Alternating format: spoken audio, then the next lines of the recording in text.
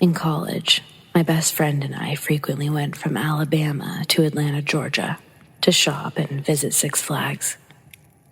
One time, we were driving back after midnight, and we'd just left Noonan, Georgia on I-85 when we got hungry. It's a long stretch of nothing out there. So we just turned off at the next exit when we saw a Wendy's sign. We went across the bridge, but we didn't see a Wendy's, so we kept driving. We lost track of time while talking for 20 minutes, and that's when we realized there was no restaurant out there. The road suddenly bent to the right, came to a stop at a T intersection. The sign said I-85 was to the right, so that's the direction we went. We were planning to go get food at the next exit, but 5 minutes down the road, we saw an empty gas station and Wendy's. We also needed gas, so we went there first. And another vehicle pulled up at the gas pump across from ours. An old man got out, froze, and stared at me in silent horror as I pumped gas. He managed to finish his business before me and left quickly. My soul shivered, but I filled the tank. I pulled into the Wendy's drive-thru. The server sounded like a tired robot and also stared at us like an unblinking zombie. We got our food and couldn't wait to leave, but just before driving off, I looked at the gas station, and the same creepy man was back in the same spot. He was staring at us, completely silent and still. We drove off quickly, following a sign towards the interstate, but eventually it felt like we'd been driving for too long without finding it. We decided to turn back and retrace our route to Wendy's. It wasn't long at all before we reached the place where it should be, but it was gone, and so was the gas station. This time, we turned left at the T intersection, and we made it to the interstate just fine. We ate our ghost Wendy's in silence. We were halfway home before anyone had the gumption to talk about what had happened.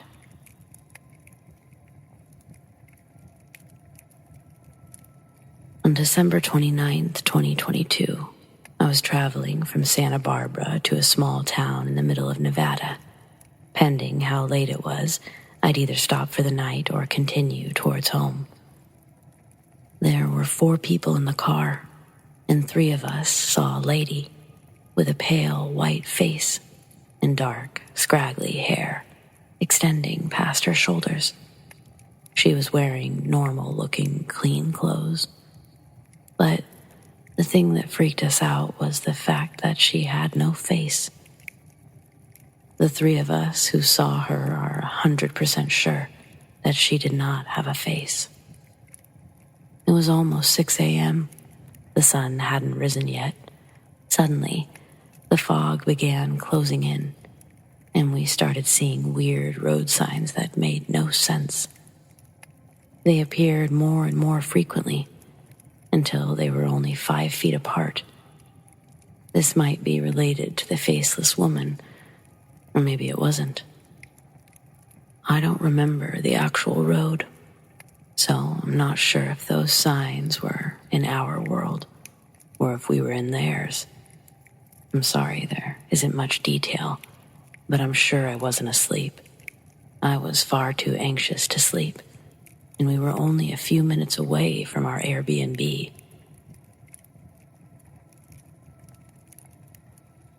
Today, I was walking in the park while it was very windy and raining. In the northwest corner, there's a path leading to a pedestrian crossing where 2 roads meet. That's where I was going when a woman startled me. She was suddenly so close that I assumed I simply hadn't noticed her. She looked to be in her mid-20s, average height. She wore a light blue outfit with a woolen hat.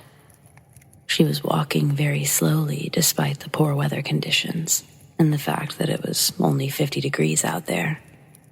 I was slightly unsettled and embarrassed for being caught off guard. So I walked parallel with the path to avoid getting too close. I stalled for a bit, expecting her to gain some distance, but when I looked up again, she was nowhere to be seen. I looked around, but no one was there. And the traffic was quite busy. There wasn't even anyone similar enough that I could have mistaken her appearance. No one was wearing a light blue outfit with a hat. She didn't pass me. She didn't turn back. The park is roughly a mile long and over a quarter mile wide. It was daytime, with very few people around. She wasn't wearing a coat, but her eyes were dark. I'll never forget the slow, creepy way she walked. I know I saw a real person. I looked right at her. It wasn't a corner of the eye thing. Could I have missed something? I want to say that she was a ghost, but it could have just been a real person. The period of time from when I first saw her to when she vanished is very strange. If she was a real person, where did she go so fast? There was at least 50 feet of open space to the nearest cover.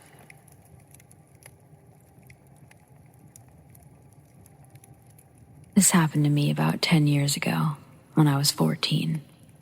It was a warm summer night in 2012. I was walking around the city with my friends, R, who was 16, and his older cousin Jay, 24. We'd all been neighbors for about 4 years now. Our families knew each other, so it was quite normal for us to all be hanging out together, despite the age gaps. During our walk, we decided to take a shortcut through the cemetery. It was after hours, and I'm pretty sure it was illegal for us to be there, but at the time, we weren't going to do anything other than just cut through, which we would often do during the day as well. As we were walking down the path, I saw headlights turn into the cemetery, and the boys, of course, darted away ahead of me into the trees. Since the others ran ahead of me and off the path, away from the lights, it was pitch black. There was residual light twinkling through the branches as I made my way down into the trees, but it dropped down to a slight hill, and the light was lost. I was walking along, trying to be as quiet as possible, almost blind due to my eyes not adjusting yet, and that's when the feeling of dread sets in. I had no idea where the guys were. I couldn't see, and I didn't want to be caught by the police, by myself. But there was something else, almost a chill in the air on a warm July night.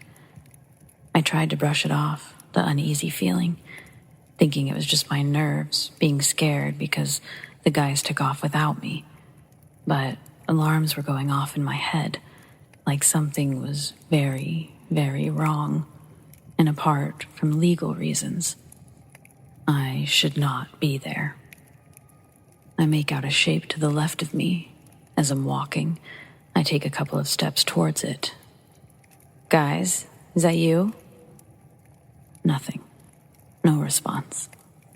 I take a few more steps towards it, and I swear to God, just like the movies, a freaking twig snaps under my foot.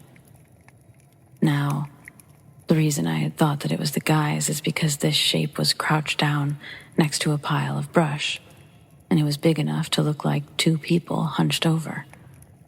I thought that they had been hiding there, but when the twig snapped, I stopped in my tracks as the thing stood up and towered over me. I was about 5 foot tall at the time, and this thing was easily 2 of me stacked right on top of each other. Whatever this thing was, it was only 15 feet or so away from me, and I was frozen in horror. It was facing away from me at first, and then its neck, its head, it almost swiveled around like an owl, and I was met with an oval-shaped gray face, no nose or mouth, only 2 pitch-black, hollow eye sockets. The rest of this thing's body was pitch black against the dark trees. the light from the path no longer streaming through the branches. It was just me and this thing that seemed like the personification of darkness itself. This thing and I stared at each other for what felt like an eternity. The woods around me, through the corners of my eyes, were getting darker. My heart was pounding so hard, I could feel it through my entire body. Every tiny hair on my body was prickling. I was cold. The only thing I can remember thinking was, this is it. I'm never going to see my family again. The body of this thing had followed its head and swiveled, so now I could see its long, curved arms held right up to what would be this thing's chest. Its legs were similarly curved, almost like it wasn't standing at full height, but still slightly crouched down. Its body was almost translucent. It looked like it was wearing some kind of hooded cloak that was see-through as well.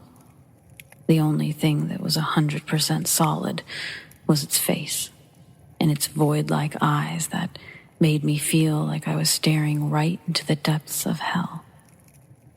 Neither of us moved.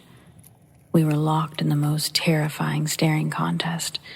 It felt like an eternity until a strange feeling came over me. I felt like I could move again, and I had the energy to run a 5K marathon without breaking a sweat. Then I heard a very calm but stern voice say, "Go. Now. Run." It's kind of hard to explain where the voice was coming from exactly.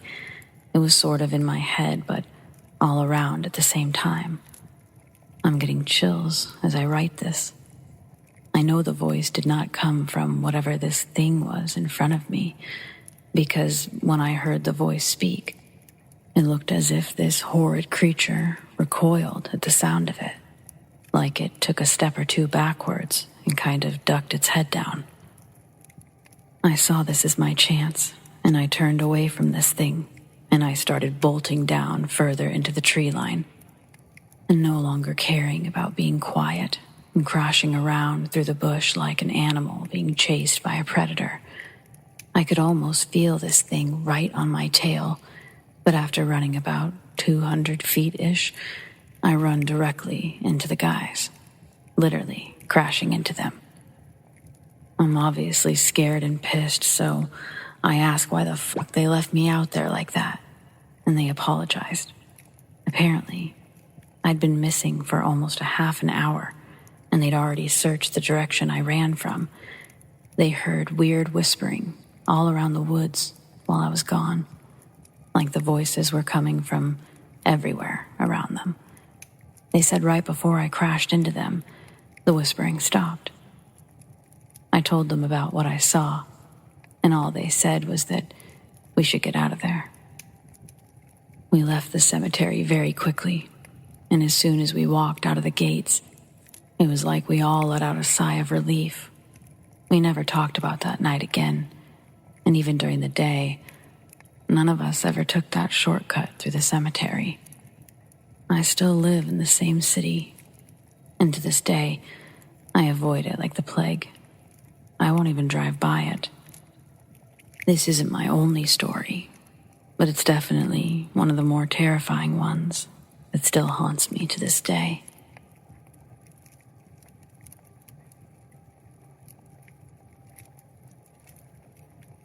My grandma and grandpa on my mom's side were born and raised in Montenegro. My great-grandpa's house is where they and the whole family lived. Things were done differently in my culture, so if something in this story seems odd, it's just how things were done. Witches were and are very common back home in Montenegro. Most people couldn't afford doctors, and like my family, when you live surrounded by mountains and no one owns cars, you would go to the village witch doctor. This woman, who was a known witch, married my grandpa's brother. Before she could get pregnant, my grandpa's brother was murdered. So even though she didn't bear any children, my great-grandfather still kept her in the house as his daughter-in-law. The only thing I've heard about her is that she was an evil woman. Her and my grandparents lived in the same house. My grandma got pregnant for the first time and had a dream that a woman in a wedding dress came to her and said, "Congratulations, you're pregnant and it's a boy. But do not get excited, because he's going to die." My grandma had the baby, and before he was a couple of months old, he died. My grandma got pregnant again, and the same woman visited her in her dreams and said, "Congratulations, you're pregnant and it's a boy. But just like before, don't get excited, because this child will be taken from you too." Sure enough, it happened again. Before the baby was a year old, he died. The third time my grandma got pregnant, she believed the land or something had been cursed, so she had the baby far away from home. After a year or so, she woke in the middle of the night to the baby dying.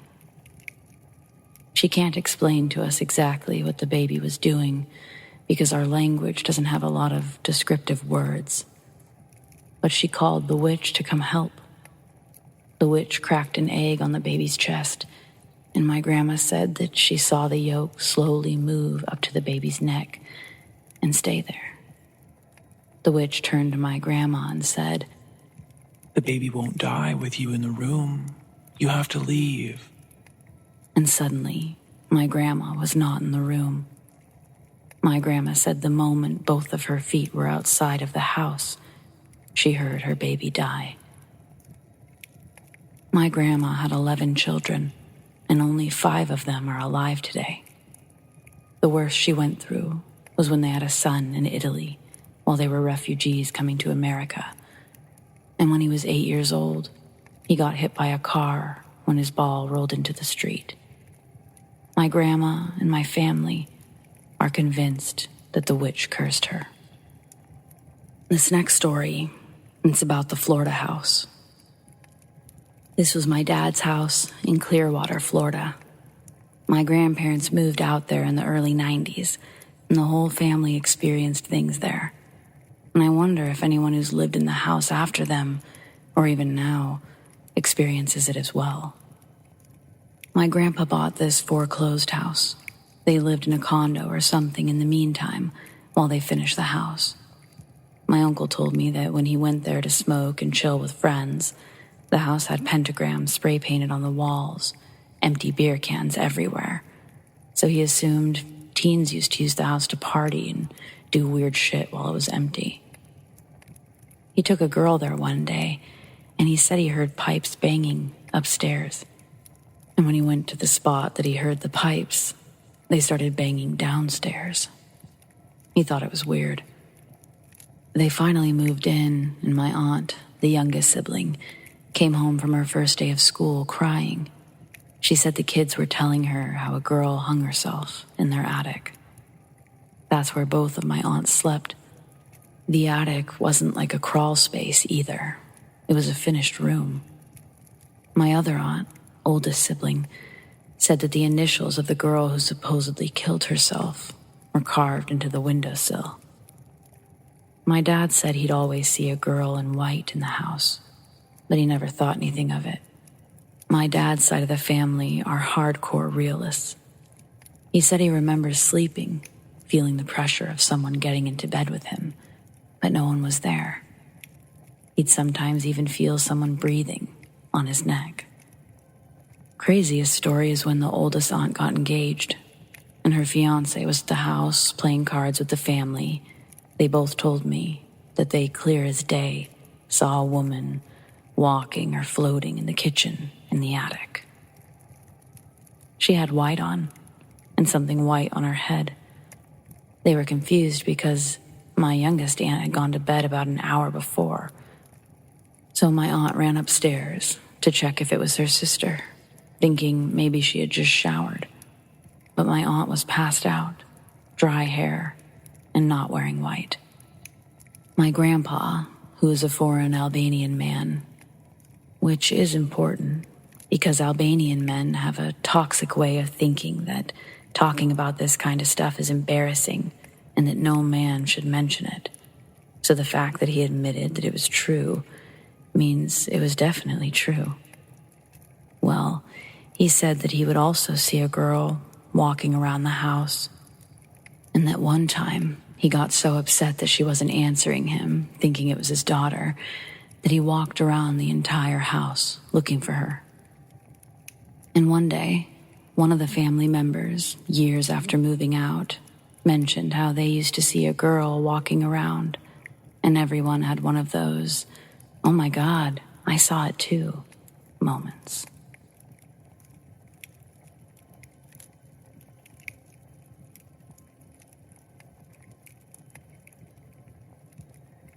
I'm a full-time firefighter, paramedic. Been on the job for 17 plus years. I've never experienced anything like this before, or since. I want to start by saying I'm a rational adult. I believe in scientific, rational explanations for things. But for this, I got nothing. A few years back, we responded to a call around 3 or 4 a.m. for an elderly man with chest pain. On scene, we found a 96-year-old man complaining of crushing substernal chest pain. It had started around 9 p.m. Tough old guy said, "I figured, hell, I'll sleep it off." Of course, it got progressively worse throughout the night, so his wife got sick of him complaining and made him call 911. Layout of the house was typical for a single-story ranch. Front door into living room. Hallway to the right leads to the bedroom that we were in with the patient. To the left leads to the kitchen, dining room, with a door attached to the garage. I was in the bedroom with another medic. Our third guy was sitting at the kitchen table, putting the patient's info into the computer for the run report. As we started treating the man, he went into cardiac arrest and we immediately began CPR.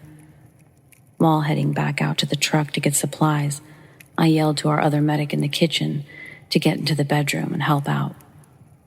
We shocked the man. To everyone's surprise, we immediately got our rhythm back. As we were loading the patient for transport, I asked the wife, who was also a century old in her nightgown, if she wanted to ride with us to the hospital so she could be with her husband. She was obviously in shock from everything going on and seemed hesitant to leave the house not dressed, but we needed to move with purpose.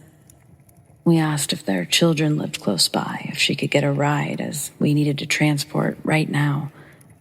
She said, "No, our daughter lives in another state." Suddenly, our third guy, the one getting the patient's info in the kitchen, says, "Well, can your son drive you?" To which she responds, "We only have a daughter." This confused my partner, but there was no time for further discussion, and we brought the man to the ER. Believe it or not, he survived after coding a total of 11 times. After the call, myself and the other medic looked at our partner and asked what was all that about at the house regarding him referring to their son. He told me right before I went to get him from the kitchen, a middle-aged man walked right by him. He said that he looked just like the old man, but he had dark brown hair, and he thought it must have been their son. He was also wearing white t-shirt and blue pajama pants. Seemed half asleep when he walked by. He figured that he came out of his bedroom, that all the commotion had woke him up or something. He says the man didn't acknowledge him. He yawned and sort of bumped into the kitchen cabinet before opening the door to the garage and going out into it. He never turned the light on, simply turned back around, closed the door, and walked past him, and turned the corner to the hallway.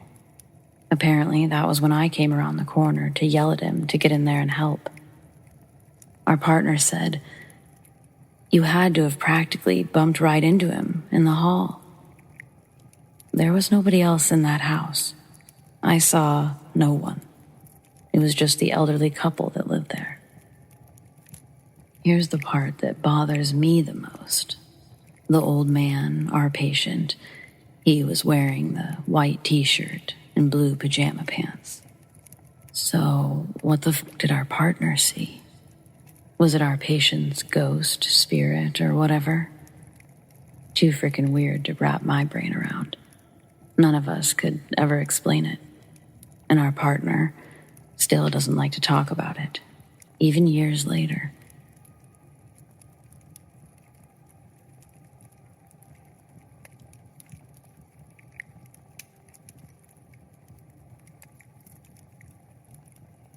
This is my first time posting on here, so apologies if I ramble or don't explain myself well. I'm 18, my friend is 17, and this story takes place a few weekends ago when we were driving to a show about an hour and a half away from where we live, give or take. My friend had picked me up from my house and the sky was clear, but it started raining heavily about 15-20 minutes into the drive. It got so heavy that my friend and I weren't talking to each other at all, and the music was turned way down so that he could focus on the road, which was practically invisible due to the rain. It was like this for another 10 or 15 minutes, but then the rain lightened up again.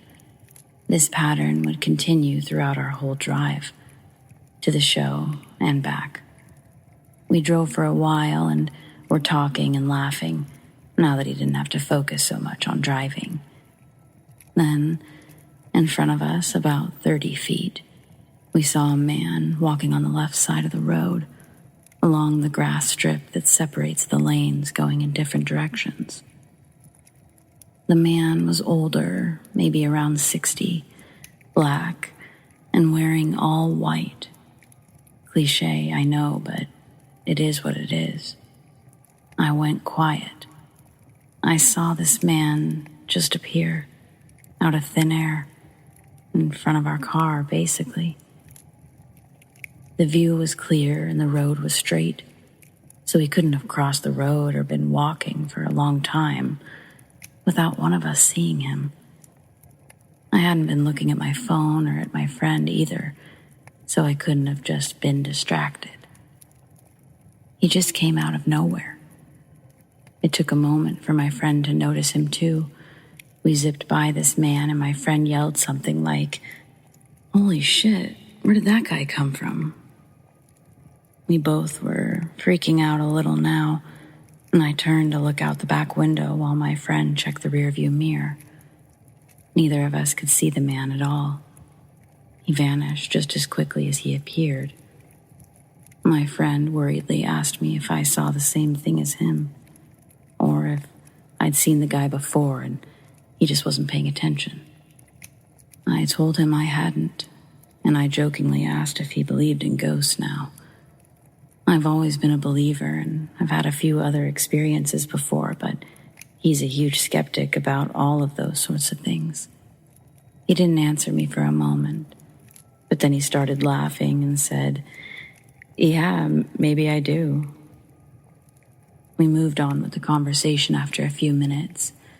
After the event, we both kept our eye out for the man. Of course, we didn't see him, but it was still a crazy experience. I rarely have paranormal experiences with someone else there to confirm that I'm not crazy. I still have no idea what happened exactly, but I'm wondering if anyone else has had any similar experiences while on the road.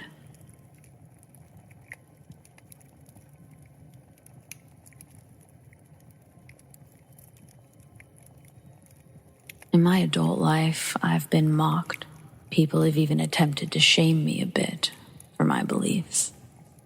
I don't always talk about them for this reason. Not because I care what people think about me, but more because it's sort of offensive to open up about something that's personal to you, only to have someone ridicule you. But I've been feeling nostalgic lately, and this story is essentially the one that led me down this path of beliefs. Like now, I'm not ashamed to admit how awkward and unpopular I was in high school. Early 90s was the Attitude Era, and the news portrayed the normal teenage experience to be one of drugs, debauchery, and violence. My overachieving boomer parents chose to homeschool me up until grade 10. The year prior would have been my freshman year in regular school. Instead, I was still homeschooled. That year, a woman named Diane called our house while my dad was at work. My mom answered the phone, and before the call was disconnected from the wall by the cord, Diane told my mom a story about how she came to be pregnant with my father's baby. Long story short, the staff at my home school were either fired or resigned from their teaching roles, sending me to the wolves of teenage hormones and self-destructive drama. Sophomore year, I'm the new guy, and the first couple of months are incredibly lonely. Both at home and at school, I'm ignored by the ones around me. Like a phantom wandering the hallways, intrusive thoughts were my only company. Often I'd ponder how long it would take for someone to notice the sudden dip in my perfect attendance. However, afeared to discover what the answer might be, I never tested my theories. As the year continued, the people that did grace me with the attention were, in retrospect, probably kids that fostered a lot of the same internal anger I did. Unable to connect what's being taught in school with the existential lessons being taught in our respective homes, we couldn't find the value, and we started skipping school more regularly. Our parents weren't in the PTA, and all of our grades combined wouldn't have made us eligible to participate in any extracurricular activities. Therefore, the secretaries had little incentive to follow up on our whereabouts, or eventually even bother keeping track of our growing absence tallies.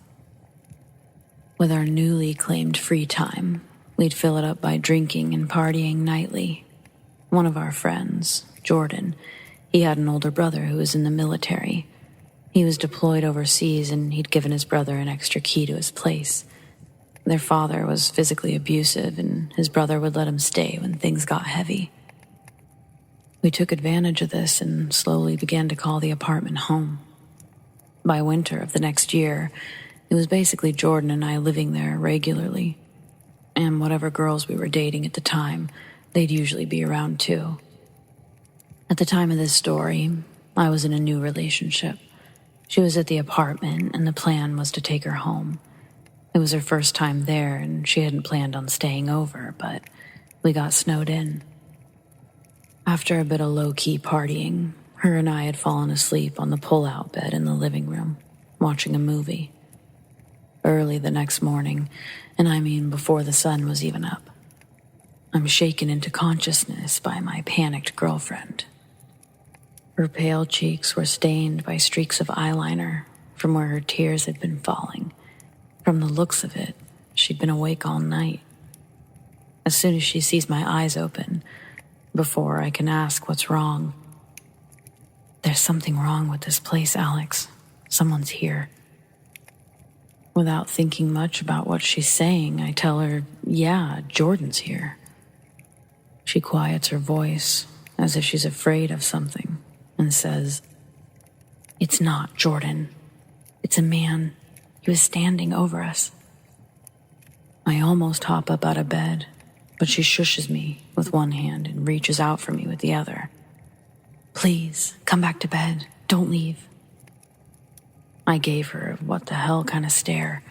I wasn't sure what she wanted from me, but her return stare, it seemed desperate. "I think it was a ghost. Like, it was a man, but he wasn't solid." My look didn't change, but I was feeling myself getting a little frustrated. "You woke me up like this because you think you saw a ghost?" I asked her, almost annoyed. If it's not clear, I was not a believer at this time. My question made her straighten up a bit, though. She tells me that she's not messing around. Her words were, "I saw him standing over us. I could see him, but I could also see through him. What would you call that? Based on her description, it sure sounded like a stereotypical ghost. He walked through a wall, Alex. The man stood over us, and then he walked right through that wall. She pointed towards Jordan's room, which was actually his brother's room. I realized that she's pretty upset, and instead of egging her on any further or making her feel worse, I tell her about a time that I had a dream where my mom walked through a wall. She also tried to cut my stomach open in that dream. It just felt like the right thing to relay, like it would somehow make her feel better about having a crazy dream. I was fully expecting her to just snap out of it, realize that it was a dream. Sure, maybe she would feel silly, but that's for sure what it was. My story did not soothe her mind. Instead, she got up and said to me, I laid there listening to the footsteps before he appeared over us.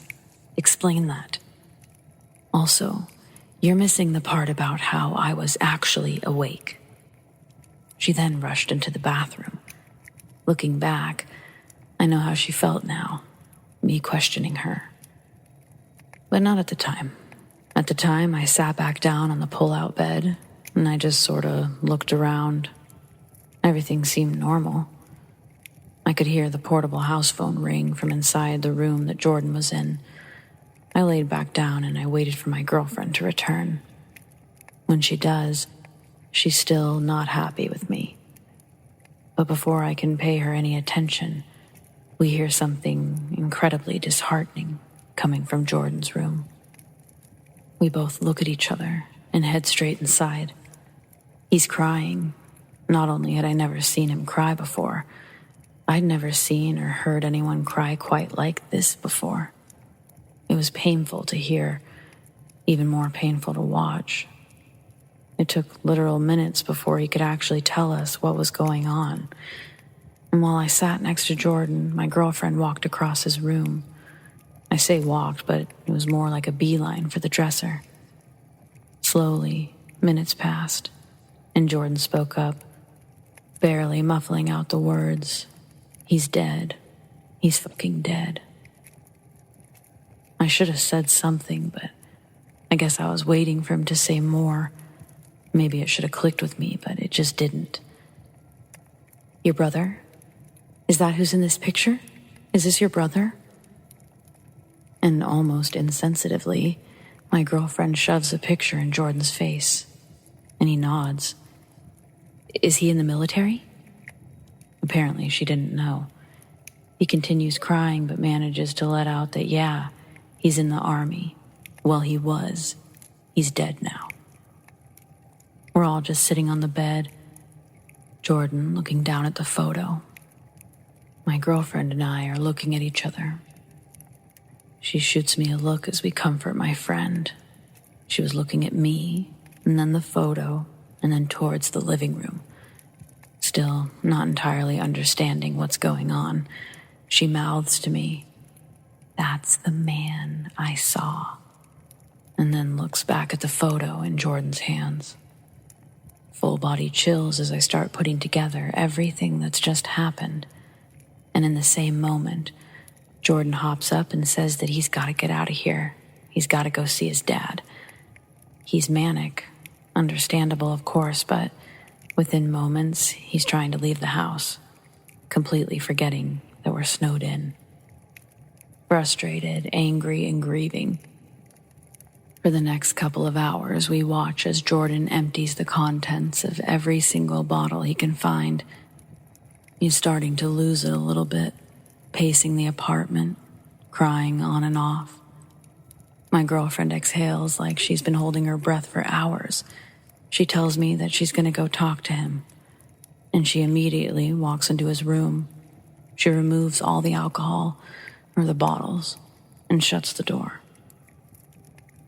It's while sitting in the living room alone that I start to spook myself out a little bit.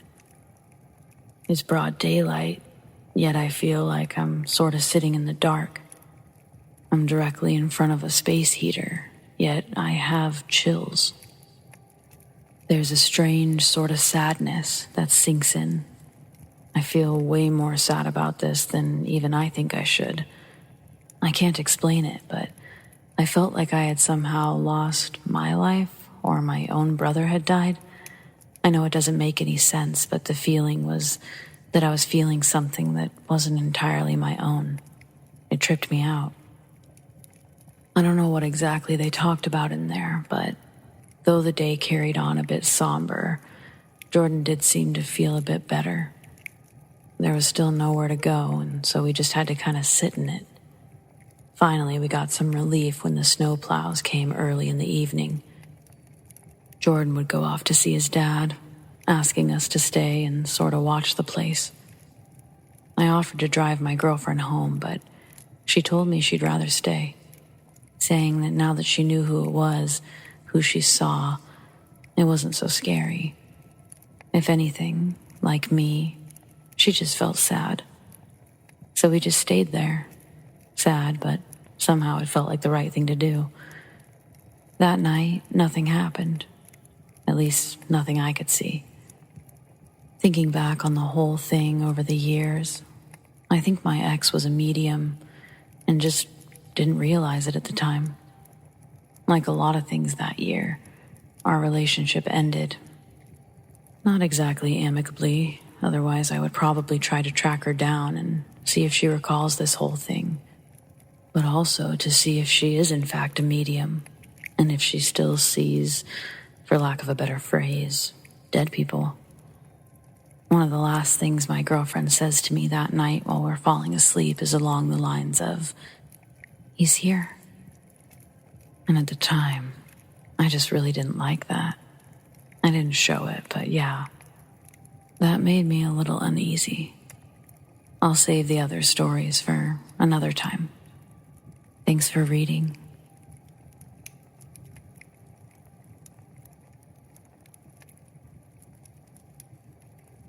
My family owns a bunch of land in Virginia, and most of it is forested.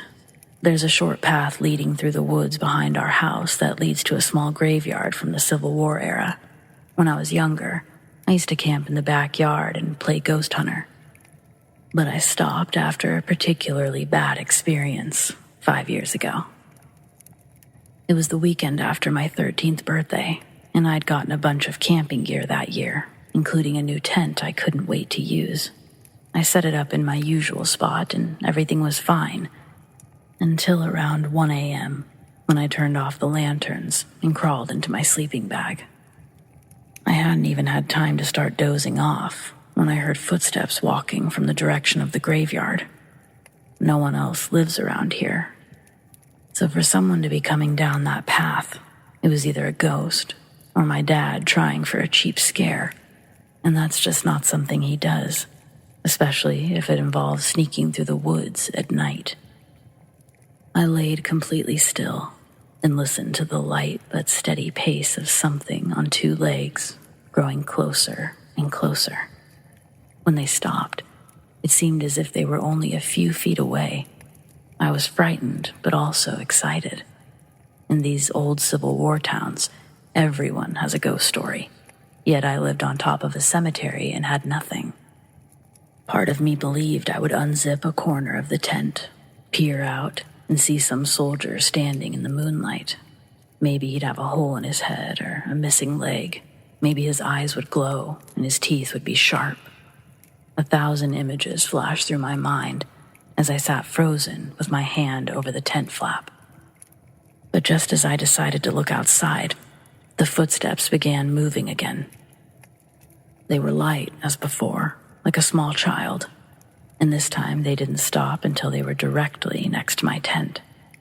The image of someone reaching down to open the flap was more than I could bear. That brief feeling of excitement was replaced by pure terror as a wave of reality washed over me. I couldn't handle the pitch-black silence.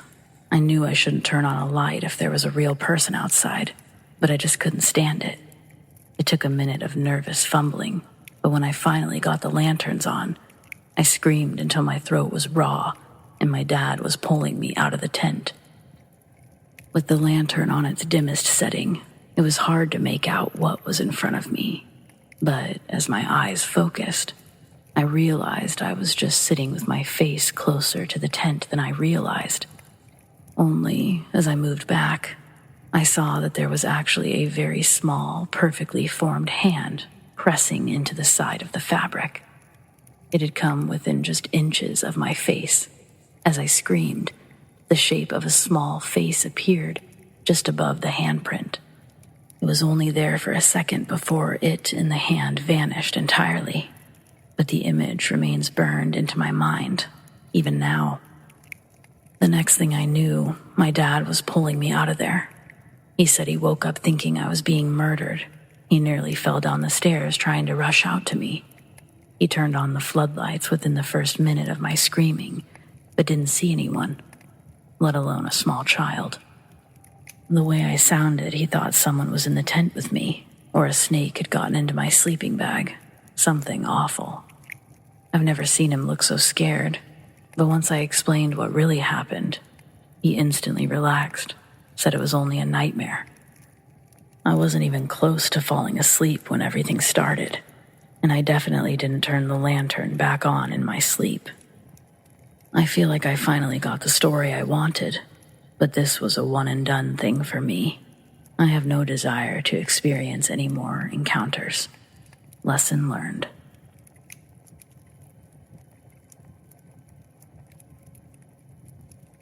When I was in elementary school, I had an experience that I believe was paranormal.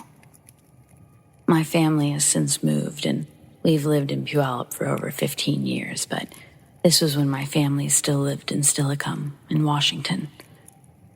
My school was pretty old. I think at one point it was smaller, but they built onto it a little bit. Either way, the area where we had library, it was the front office and the gym. It was the oldest part of the school. Our class would do library once a week, which was always a drag because it was my favorite part of school.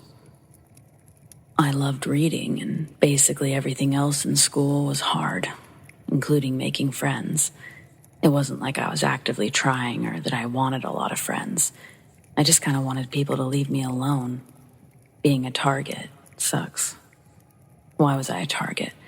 It was likely due to the fact that I was traditionally different than most of the kids. Symbrachydactyly, a congenital hand disorder that one, such as me, is born with. If you haven't Googled it already, it means one of my hands, my left, is smaller and underdeveloped in comparison to the right. An over-exaggerated example of this, but subjectively funny, would be Scary Movie 2. It's okay. You can feel uncomfortable, or you can laugh. I'm funny now. Anyway, the library. I loved free reading time. I had a perfectly hidden nook that I quite enjoyed tucking myself into as I read the latest installment of Magic Treehouse. I'd chosen this spot because a specific classmate had taken a liking to messing with me when I sat in the general circle area or at any of the tables. You know, he was one of those kids that either didn't know how to read or just didn't like to. As a child, I was smart enough to know that adults should be doing something to help me, to stop this, but I also wasn't going to do anything about it. I wasn't going to tattle or make a scene. It never worked out for other kids. I'd seen it time and time again fail for others, so the nook, that was my solution. And just for a moment, I'd like to talk about this nook more specifically. Before this event that I'm about to get into, I'd always felt really welcome in this corner of the library. In fact, if I'm really honest with myself, from the moment I found the nook, it felt like I was led there by something. I read a lot of fantastical books and I had a big imagination, so it didn't seem so strange to me that maybe there was some sort of invisible friend here, perhaps an alien. I was a big fan of E.T. I recall a carving on the inside of the nook. C.L. was here. I wasn't rebellious enough to carve my own initials, but I admired this C.L. I remember one time while in the nook, I was sort of sitting with my feet hanging out instead of tucked into my chest like I usually did. I'd heard someone walking in my direction, but before I actually heard the footsteps, a small voice, one that wasn't my own, said clearly, "The mean one, he's coming this way." Instinctually, I tucked my legs in, and then I heard the footsteps. Sure enough, it was the mean one, running past the nook, and then past it one last time on his way back. Maybe this type of thing only happens the one time, and that's why I can recall this example, but it really sits in my mind as if this kind of thing happened several times. Well, one day, I found myself in a predicament. I was leaving the nook. I must have missed all of the silent or not so silent cues. I heard the familiar sound of that kid's awful voice. "Are you hiding in the walls? You really are a weirdo, aren't you?" He didn't even have his crew with him, just the mean kid, coming to remind me how strange he thinks I am. Instead of letting me walk past him, he puts a finger to my chest. He had a few inches on me, so as I look up at him, he's staring down. "No, you stay in the wall, weirdo." I went to move his finger with my hands, and he dramatically exclaimed out loud, "Ew, don't touch me with your weird hand." But he doesn't budge, his finger still pressed on my chest. Then I hear something, crystal clear in my right ear. "Back up, watch this." Listening, I step back slowly. Clearly this kid thought that I was indeed going to go back into the wall. But no, I was just following instructions. I was going to watch. He gets real stiff and he asks me, "What? What'd you say?" I tell him, "What? I didn't say anything. What did you hear?" He doesn't answer me. Instead, he almost looks like he's gonna cry. He shouts at me that it's not funny. I just turn and I look confused. He jolts his body, looking behind him now, this time asking me while turned around, "Hey, how are you doing that?" I don't say anything. I truly don't know what's happening, but I have to assume that this is what I was to watch for. He looks back at me. He's angry, or is he scared? He's about to say something when I watch as a book is pushed from the shelf and onto his head. He's shocked because he knows that I didn't do it. Then, another book, and another. 3 different books pushed from the shelf and onto this kid. I almost laugh, but I hold my tongue and I cover my mouth. If he was angry before, he was absolutely terrified now. Without a word, he starts to well up in tears, taking off in the opposite direction. After just a few moments, I slowly pick up the books and I start putting them back on the shelf, whispering a sort of thank you before walking off. Honestly, it worked. I wasn't bothered the rest of the year, and the next year was middle school, a whole different ballgame. I do wish that I could have spoken to that kid afterwards, but in some sort of weird role reversal, he was now afraid of me. So even though I'll never know exactly what was said to the kid, I'll always be grateful for the spirit that resided in that library. I have to assume that's what it was anyway. Perhaps it was the infamous CL from the Nook, or an old librarian.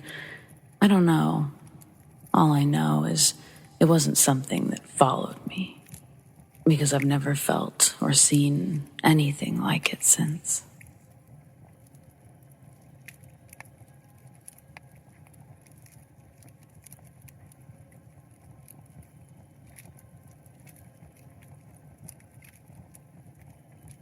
My name is Marcy. I'm 21 and I'm home for the summer, but soon I have to go back to college, and that's why I'm here with you.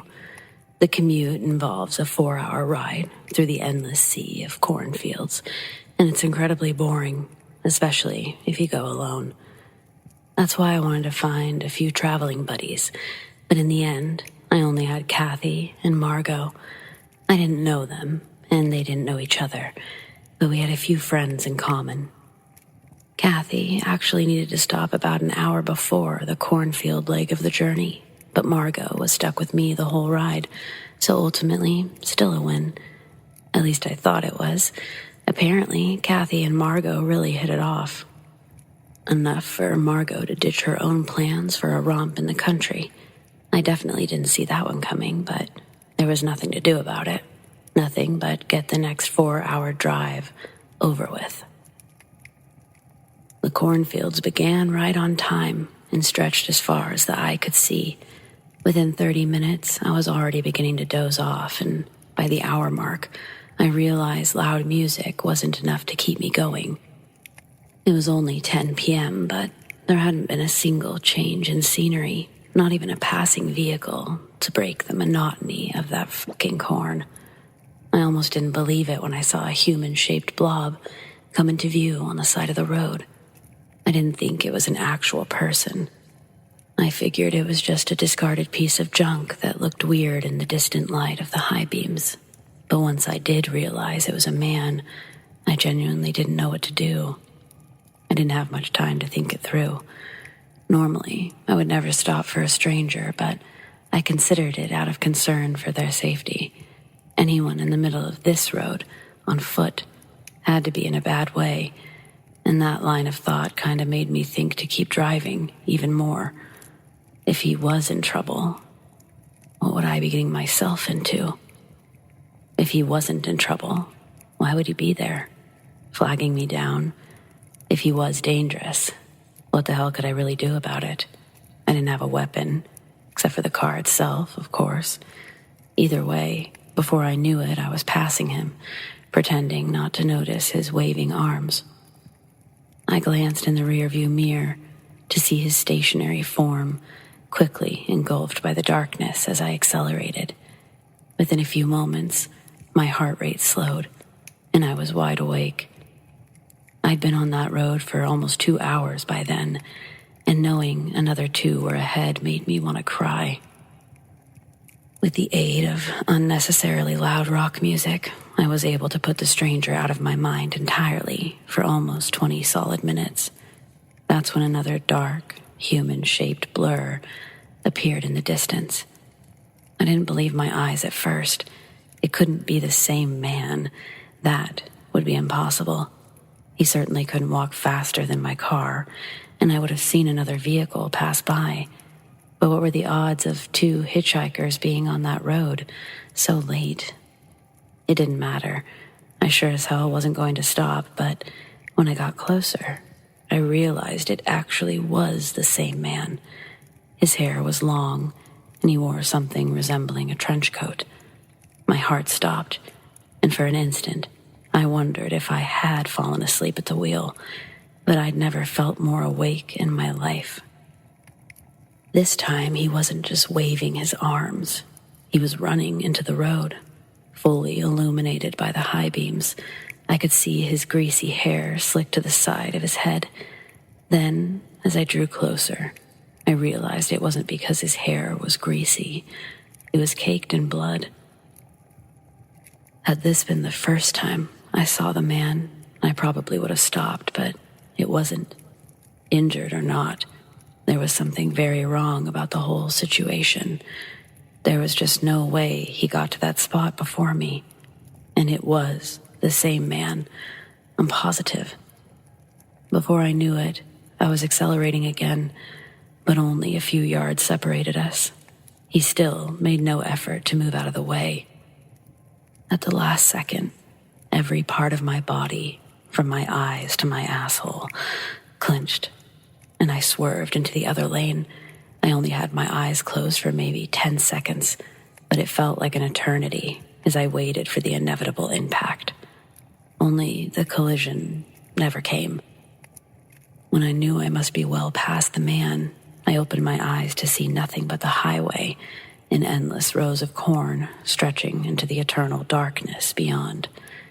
There was absolutely no fear of falling asleep after that.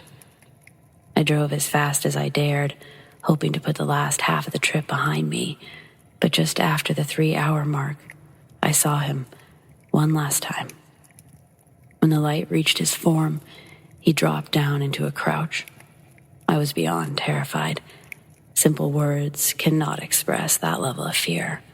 It's something you can only understand through experience. But I wasn't frightened solely by the fact that he got ahead of me. Again, it was the crouch that really did it. He wasn't hiding from me. He was lying in wait, ready to pounce. I could feel it. My eyes remained fixed on the man as I closed the distance, and when I came within range, he leapt forward into the road. It happened so fast I couldn't follow his movement. A dark blur suddenly sprang forward just as I was passing, and it collided with my front passenger side bumper. I felt the impact as I swerved, and this time I lost control of the vehicle. I didn't know what to do. No one taught me how to handle this situation, but I managed to bring myself to a stop before the entire car was in corn. Had there been a ditch or something harder than corn stalks, I would have been stranded, or much worse. Terrified that the man would reappear any second, I reversed into the road, expecting to see a lifeless form on the pavement, but there wasn't. There was no sign of the man or blood. I wasn't about to get out and look around. I considered calling 911, but when I played the conversation in my head, it seemed like a bad idea. Nothing I experienced made sense. They would have probably asked me to stay put and send an officer to see if I was drunk. I was not staying out there for one more second. I was a nervous wreck for the rest of the drive, even after I got out of the cornfields. Every hill I topped, I expected to see the man again. My heart stopped dead each time I mistook something for his figure. But finally, I made it home without another incident. I'd worried about the damage to my car, but there wasn't a mark on it. I don't understand how that's possible. There was no dent, no blood, not even a scuff. Seriously, what the hell happened? I can't avoid that stretch of road without adding several hours to my trip, but I'm beginning to think it's worth it. I just couldn't handle going through that again, not even in the daytime.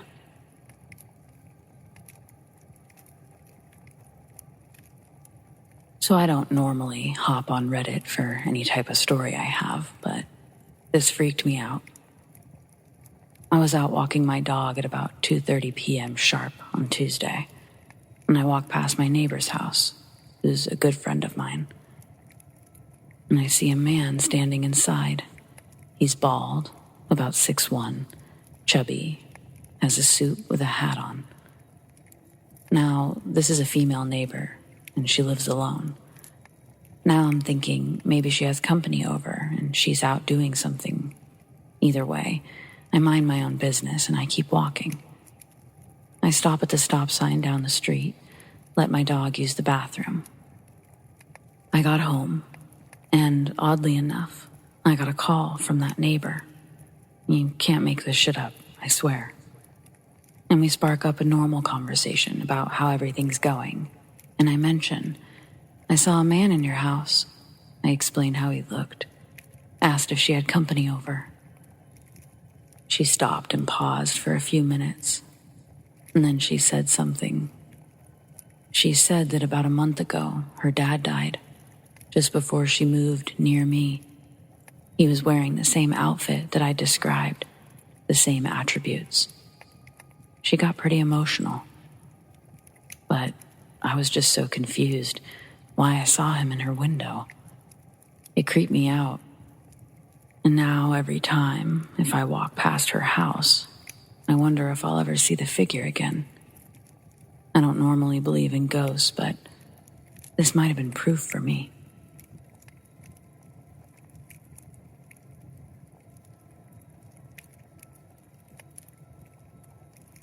Senior year, 2011, my dad and I are driving home one late night after one of my volleyball tournaments.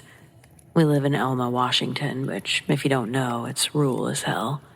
With rural comes a lot of long roads, usually leading to nothing but houses and farmland.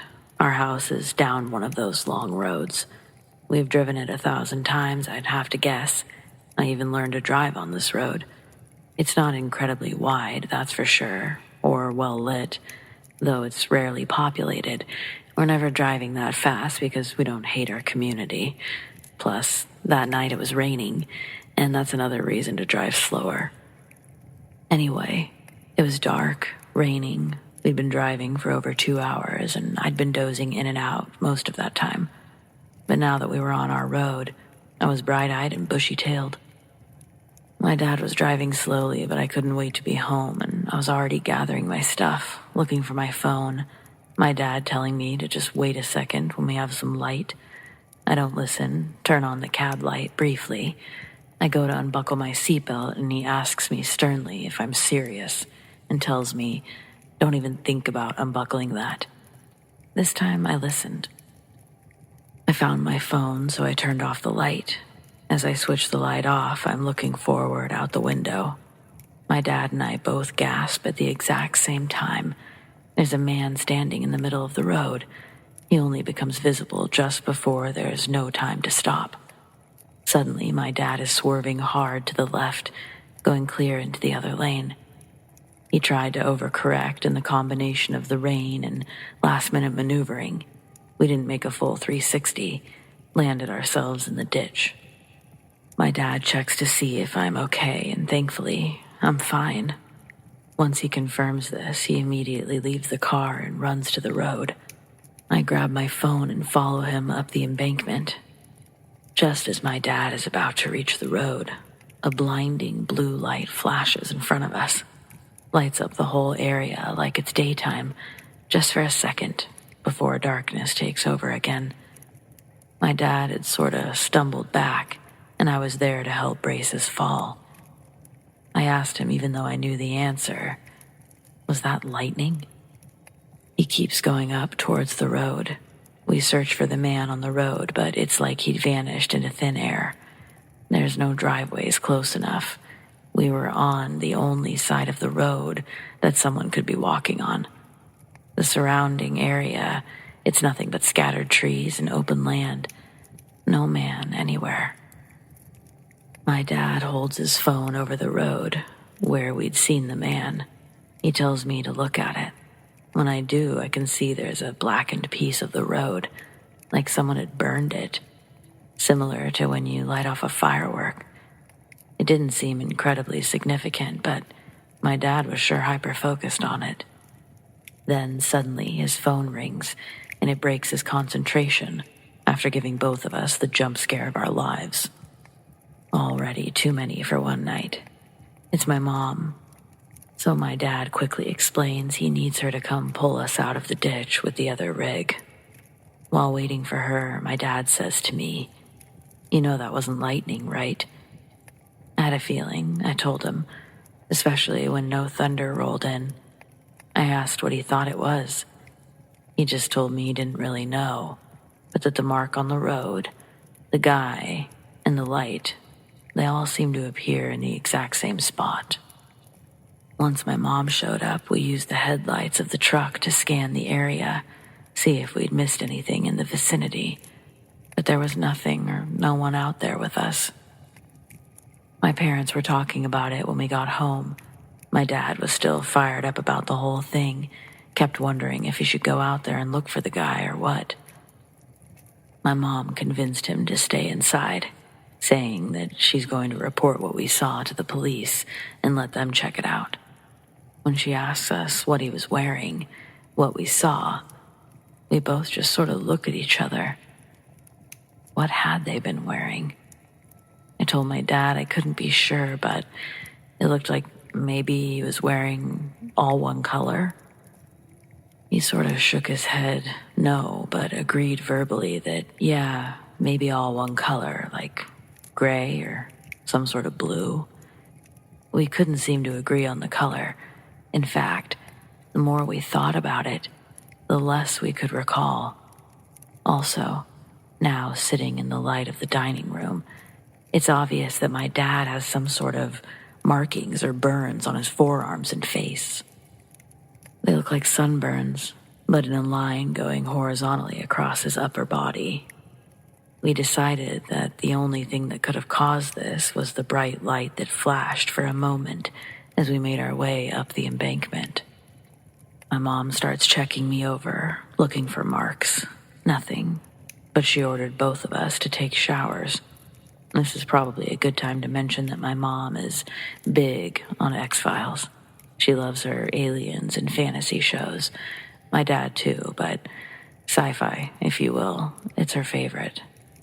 She starts talking about how she saw that flash of light, chalked it up to lightning, till there was no thunder.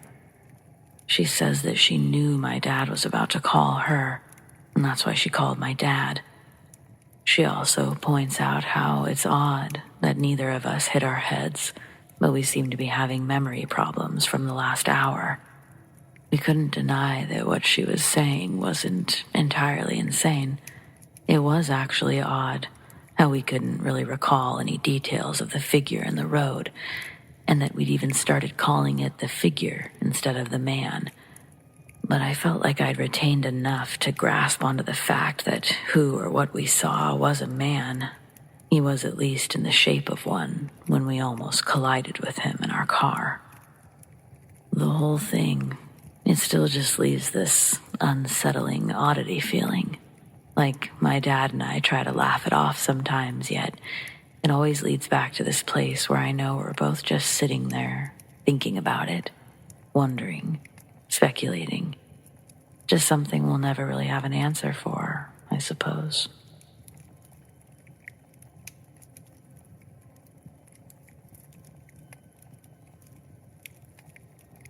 This is a story about a ghost I saw. I was a teenager when this happened. I was with a friend, and we both saw her. One night, I was outside on my porch smoking a cigarette, and I saw my buddy pull down the street in his beat-up 90s BMW. He excitedly jumps out of the car with the biggest flashlight I've ever seen. You could literally light up a block with this thing, and that's exactly what we did. We flashed the light down the street a few times, flashed it at houses. The dark rooms were suddenly illuminated, and I was really impressed by how bright this thing was. Oh, the simple pleasures of two rebellious teenagers. The whole neighborhood light show started to get old, so we started walking down my driveway towards the house. It was a long driveway, and at the end of it was my garage. My neighbor's backyard was separated from our property line by tall hedges. I decided this was a great place to test the strength of this light before we walked into my house, so I lit up my driveway, all the way down to the gap between the properties. I paused the light for a few moments, and we were absolutely terrified by what we saw next. An older woman wearing a dark dress walked from behind my garage to my neighbor's property. She was looking down at her feet as she was walking, and she disappeared behind the hedges. Her movements were very unnatural. We both looked at each other, terrified. Did you see that? We ran back down the driveway to his car parked on the road. We sat there for a good half hour, trying to process what had just happened. I slept with the lights on that night. There have been other moments in life that I was just as scared. I almost drowned in a kayaking accident. I got lost in the wilderness, had a very bad LSD trip in my early 20s, and encountered what I believe was a young, demon-possessed woman. But this one, it has to rank close to the top of terror level for me.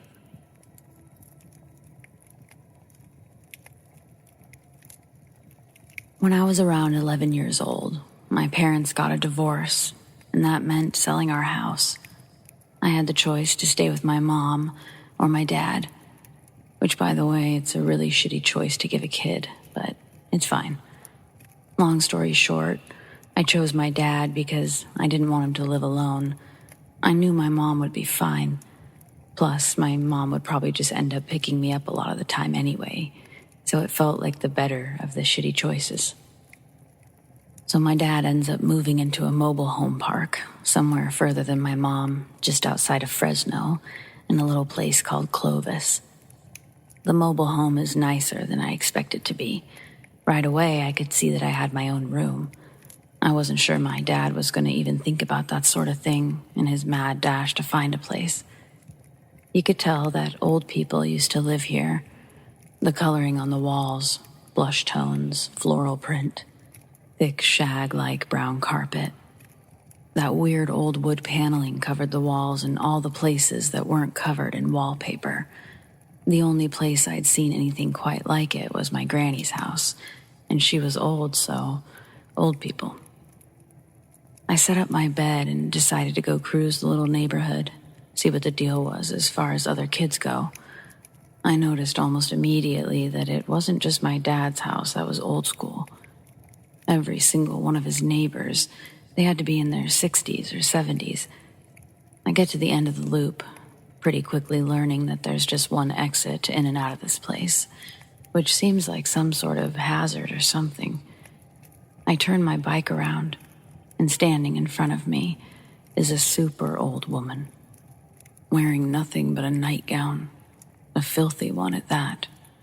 She scares the crap out of me, and I jump back a bit. She takes a step towards me, and before it registers, she disappears. I don't know if I blinked or what, but this woman just vanished. I power biked it home to my dad's, and I ran inside. He's telling me to stop slamming doors. Something about taking off my shoes. Like, what? He's not even a shoes in the house kind of guy. But I comply, while not taking my eyes off the window to the outside. I tell my dad straight up, some old lady really just disappeared in front of me. It sounds insane leaving my lips, and my dad laughs. While walking into the other room, he says over his shoulder, "Yeah, everyone here is pretty old. Old is scary, huh?" He keeps laughing, even after leaving the room. Judging by how dismissive my dad was, not worried. I decide, okay, so I definitely didn't see that. Like, I made it up, and that's crazy, but maybe that's something that happens sometimes. The sun was going down. I would have told myself anything to believe that a scary old woman didn't disappear in front of my eyes. And of course, something happens as I'm getting ready for bed, and of course, it's terrifying.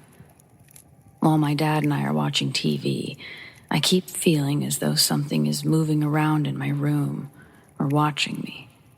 Like the light from the outside was shining through the bedroom window, and I could see the light through the side crack in the door. But every couple of minutes, something would block that crack of light, as if someone was standing behind the door. Without much thought, I start to head towards my room to see what this trick of the light was. I go to open my door all the way, and it stops, like something really is behind it. I turn to look, and as I do, I see something standing before quickly disappearing, causing me to sort of fall into the door and down a bit. There was no longer something behind the door. My dad asks me, what is it with me and doors, and telling me to leave it alone. So I just decide to close the bedroom door and keep watching TV. I want to ignore this, but I can't, because now I can see the light being blocked from underneath the door. Again, as though someone is standing on the other side of it. I tap my dad and I ask him, doesn't it look like someone standing in my room? And I pointed to the door, saying, look at the light. He's watching, but nothing happens. I tell him to wait because it will, so he does. It's still not happening, but of course, right when he looks away, it happens. Someone moving on the other side of the door. I tap my dad, and as I do, my bedroom door handle moves slightly, the way that it would if you were opening it from the other side, followed by it immediately opening very slowly until it was fully open. A huge piece of me wants something more to happen so my dad can witness it with me. And like it could read my mind, the door starts to close, ever so slowly. I grasp my dad's arm and I ask him what the hell that is. And he sort of lets out a sigh, or a gruff, saying, well, obviously you falling and hanging on the doors isn't good for them.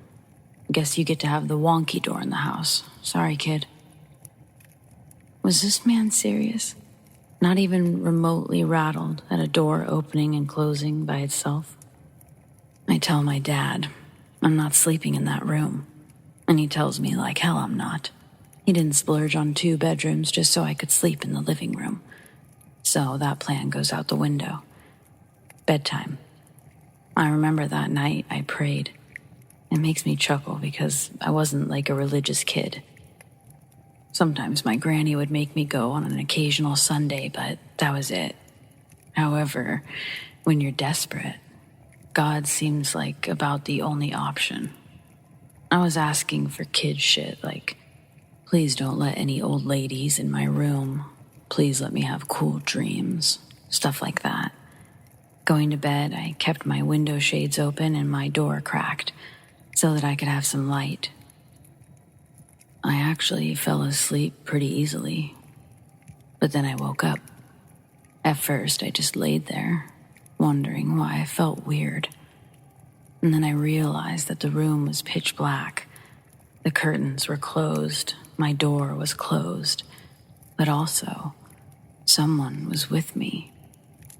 At first, I just felt their presence, but then the feeling of someone climbing into bed with me, the covers being moved, the bed indenting slightly, and a horrible sound. It was like someone struggling to breathe through mud. I still hear it in my head sometimes. I have nothing to relate it to outside of this experience, but I just laid there, keeping my eyes shut tightly. I knew I wasn't paralyzed, but I was still afraid to move, so I screamed. It was the loudest scream I think I've produced, but oh, did it work to get my dad's attention. He comes crashing into my room, and to my horror, he shouts, "Who the fuck?" Before quickly turning on the light. I hop out of bed and over to my dad. He's still in some sort of state of shock because he doesn't immediately embrace me. It's only after I say dad over and over again through crying that he looks down and proceeds to pick me up. He shuts my door and takes us both into his room, where we spend the rest of the night. It took me a while to fall asleep, but even when I did, my dad was still awake. I don't think he slept a wink that night. He never made me sleep in that room again. He actually made me stay with my mom while he looked for somewhere new to live. He never told me exactly what happened, what he saw, just that he didn't like that place. But you know I got the scoop from my mom when I was older. She couldn't wait to tell me because she loves that spirit stuff, ghosts and everything. My dad, he saw someone laying in my bed, but he saw someone standing over me too. But more, he saw them everywhere. Multiple shadows or figures standing in my room, most of them close to me. It was scary enough, all of it, but goddamn, I'm glad I never opened my eyes.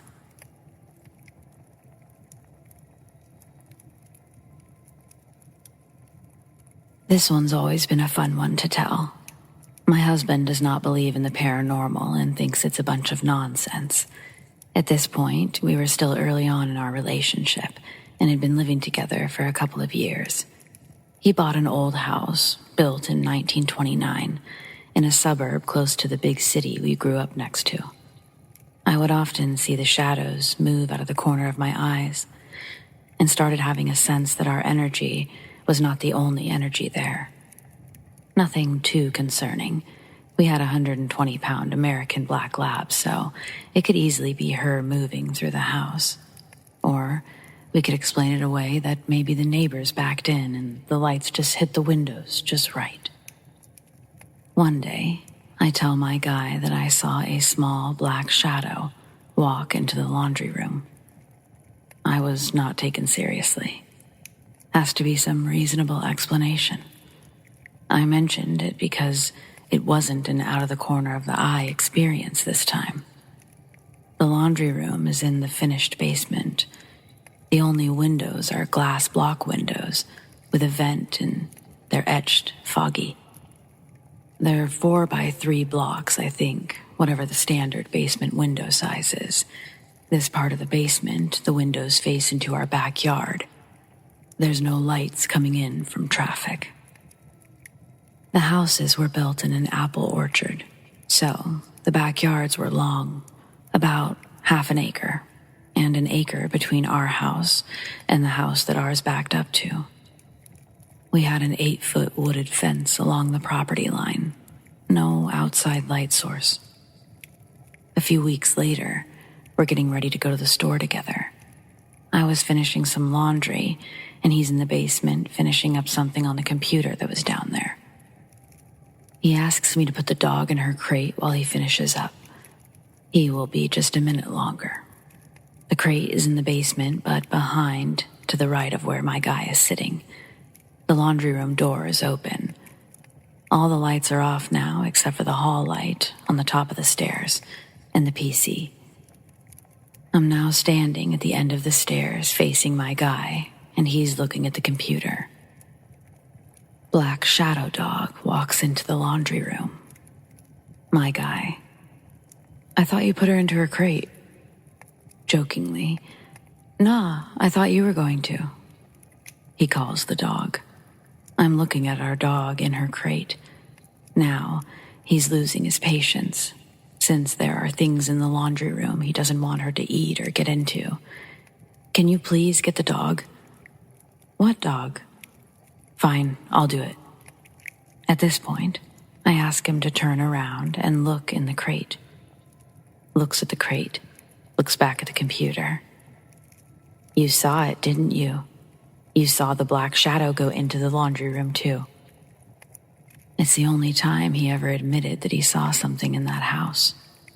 Now, I don't know much about shadow beings, never really looked into it. We were in this house for 8 years and we had our kids here.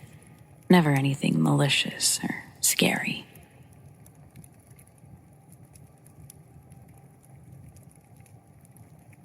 This happened some time ago, in the early 2000s. My parents were in a rough patch, and my dad had moved out of the house. I was in high school at the time.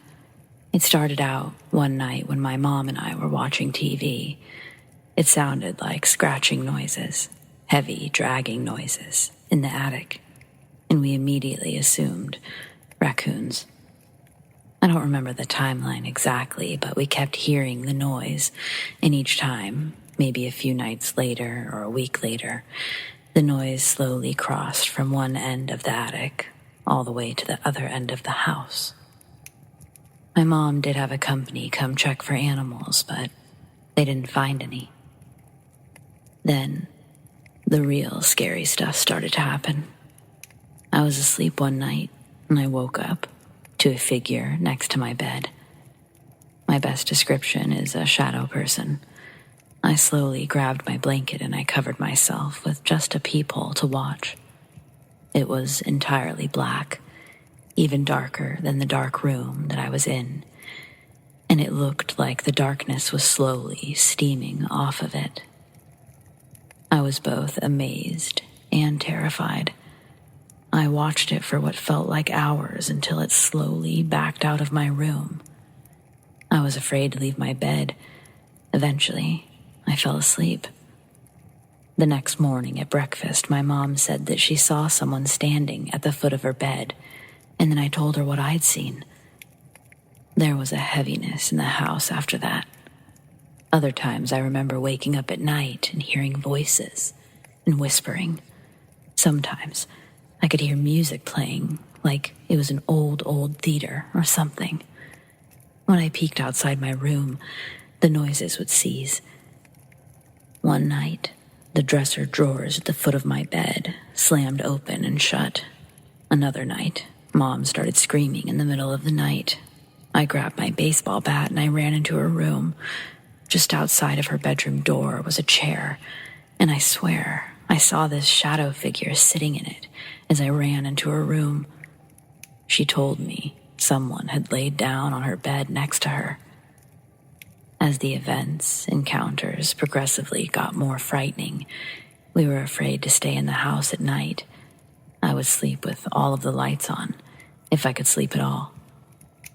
We started spending the night in a hotel. Even in the daytime, you'd hear things like someone calling your name. I can't remember how long the haunting lasted.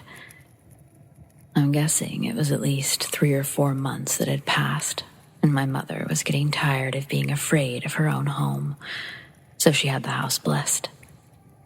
Sometime in the next few days, my mom was heating up a cup of water for tea in the microwave, and it exploded in the microwave.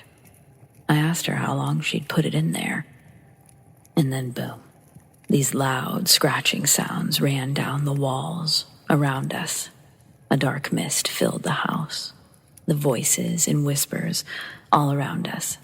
My mother and I grabbed each other's arms in horror.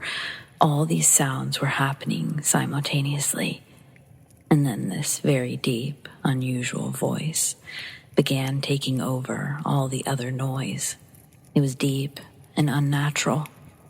And if it was some sort of real language, I've never heard anything like it. Not even to this day. As my mother and I stood there, we looked down the hall toward the voice. Something was there, like a fucking horror movie. It was quadrupedal, made of the darkness, like drawing with a Sharpie in the air. It had what looked like several rows of spines down its back. And then my mother started to pray. So did I. The creature slowly backed down the hallway and into the bedroom. And slowly, all the noises and voices faded away. The mist or haze seemed to follow it down the hallway until everything returned to normal. I never saw or experienced anything again in that house. If anyone was curious, yes, when my friends came over, they had experiences as well. I've had other experiences since then, but nothing like back then. Sorry it's so long. I'm sure I've left out some bits, but thanks for reading.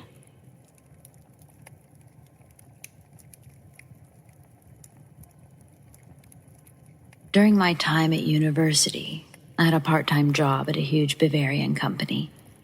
The building had 8 floors in a quadratic shape, with a big lobby in the center of the building. It actually was hundreds of years old, but completely renovated. I worked once or twice a week, mainly on weekends. Now here's the interesting part. I worked the night shifts, and my job was basically to walk around the whole building twice a night. While walking the hallways, I just had to watch for stuff that people forgot when they'd rush into the weekend.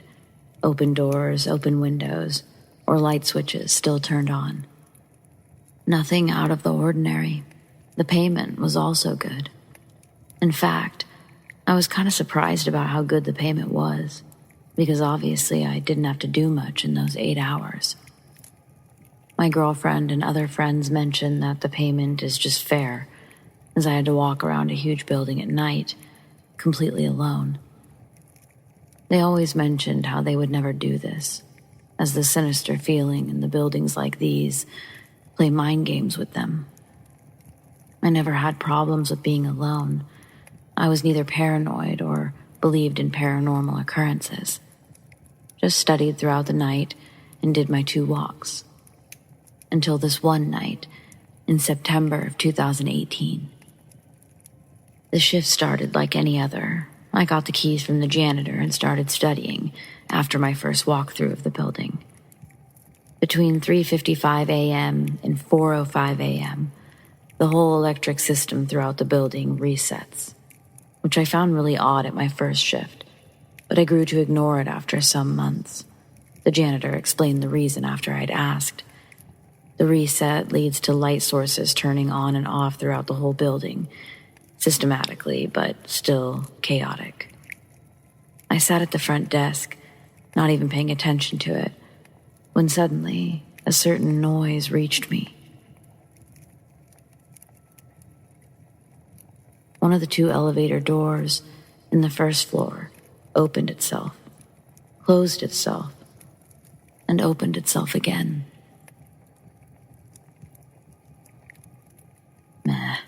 Malfunction, I thought, going back to reading boring scientific papers.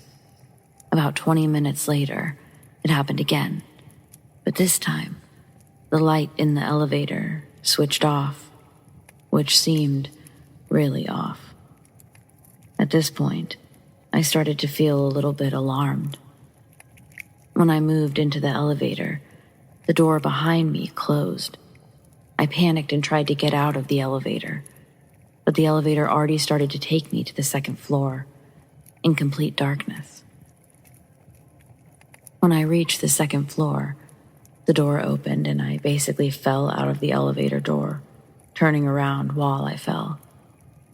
The really sinister-looking, completely dark elevator closed again and took off to another floor.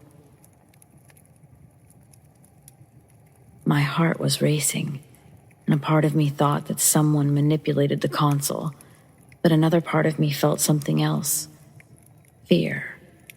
I had goosebumps all over my body and returned to the front desk, with the plan to text my supervisor and the janitor about the technical defect of the elevator. I did this with trembling hands when I suddenly heard another distant noise. Radio music from somewhere in the canteen. I slowly moved to the canteen with my smartphone light switched on. The noise came from the kitchen, and I followed it. Reaching the kitchen, I saw that a radio was playing music on one of the tables. The cooks listen to this while they're working. I froze and couldn't breathe. During my first walk, the janitor texted me, told me to put the radio under a certain desk and switch it off, as the cooks would always store it there. I did this directly when I started the shift, even texting him, because I couldn't find the desk at first, after unplugging the radio. I turned around and I sprinted through the canteen, directly to an exit, and I waited outside for the last 2 hours. Luckily, I had the keys with me when someone for the day shift came. When he arrived, I went into the building with him, took my bag, and left quickly. I called in sick for the next 2 weeks. After that, I quit the job, using excuses regarding my sleep cycle. To this day, I don't know what happened that night.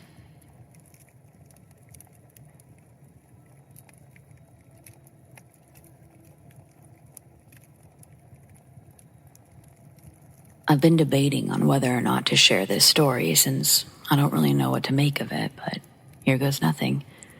About a week ago, I was in bed. It was the middle of the night, and an older woman was holding my hand. I didn't know her, and I couldn't see the rest of her, but her hand was slightly bigger. Granted, that doesn't say much considering I shop for gloves in the kids section. Anyway, her skin was soft but loose and wrinkled with age.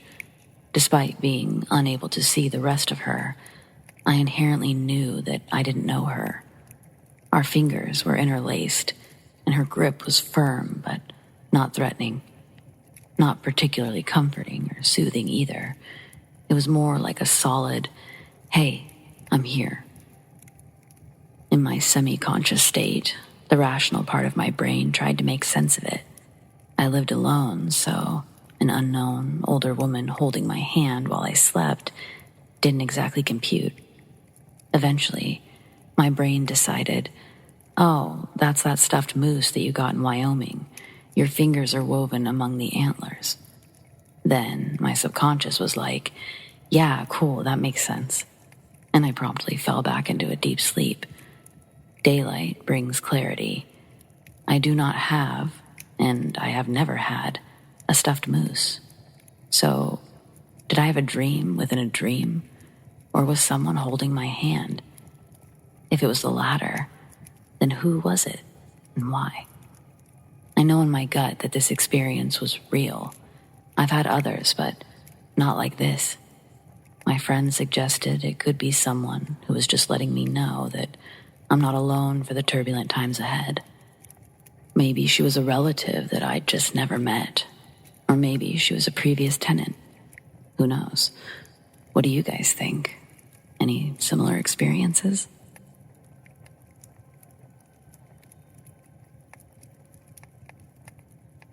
I previously posted this somewhere else, but thought I'd share it here as well. This isn't a typical scary story, but more of a really odd situation that happened to me back in 1997. In the late 90s, early 2000s, I did trauma scene work. I was a supervisor for a crew that you never see or hear about. But we went into homes, buildings, or structures after a homicide, suicide, accidental death, or situations like those. Sometimes they were extremely gruesome, and sometimes it was as simple as removing a chair and cutting out some carpet. Oftentimes, it involved a lot of cleaning and removal to sanitize the scene, both visually and biologically. Our goal was to leave the scene as void as possible. Like if you didn't know what happened there, you had just assumed it was under renovation. The time I want to discuss happened around midday, not the usual middle of the night cleanup call. I don't know why the police and fire department always waited until night to call us, but I would say 80% of the time that's how it happened. This was a bright, sunny, not so warm day in a Los Angeles suburb. I won't give the exact location for privacy reasons, but it was an older yet very wealthy area. The kind of neighborhood you expect doctors, business executives, or other people in the entertainment industry to live in. As we pulled up to this home, it was a huge spread of mid-century modern with fancy landscaping and a long curved driveway. The place looked well kept and was probably a showcase of the neighborhood back in the 50s and 60s. Typically, I, the supervisor, would approach the door while my crew waited by the trucks. Since this was supposed to be a small job, we only had my vehicle and our service truck. I remember seeing an old, fancy Mercedes and what looked like an old Porsche in the driveway. No others, but there may have been some in the garage I didn't see. As I walked up to the door, an older woman answered my knock. She was probably in her mid-50s, well made up with lots of jewelry. She was wearing something that reminded me of Mrs. Roper from Three's Company. It wasn't cheap looking, just not the 90s style. I explained that we were there to do some cleanup work, and then I noticed she had a drink in her hand, like a martini or something. Like I said, this was the middle of the day and probably before lunch, but it's not unusual to find people drinking in a time like this. She leads me into this house, and it's surprisingly dark and hazy from cigarette smoke. Now what happened next was really odd. The entire place looked like it was a time capsule from the Mad Men era, 50s, 60s. The house wasn't what gave me the creeps, but instead, as she led me to the second den area, we passed through the front room, another living room, and a bar pool table area. This house was huge, and there were a ton of people inside, and they all looked like characters from an early 1960s movie. One guy wore a sports coat, glasses, and a boat captain's hat, while another wore a tuxedo. There was a lady in a long, full-collared evening dress. and others that looked like some weird collage mixture of people from a Rosemary's Baby themed dinner party. The amount of people throughout the house didn't add up. There was only 2 small cars in the driveway, and they each only fit 1-2 people. Where did all of these fancy folks come from? There was a low mumble of different conversations, with only an occasional glance thrown my way as we walked over the scene. One of those huge old cabinet record players was blasting Johnny Matthys. I know that because hearing "It's Not For Me to Say" made me feel like I was walking into the Twilight Zone. We finally get to the room where the suicide happened, and the deceased was in a red velvet chair. There was no gunshot, but I assumed they took a razor to their wrists. The lady stood in the doorway. As I looked over the scene, I explained that we would remove the carpet, dispose of the chair as it held most of the blood. She just nodded, still clutching her drink. I asked her to sign our work order and permission to dispose of personal property, meaning the chair. And while signing, she said, "When you're finished, just see yourself out." I told her it probably wouldn't take more than an hour, and she walked back to the party. I made the journey back to the front door, through the Johnny Mathis music, through the cigarette smoke, and through the low-toned conversations. I get back to the guys, and before leading them in, I tell them that this one's creepy. There's a freaky party going on inside, and everyone's dressed up. I lead them back to the room where they start bagging the chair and cutting the old carpet. There were black stains where the blood had dripped through, and we ended up cutting a straight line across the room to avoid moving lots of furniture. We never found out who committed suicide, but I had assumed that it was the lady's husband. As we were finishing up, I stayed behind to take the final photos. And I thought about looking for the lady, just to let her know we were finished. Even though I got the impression she would prefer it if we just left, I still just wanted to give her confirmation. So, as I slowly walked through the party areas, I noticed no one was making eye contact with me or acknowledging my presence. You would think that, if they knew about the death, it would have been the main topic of conversation, or at least of interest.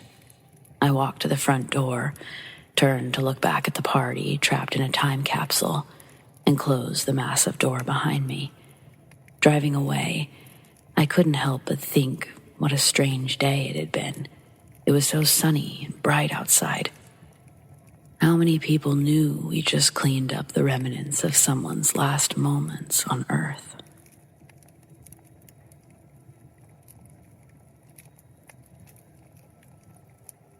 Two years ago, I was 19 and taking online classes while staying with my father during quarantine. My father and uncle started going out to see friends on Thursday nights, and Dad taught me how to use his gun in case of an emergency. My uncle's warehouse is attached to our home, and it was recently broken into. Between the warehouse and the house is a piece of land where my uncle parks his truck. And that Thursday, almost a week after the break-in, I was pretty nervous. But I knew it was a way for him to de-stress, so I just asked him to come home early. 2 hours later, my uncle called to say that he left his truck unlocked with the keys inside. It was midnight. I went outside with only my phone for a light. I took the gun with me, but only because I thought that I might need to use it on an animal, not a person. We have some dangerous feral dogs around here, and I've been attacked by one. 10 yards away from the truck, I heard heavy steps. It definitely wasn't an animal, at least not a dog. I ran, opened the truck, and in total desperation, shot at the ground. I heard it drop to the ground, but there was no cry of pain, not from an animal or human. I jumped into the truck, locked myself in, and cracked the window. hoping to hear anything, but all was silent. Almost crying, I called Dad, and he said to use the headlights to see what I shot. I turned them on, but there was still nothing. I couldn't even see where anything dropped in the tall grass. Dad came home minutes later, and he tried looking for blood, but he couldn't find anything either. This wasn't our first weird experience in that house, but it was the creepiest. Now I can laugh about it, and my uncle jokes that I shot a ghost. Does anyone know what else it could have been?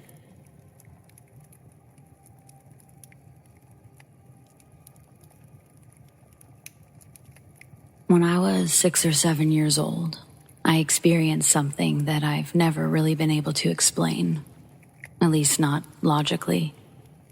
When my mom was still alive, she used to say that I must have seen a ghost. Yeah, maybe, but it was more than that too. I'd been sitting outside near the chain link fence, just past the playset at my after-school daycare. I don't know what I was thinking about. Probably my last truly innocent, childlike thought. But my real memory, it starts when I'm suddenly drawn to a girl who was standing in the middle of the road. She seemed to appear out of nowhere. She was around my age, maybe younger, just standing there, facing the playground, facing me. No parents around. She looked like she'd been hurt. She looked odd. It wasn't like I could see blood. The color of whatever covered her was muted, like the rest of her, almost like the color of dirt. And her skin, it was gray. At the time, I'd never seen what a dead person or a ghost was supposed to look like.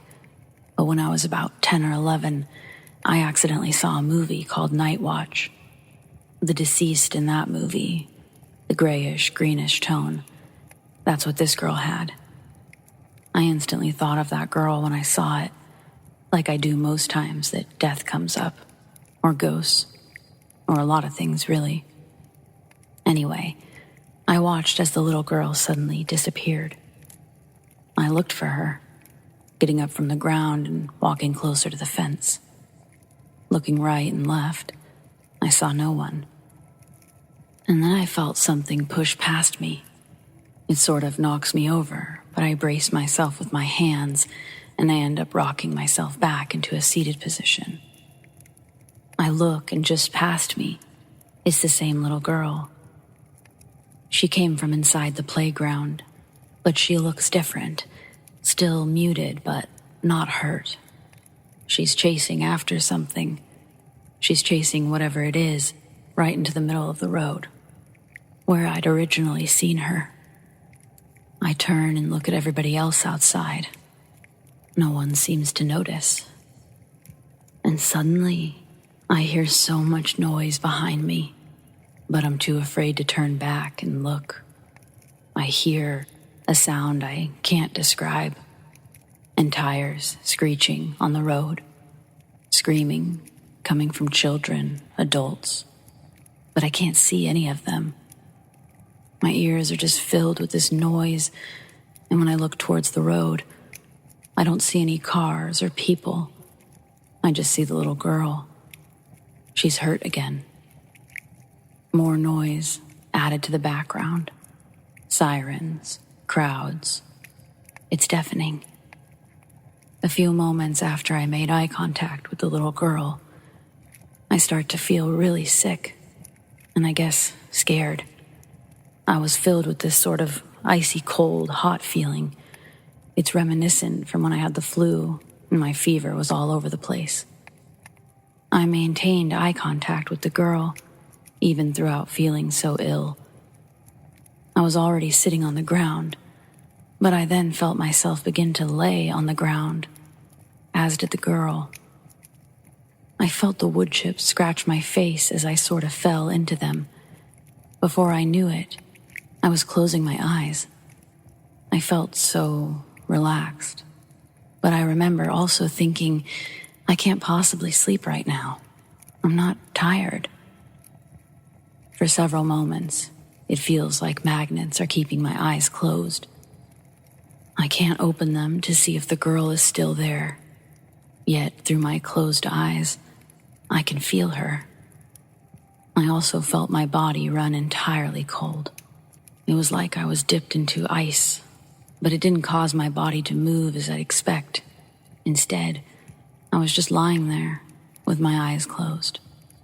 And though I was relaxed, I tried to call out, to make some sort of noise. Someone has to see that I'm laying down. A teacher, a friend, someone. The noise filling my ears became muted, like the colors of the girl. They were still there, but quieter, as though someone was turning down the volume on a movie or radio. Suddenly, I let myself fall asleep, if you will, and the noise, it just trailed off entirely until it was silent. It's as though I don't care or I don't remember what's happened.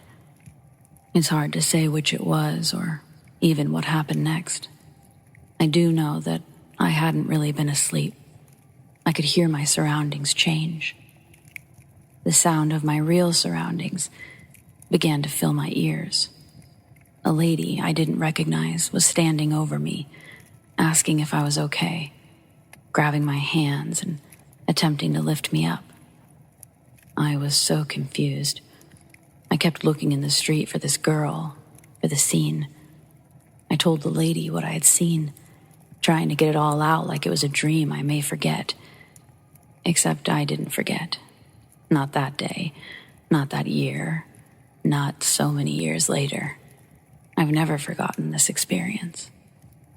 The older I've gotten, the wilder this whole thing feels. The lady didn't dismiss me, though. She gave me a snack and asked me what the girl looked like, her hair, her clothes. So I told her all the details I could remember. Brown hair, black pants with some sort of stripe, a gray sweater or jacket. She wrote it all down. I remember thinking she was going to show my mom. Part of me was wondering if I was in trouble, and the other part of me was wondering, had this lady seen the little girl too? What's sort of strange is that the lady never did tell my mom. I can't tell you how nervous I was. I had this feeling that what I saw was unbelievable. I just also knew it was 100% something that had really happened. I wasn't making it up. I just never wanted my mom to be mad at me, which is so funny because she truly never was mad at me for much of anything. Anyway, I waited for my mom to ask me about it, but when she never did ask, and instead asked me what was wrong, I ended up telling her on the way home that day, and several days moving forward in life. The first time, she was sort of shocked at what I was telling her, but she didn't seem scared or anything. And most important, she was sure that I wasn't crazy. She was sure that I wasn't lying. I was filled with relief. I'd let myself breathe again. And then I just let her try to make me feel better. I let her tell me all of her thoughts. And those thoughts, they remained the same for the most part. Her opinion and thoughts about the whole thing. Her whole life, she remained pretty firm that I'd seen a ghost. The daycare, it doesn't exist anymore. That entire street and half-mile radius is filled with various shopping malls.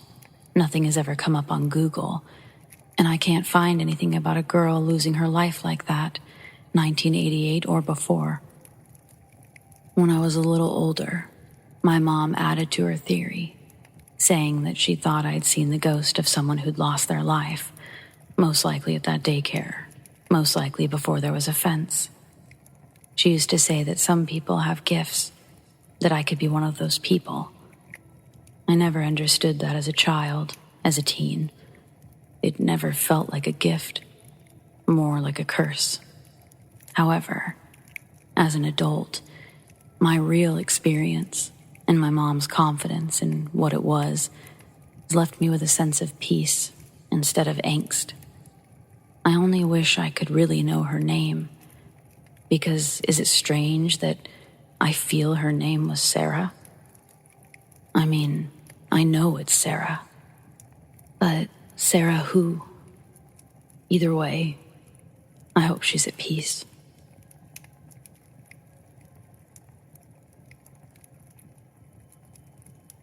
I'm a 19-year-old currently doing my first year in an art school in Singapore.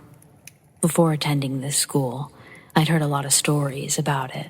Students hearing soldiers marching in the building at 9 p.m., women crying in the bathrooms, and people running in the school building even though it's already 12 or midnight. I always thought of a realistic explanation for these stories.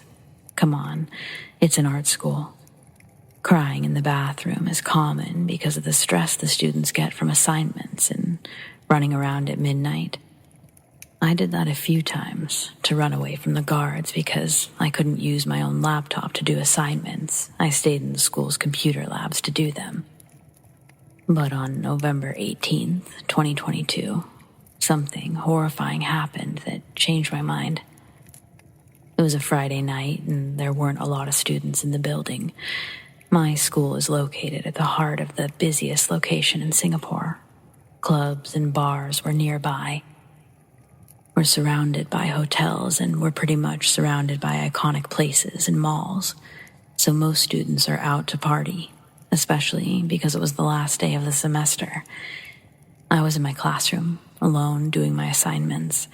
I was having a bad day and I didn't want to bother going to a cafe or just going home to do my work, because I really needed to smoke from time to time. I wasn't smoking cigarettes, of course. My classroom could have detected that, but I'd always bring a vape with me to smoke it while I was alone in class. Living in a strict country and home, I'm not allowed to vape at all, hence why I'm doing my assignments in the classroom. I looked at the time.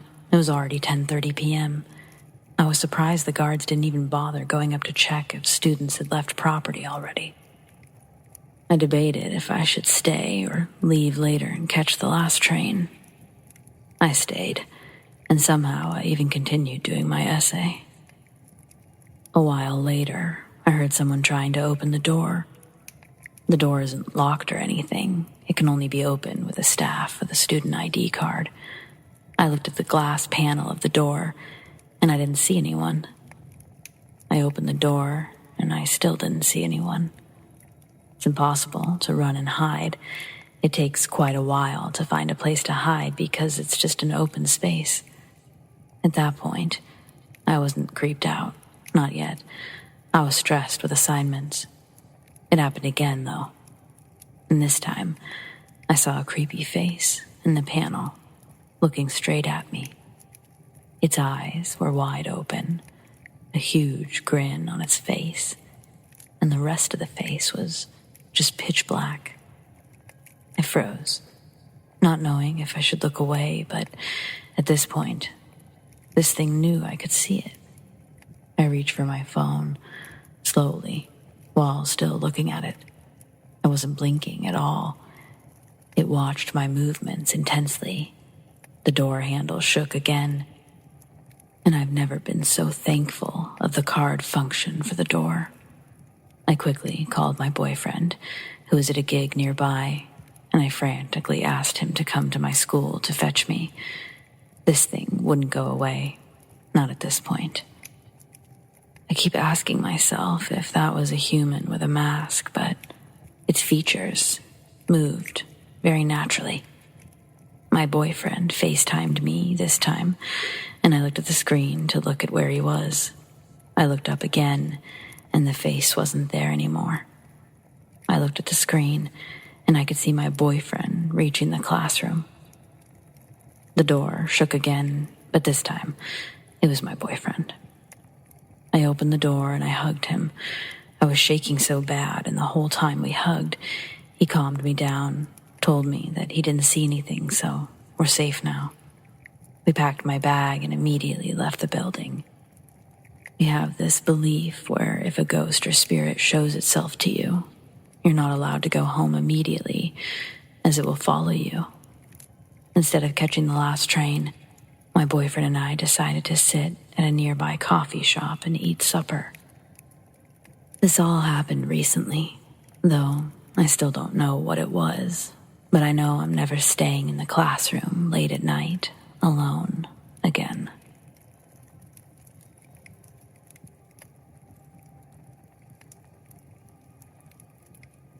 Around 2008-2009, when I was 13 or 14, I'd just started a new habit of staying up very late.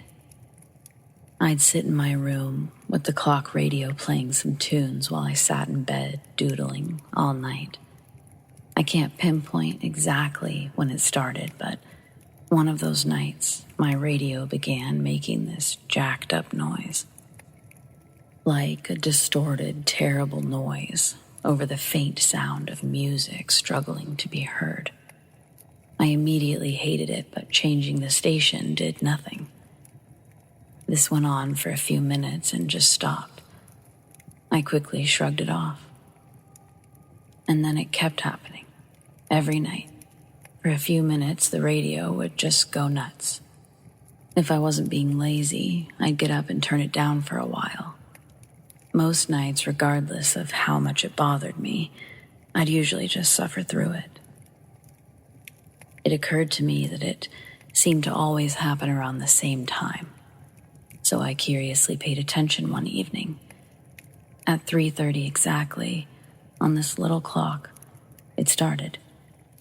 And it didn't stop until it turned 3:34. So for a solid 3 minutes, this would go on. I was aware that there was some sort of significance to 3 a.m., and though I wasn't the type of person to believe in that kind of thing, still, it made me feel really uneasy. It felt so intentional. So I paid attention more nights. Every single night, 3:30 to 3:34, it happened. I tried telling my family. No one believed me or bothered to listen to my off-putting rants. You know how in horror movies, the adults, they never listen to the kids blatantly calling things out. You ever thought that was unrealistic? Well, it isn't. Everyone else in my house was asleep by 3 a.m. Until finally one night, my older brother and his best friend were awake, long enough for me to convince one of them, the friend, to please come check this out.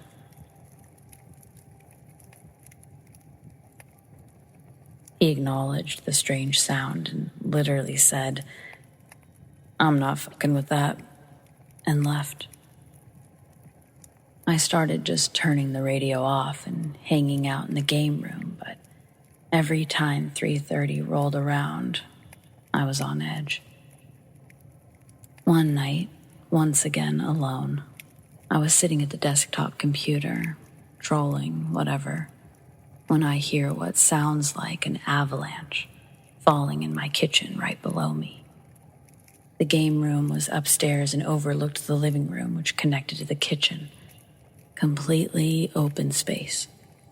I heard what I assumed was every pot and pan in our kitchen simultaneously falling out of the cabinets. My first assumption was our cat was up to no good and knocked something over. But as I descended down the stairs in the pitch-black abyss of the ground floor, I thought, what if someone's breaking in? I run to switch on the light, but nothing. No cat, no pans, no mess. Everything's perfectly fine. I was so confused. I even looked around to make sure, but I had zero explanation. And I know for a fact the kitchen was the source of the noise. The last minor thing I can recall, but not the last thing. This was an incident where I was on the phone with my best friend, and mid-call, the phone went absolutely nuts. The call cut out and just screeched and gargled. I can't quite describe it, but I've never stared at something in pure terror like that before.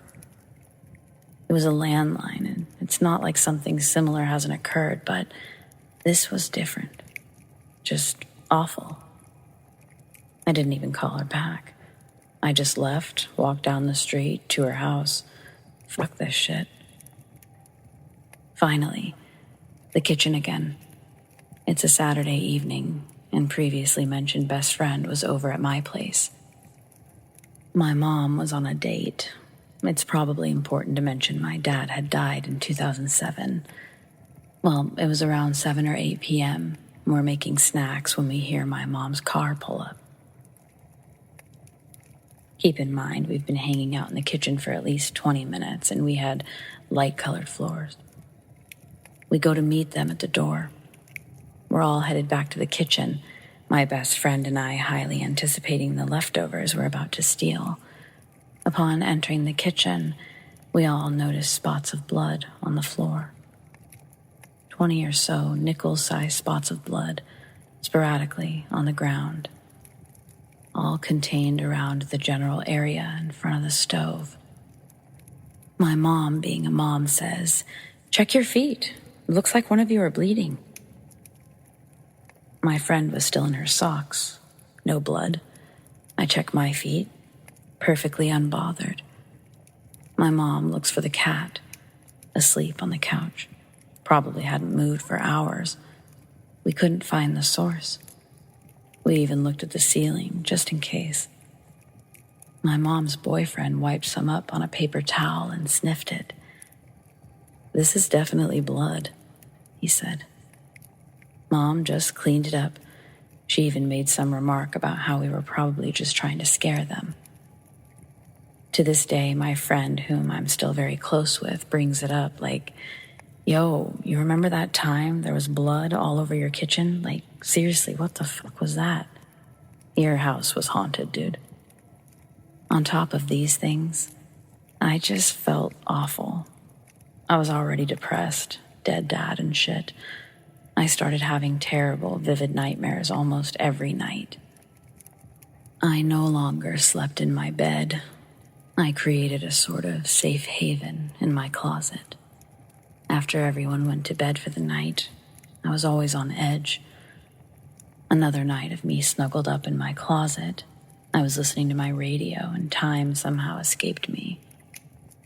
The radio did its thing and I was done. I felt terrorized, targeted, and afraid. I just started crying. I hated it.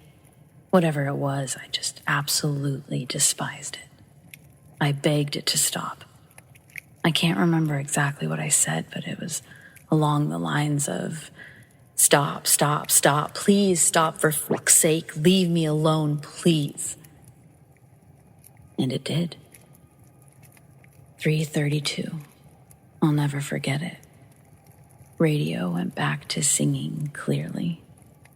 If anything strange happened after that, I didn't bother noticing. A while later, when my mom was in her messier stage of grieving, after distracting herself with dating and work had failed, she was drinking herself to death on the couch again and brought up the blood in the kitchen to me. "You remember when we saw all that blood in the kitchen? You know what that reminded me of? Your dad. When he was almost gone and the diabetes was taking him, his feet would split and bleed, and I'd have to clean up all the little spots of blood that he'd leave behind. Oh, what a terrible time for us."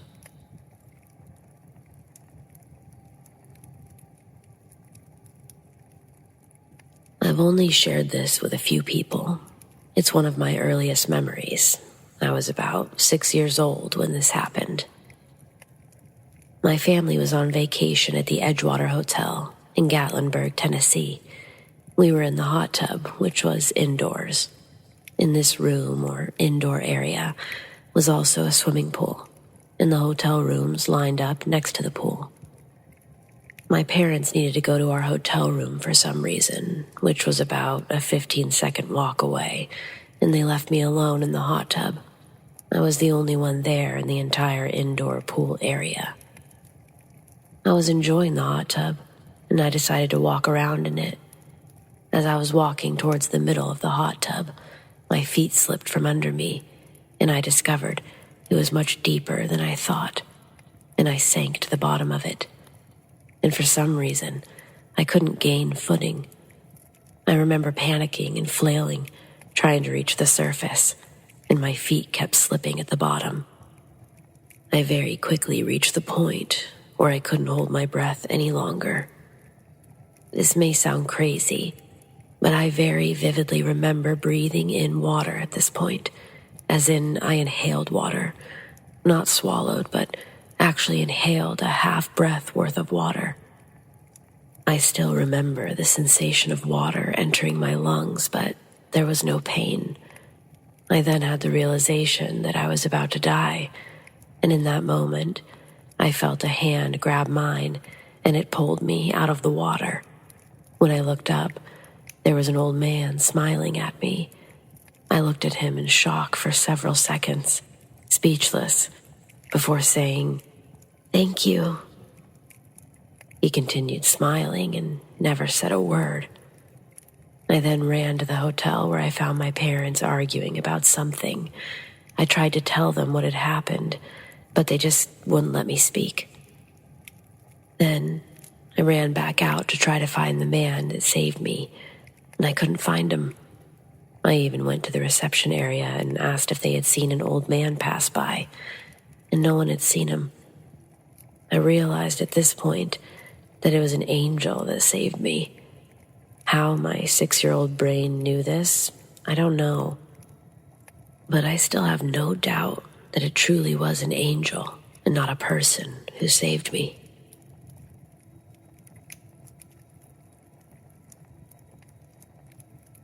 I used to watch my mom get ready in the mornings.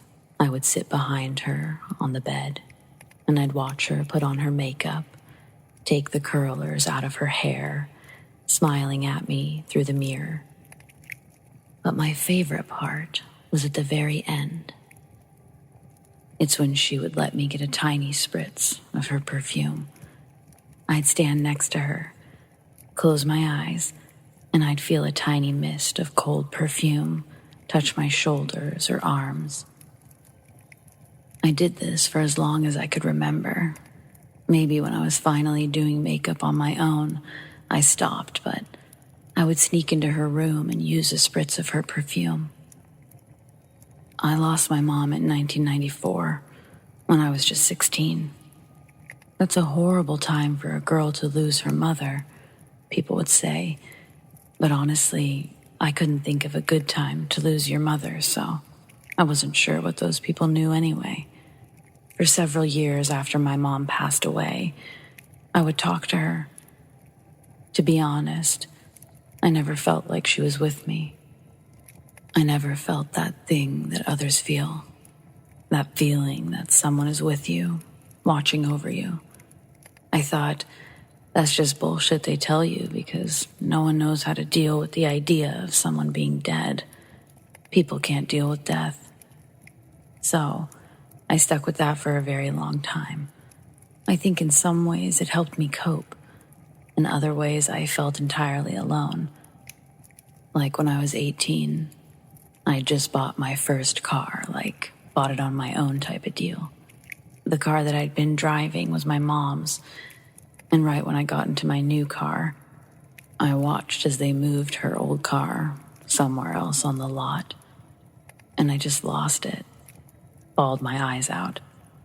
I know it's strange, but half of me was expecting her to just show up, that her ghost would just be there and comfort me.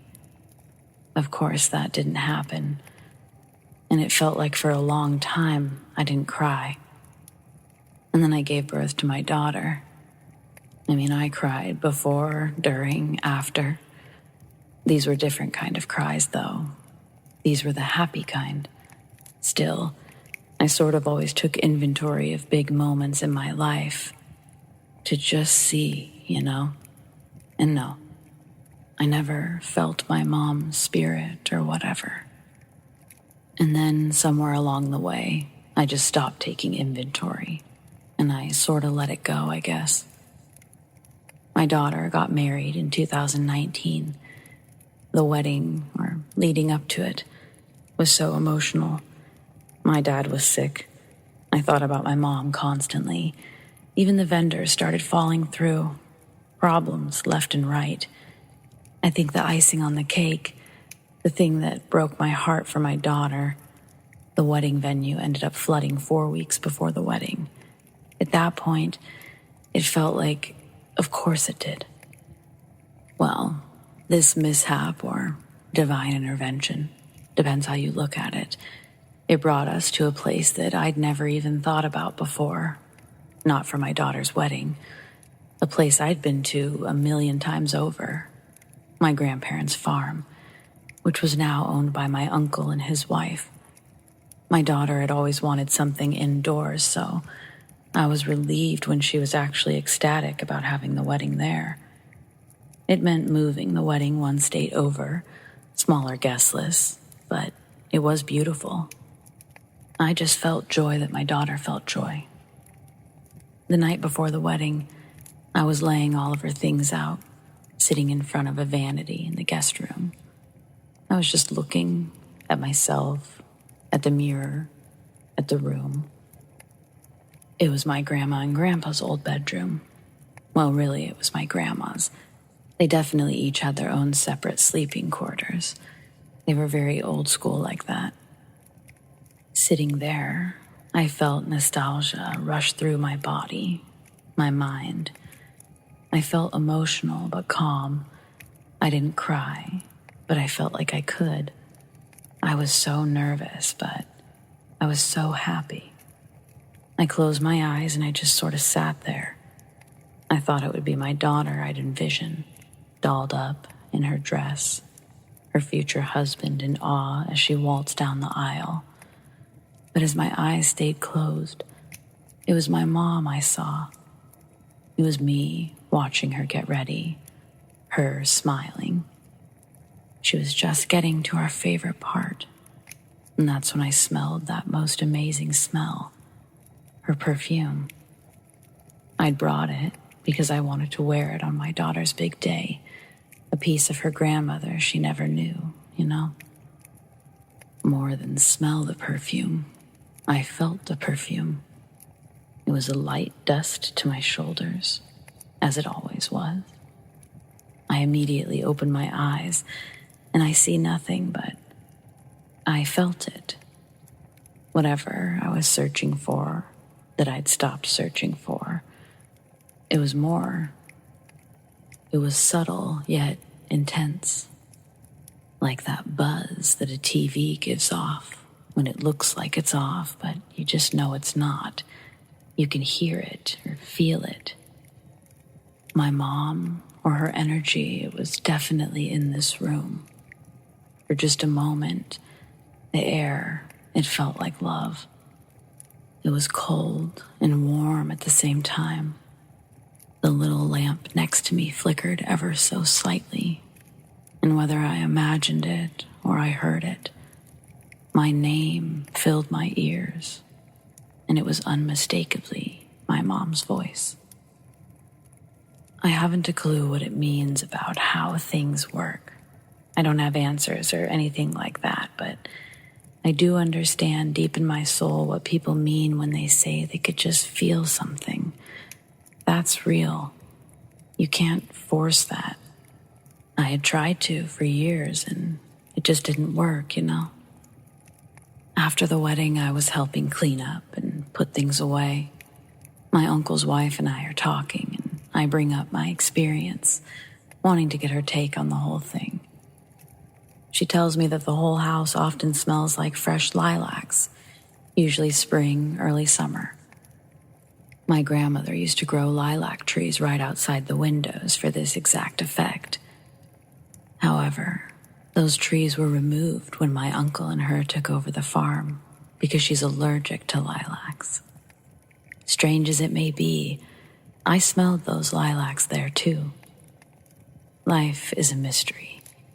It's practically magic, you know? Anyway, thanks for listening.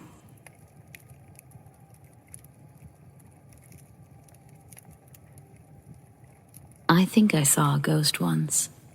I was pretty young and it was late at night. Young, tired, dark room, old house. So I could have just imagined it, but I saw a figure, lighter than a person should have been in that light, eerily quiet, and dressed in something that resembled a 40s suit. He came out of my closet, which were also the stairs to the attic. He walked across the end of my bed towards the door, stopped, and kind of looked in my direction. He sat on the corner of my bed, sort of looking at his feet. He looked like he let out a sigh, got up, walked through the door. As soon as he passed through the door, the phone rang. I had a ghost experience in my last house. I was 13, and my bedroom was on the bottom floor of my raised ranch house. The rest of my family had bedrooms upstairs. The very first night I slept down here, it was extremely eerie, and I always had the feeling that something or someone was watching me. I'd had weird things happen every now and then, like hearing footsteps, random knocks, things moved, etc. Maybe 2 months later, I go to sleep one night. I've turned off all the lights, shut the door, and I've fallen asleep. I woke up at 2 a.m. with every single hair on my body standing up, and I immediately noticed the light outside my door is on, and my bedroom door is open. I turn over slowly, and I start to hear footsteps which sound like they're in front of my room, walking down the hall. So I'm terrified, staring at my open doorway with the light on, hearing these footsteps, and I hear 2 jiggles on the locked door down the hall. Not a doubt in my mind what the sound was. I use that door every day, and that door leads to the garage, which was closed, so it was jiggled from the inside. To this day, I've never felt as absolutely fucking petrified as I was when I heard this. I literally couldn't move. Then I heard the footsteps again, maybe 5 or 6 of them, walk over from the door, back to in front of my room. I could just feel a presence there. I was aware of what was happening. I did what any 13-year-old would do. I turned over slowly to the wall, closed my eyes hard as I could, and forced myself to sleep. I eventually moved out of the house, but goddamn, never experienced anything like that before or since. 5 years later, I come to find out that the grandfather of the family who lived in my house before us died in the downstairs bedroom that I was living in.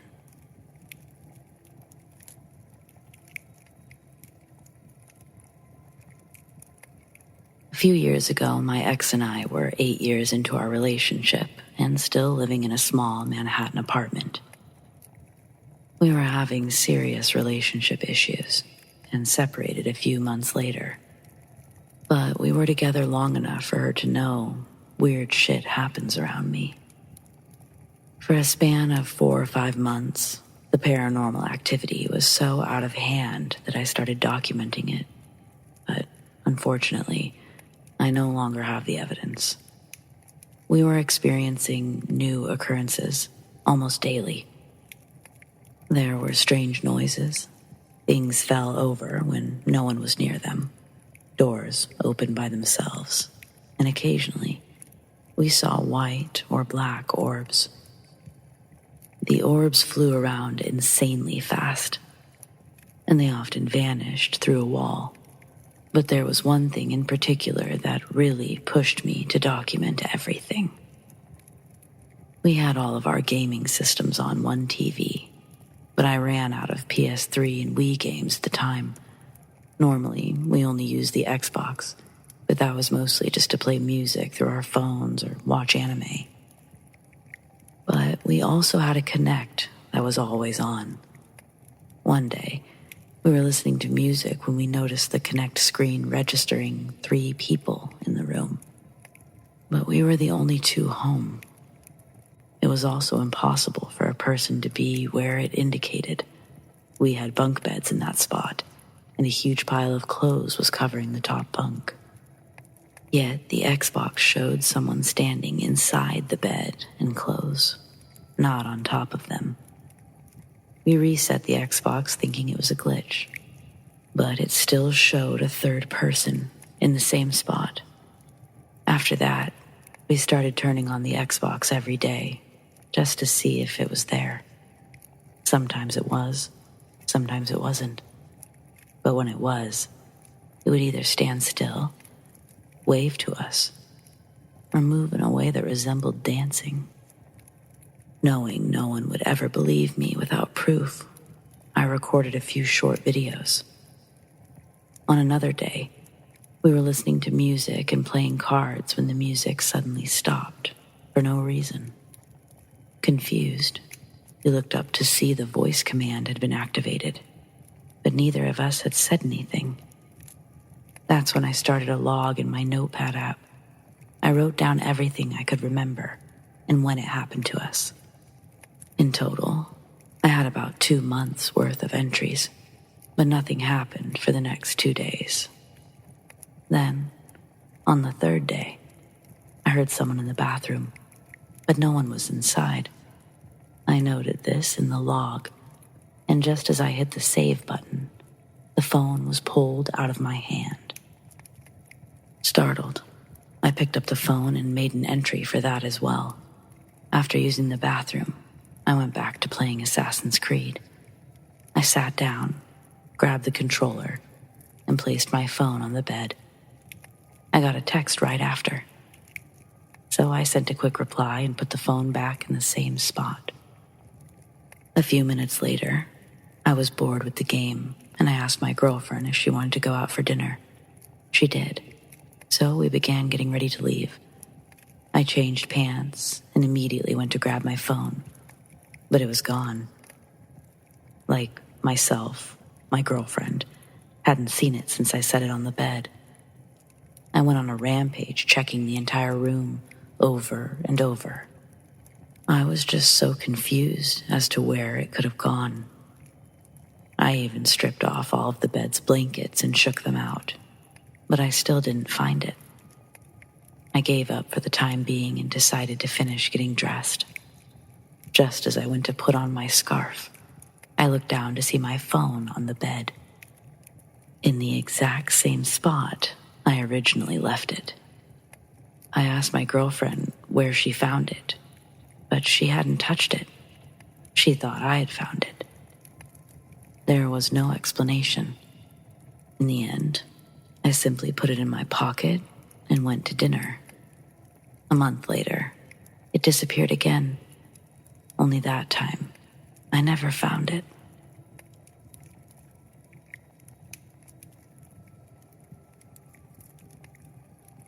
Once, when I was little, my mom had become furious with assumed dishonesty.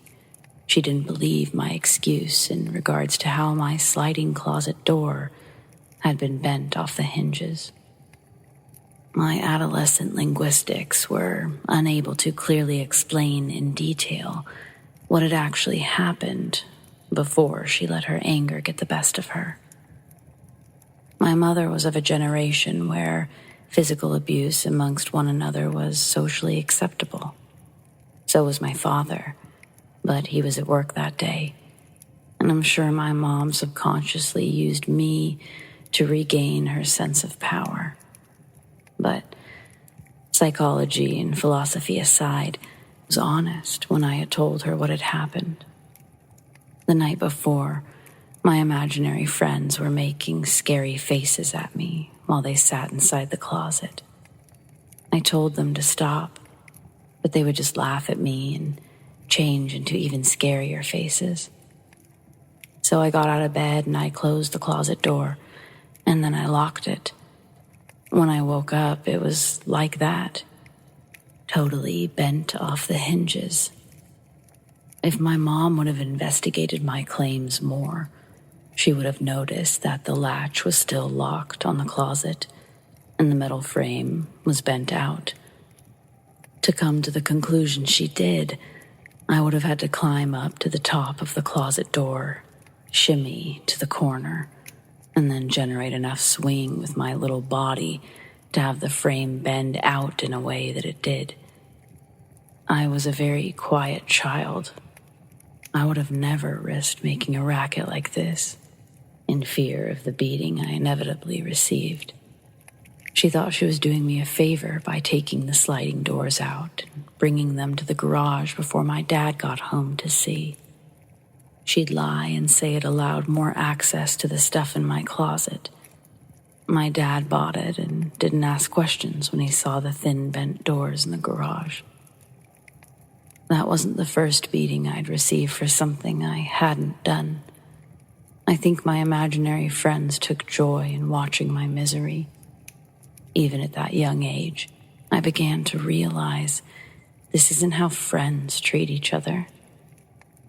When they first presented themselves, they were nice, then progressively started getting me into more and more trouble.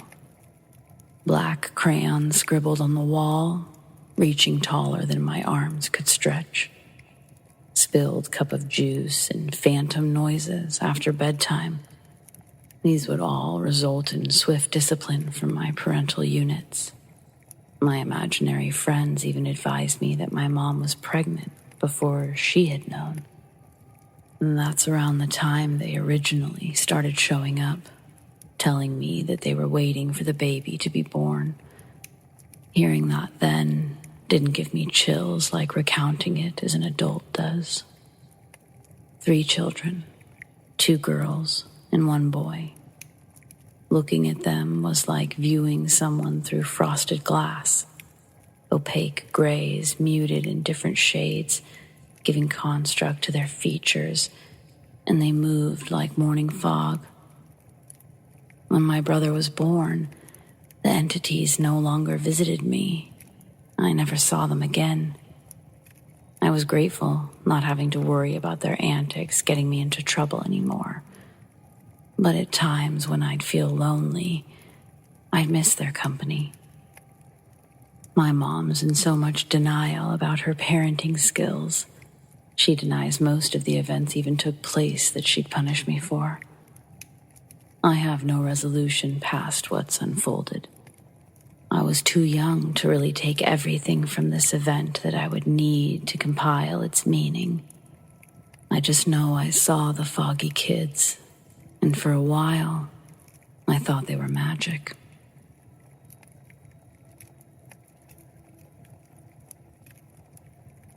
This happened when I was a little girl, staying at a friend's house for my first sleepover, and way before I knew about ghostly things. My friend lived with her grandparents in the country. They had an old 1-story brick house, 5 bedrooms and a big playroom. They had a lot of antique things, like glass cabinets, old china, a piano, and those weird porcelain baby dolls. She always told me stories about her house being haunted, but I didn't believe her. I thought she was just trying to scare me. It was almost dark when her grandparents went to town for groceries, leaving us and my friend's older brother behind. We started playing hide and seek, and it was my turn to count. I could hear them rummaging around and giggling in her room, so I went that way first. I was talking loud and looking in obvious places to throw her off when, from the corner of my eye, I saw her run into a room that I hadn't checked yet. The door was ajar, so I crept in. It was the piano room. I could see someone crouched down behind the piano, so I worked my way around it, hoping to scare her, when I suddenly heard her and her brother calling for me. Confused, I stepped out to see both of them standing in the living room, asking if I planned to look for them. I explained how I thought she ran into the piano room, and both of their smiles instantly faded as they said, "We don't go in there. That's her room." Then they explained that the house had been around for generations. When their grandmother was a child, She had a younger sister who had been in an accident in the barn. She'd been messing with the cattle, and she died in that room when they brought her inside to tend to her wounds. I said I didn't believe them, that there was no way. They were just trying to scare me. Ghosts aren't real. The piano room door slammed shut, and you could hear a low tune playing. The brother said that that kind of thing always happened, and there was nothing to be afraid of. She just likes to play. But she always tries to scare new people. I didn't stick around to see anything else.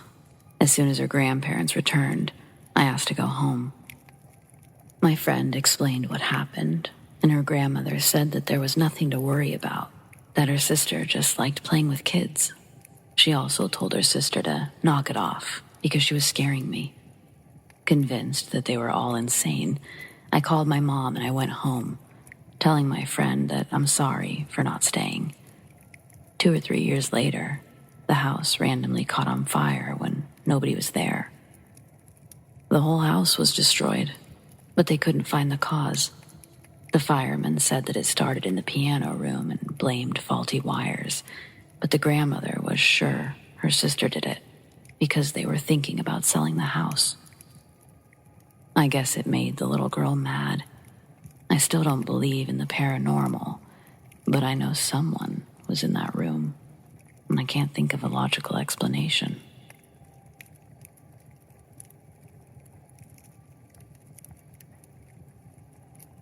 Throughout my life, I've had many encounters with ghosts. This is the story of the first time that I can recall. I was 12, maybe 13. Currently, I'm 24, but I remember this like it was yesterday. My mom bought a new house. She was hoping for a fresh start. The house needed some cosmetic work, but otherwise, it was really nice. It was a nice size 3-bedroom, perfect for us, and it had a big fenced yard, so we could finally get a dog. Once we moved in, things seemed great. Never noticed anything too weird. I guess that's how these stories always start. I don't remember exactly when this started, but I remember how. Every morning, I would wake up to find my closet door open. I didn't think too much of it. My sister was 6 at the time, and she was always getting into my stuff. And then I started having weird dreams of a shadow man that stood in my closet. I knew that he was watching me, but I was too scared to move or say anything. This kept happening every night. It was affecting my sleep so much that I was falling asleep in class. My mom asked what was going on, and I explained my dreams. At first, she brushed it off as a recurring nightmare. One day, I got this bright idea to bring all of my heavy school books home and put them in front of my closet door, thinking that this would stop this creep from watching me. The next morning, I woke up in horror to see that my book bag, with my history, biology, and English textbooks in it, had been pushed aside and the door open. Now I knew this was real. I told my mom everything, and she decided to do some digging online about the house. Like, why didn't she do this before we bought the place? Well, she couldn't find anything. So she went around to the neighbors and asked if anyone knew anything about the house. They told her that a drug dealer used to live in the house and that they were murdered, apparently stabbed multiple times. Honestly, I don't know how my mom felt, but she put on a tough front and she figured out a way to cleanse the house. Well, the story doesn't end here. The last time that he appeared to me was probably the most terrifying. One night, trying to fall asleep, I heard the door creak open, and stupidly, I looked. I saw the man again, but this time, I saw his face. He was a heavier-set guy with a bald head. He had dark-colored eyes, and a blank look on his face, kind of sad looking. He had a tattoo on his neck, and he was probably in his 40s. I can still picture him, clear as day. That night, I ran to my little sister's room and I slept on her floor. The next day, we were playing outside when a car that I didn't recognize pulled into our driveway. My mom came out concerned about this stranger stealing her girls when a young girl hopped out. She had to have been 17 or 18. Her and my mom talked for a while, and then my mom called me over. The girl explained that she used to live here and that it was her dad who was killed in the house. In fact, she was in the house when it happened, along with both of her grandparents. She told us that her dad had decided to quit dealing drugs so that he could be better for his daughter. Then one day, a guy who was looking for some drugs, he came by. He didn't like that he couldn't get any there. They broke out into a fight when her dad tried to make him leave. And well, he died protecting his family. After I heard that, I became overwhelmed with emotion. This was a lot for a young teen to take in. My mom asked me if I could explain to her what I'd seen. So I did, and as I described his face, this girl started to cry. She said, "That's my dad." I was so confused and honestly kind of scared. She pulled out a picture and she showed me. Sure enough, her dad was the ghost in my closet. My mom let her walk through the house one last time. After that day, I never saw him again. No dreams, and my closet never opened on its own again. Honestly, I think he thought I was his daughter. When she came and walked through the house, he must have gotten some kind of closure and moved on. I hope he did at least.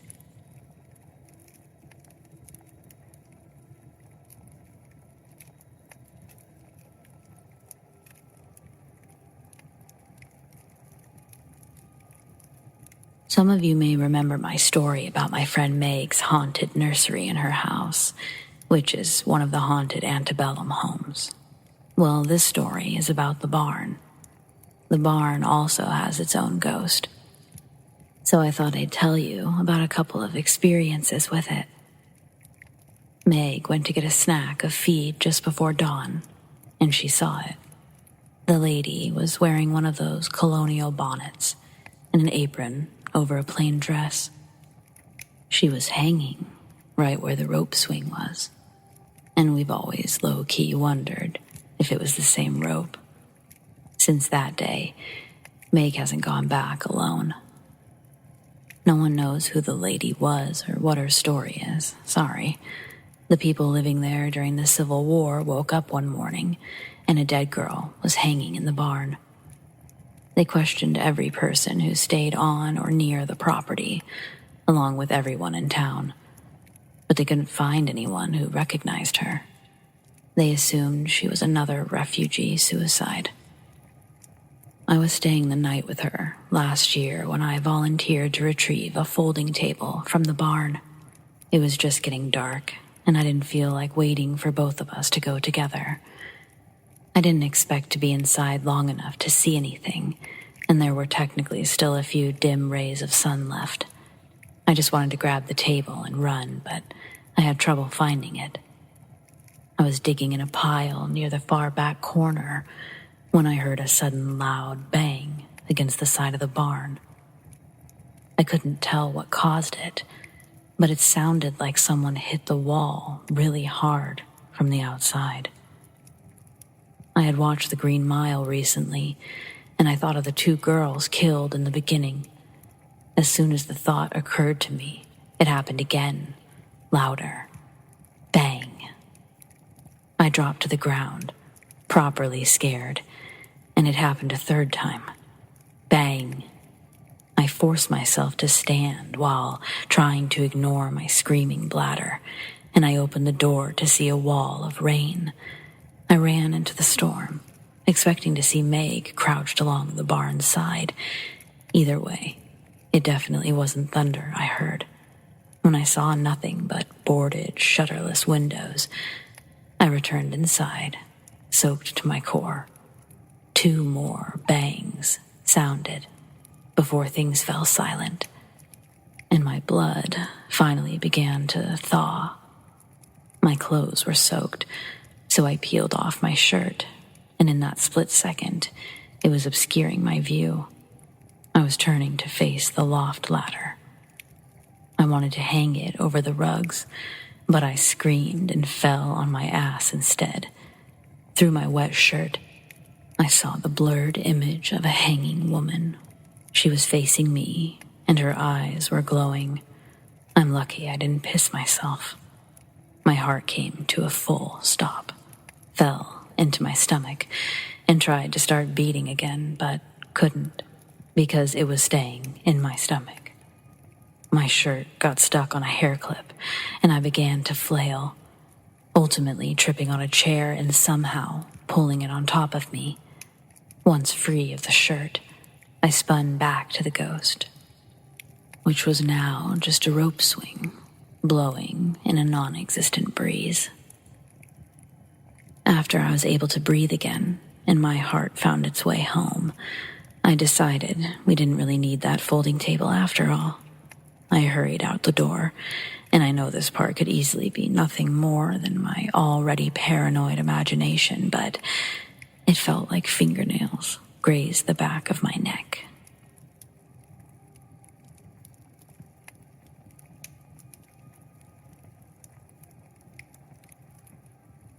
Recently, my husband's grandfather passed away.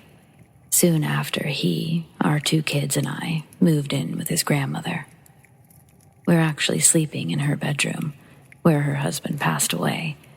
I think it's too soon to say anything about what I've seen. I've never experienced anything like this before, which is why I'm coming here for feedback. My first sighting of his grandfather happened when I was entering the living room, and I saw a shadow pass by the wall where his chair sits. The second time, I was leaving the laundry room, and I swear I saw him bent down. The third time, it happened when I was walking down the hall to my children's room before going to bed. Our room is on the right, and when passed by, I saw my husband's grandfather laying on the bed. He was covered up, and I could only see his face, but it was him. It still seems so surreal. I'm getting goosebumps as I write this. I do believe in God, and I'm a Christian, but I've never experienced anything like this.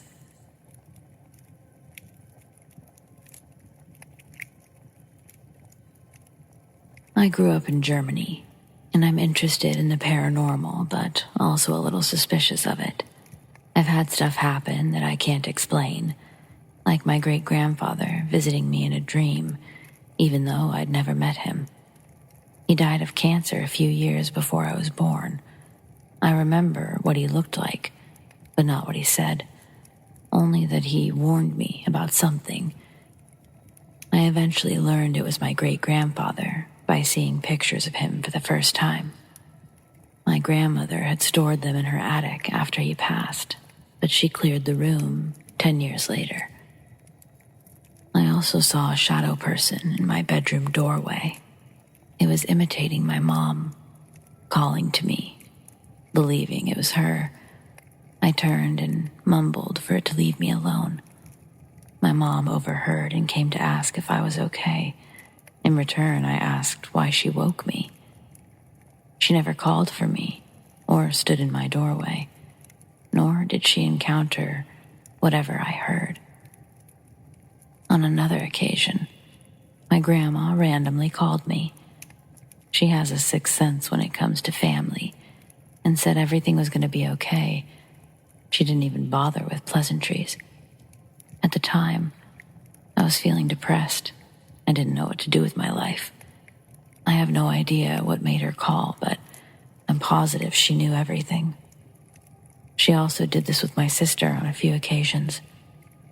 She'd call and somehow give her relevant life advice without being given any information.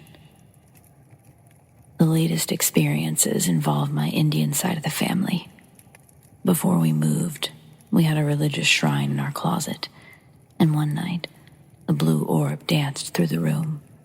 The curtains were closed, no light was coming through, and the orb curiously went into the wardrobe. My husband thinks I saw God. I have no idea if that's true, but I certainly can't explain what I saw. The next one happened during a solar eclipse. My husband has a necklace that he's worn since birth. His mother extended it as he grew, and he gave it to me when he traveled for extended periods. On the day of the eclipse, I suddenly felt really sick.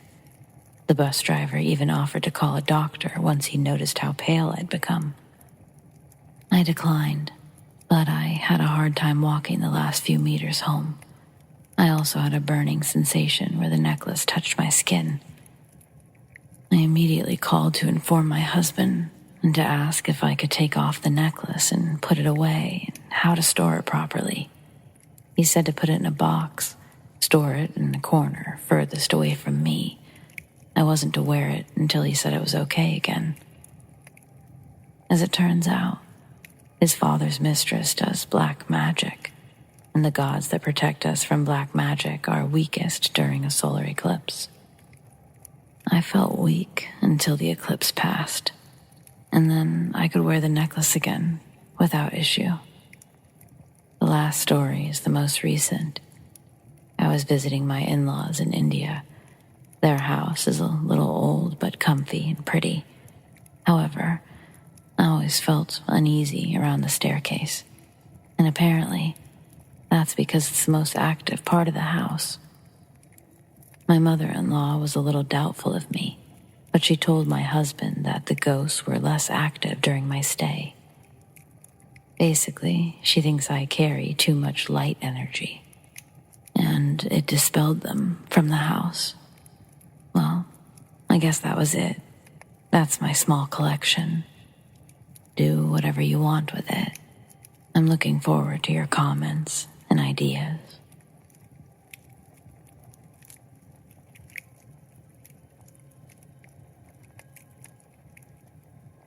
When I was around 4 or 5, I lived with my mom in the Philippines. Back then, it was always a fun pastime to share stories about hauntings with my cousins and friends, but I personally never had one at that point. That all changed one night. As a kid, I had very vivid nightmares that I considered to be extreme for a child like myself to handle. Because of these dreams, I have a habit of waking up in the middle of the night and being afraid to go back to sleep. Unusually, I woke up abruptly one night, but I don't remember having a nightmare that time. Then I had this sense that I should look behind me, like when one's watching a scary video and you feel the need to check your surroundings. Before I did, I looked at my mom, who was in a deep sleep next to me. After doing so, I looked behind me to my pillow, and to my utter dismay, there was a man lying down on my pillow as I sat up.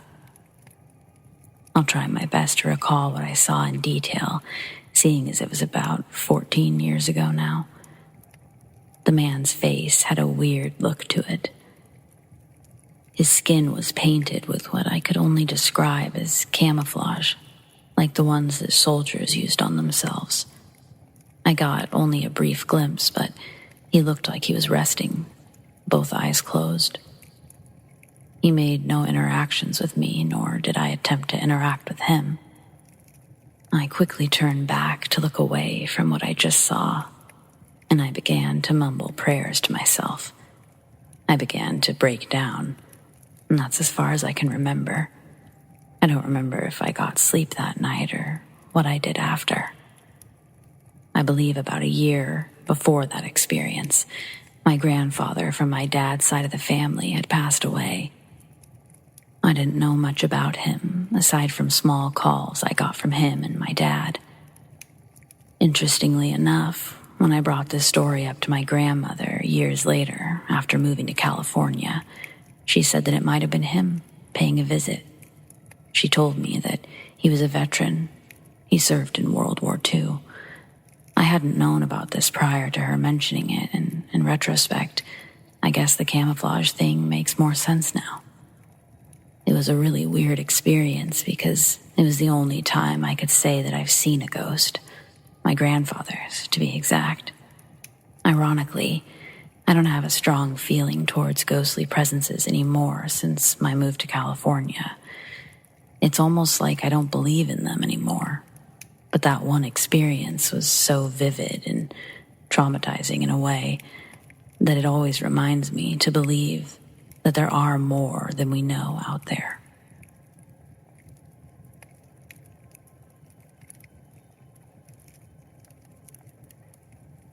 Alright, so this must have been early 2000s during the summer, after I was in 3rd or 4th grade.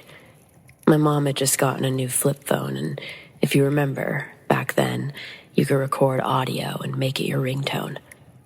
I was in the back seat of her van as my mom was driving me home from her parents. We'd just pulled out of the driveway when I took her phone to record the guitar solo that was playing on the radio. I honestly wish I could remember what song it was, but unfortunately, I do not. It was most likely a classic rock song, though, as that's mainly what she used to listen to. Anyway, I recorded like a 15-second clip of the song to make a ringtone. But when I played it back, there were words. It was very clear, and I showed it to multiple people that all heard the same thing. It kind of sounded like Stitch from Lilo and Stitch, saying it while gargling water. And what was really weird was that the last me that they said, it turned back into a guitar strum. It could be a glitch, could be a ghost. I don't know. But I definitely had physical proof of something. The next one, it could have been me hallucinating, but it also could be that it's easier for paranormal things to happen to us when we're sleeping or tired, as I'm starting to think anyway. I was again probably 3rd or 4th grade, and it was during the winter. I fell asleep watching TV in my parents' room. We only had 2 TVs in the house at the time, and I was awoken by my mom, who got me up and started walking me to my bedroom. We were in the hallway, walking to my room, when I saw what I thought was my older brother, laid back on my bed, reading a book that was resting on one leg that was bent up. I yelled, "Hey, get out of my room!" His head turned to look at me, and his eyes were wide open like he was shocked I could see him. He quickly jumped over the side of the bed out of view, and when I jumped on the bed to chase him, he was gone. It happened pretty fast and freaked my mom out. A few things thinking back after it happened. The lights were off, but he was kind of bluish in color. He was also wearing oldish-looking glasses, which my brother did not wear at all. Needless to say, I didn't sleep alone for a long time after that.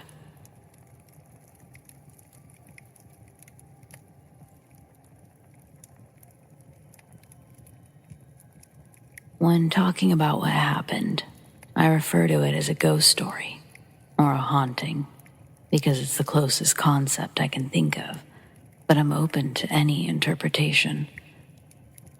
This was way back in 2007, when I was 16. I grew up in a haunted house. It was the first Victorian plantation built in my small East Coast town. It was constructed during the Civil War, and sometimes strange things would occur. Despite being a skeptic, I always chalked it up to paranormal activity, though I do have a healthy respect for the possibility of reincarnation. It was 9:45 on a weeknight, and I was getting ready for bed As an avid reader, my routine included relaxing with a book before going to sleep. My precious cat, who's currently 21, was lying on my shins, waiting for me to finish reading. Normally, I'd put the book down, turn off the light, and lay back. Then she would walk up on my body and lay on my chest. However, this time, the universe had a different plan. I was engrossed in my book and wide awake. I'm a lifelong insomniac, so I never fall asleep easily. I assure you what came next was no dream. I put my book down as usual and reached to turn off the light. Only this time, as I hit the switch and the room went dark, a body fell onto my bed. That's the only description for it. That's what both my cat and I experienced. The body had the heft and size of a small man, and it fell from thin air with an audible boom. It felt like a goddamn corpse materialized mid-plummet, just to fall onto my cat and I. And it fell from a fair height, too, judging by the force of impact. My cat instantly flew out of the room in a total flight of panic. Her reaction is how I knew it was a real event. I immediately turned the light back on, but nothing was there. Well, nothing except for an imprint, a body-sized divot in my down comforter, left behind as additional proof that it really had happened. I'm not crazy. I was completely sober and awake. My cat and my down comforter physically experienced what I experienced. Yet, in telling the story, it feels unbelievable. How could such a thing have happened? The logical part of my brain longs to find a neat solution for what happened that night, but logic doesn't explain it. In the years since this occurred, I've thought it over frequently, and in my heart, I believe that I experienced some poor soul's suicide. Perhaps not a suicide in our dimension, or maybe not our timeline. I don't know. What I do know is that a body fell onto me in the middle of the night, and it had enough force that it must have come from somewhere. This leads me to believe that it was the impact felt from someone jumping to their death. Gives me the willies to imagine somewhere in the world, or in a world much like our own, that some poor soul jumped to his death, and I felt it. Other times, I imagine it was a suicide from the past, resonating with my own time. Maybe someone who had previously lived in my house. I often think this because men were a bit smaller back then. The fact that it was a man is as obvious to me as the weight of the impact. I could simply tell that it was a small man's body that struck me. I could be wrong, but in my gut, I believe it. How? I don't know. Only the complex, unknowable universe knows how it happened.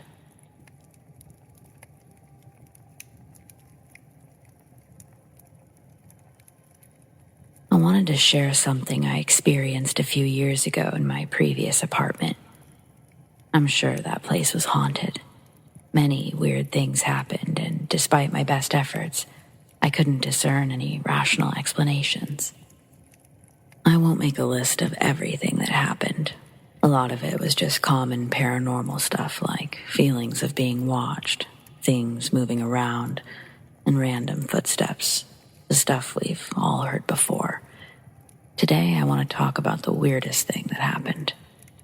I've loved paranormal stories for years, and I've read thousands, but I've never heard any that compare to my own. In my bedroom, a light would sometimes appear high up on the wall, just behind my bed. But there was no source. It wasn't a lamp reflection or the moon. It's like the light was in the wall. It's really hard to explain. It was a pale, phosphorescent white, and shaped like a rectangle. I noticed it in the first days of living there, and I thought the previous owners had left behind a child's nightlight, but nothing was there. The wall looked completely normal. One night, I showed my mom, but she only brushed it off. It wasn't every night either. Sometimes it was 2 or 3 nights in a row. Then there would be nothing for a few weeks. I used to be too afraid to look at it while lying in bed. It normally appeared 5 minutes after turning off the lights, and it would stay for hours. If I woke up in the night, it was usually gone. One day, I tried covering it with a poster, but that shit moved just next to it. Have you ever experienced anything similar? I've never had a clue what it was. There wasn't anything in the room. I checked many times. I don't have any pictures. It happened before phones were capable of being good cameras. Plus, I was slightly in denial.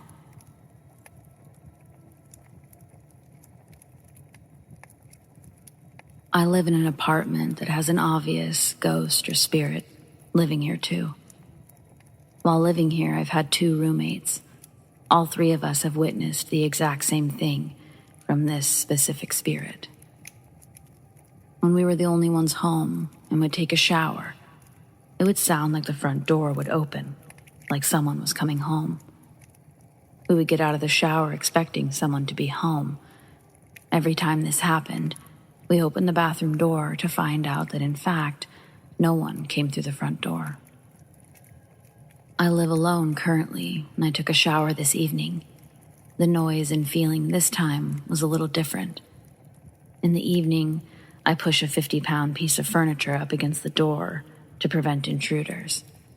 This specific evening, I heard a bang at the door, and while it sounded like there was a struggle to get in, after hearing that noise, it sounded like a door halfway with a creaking noise. It didn't frighten me. It actually hasn't really frightened anyone, just confused because we know what we heard. Does anyone have any idea of why the spirit is doing this when someone is home alone and in the shower? I heard once that spirits were attracted to water. Is this true? And why not in the shower with a roommate home? Well, looking forward to your insight.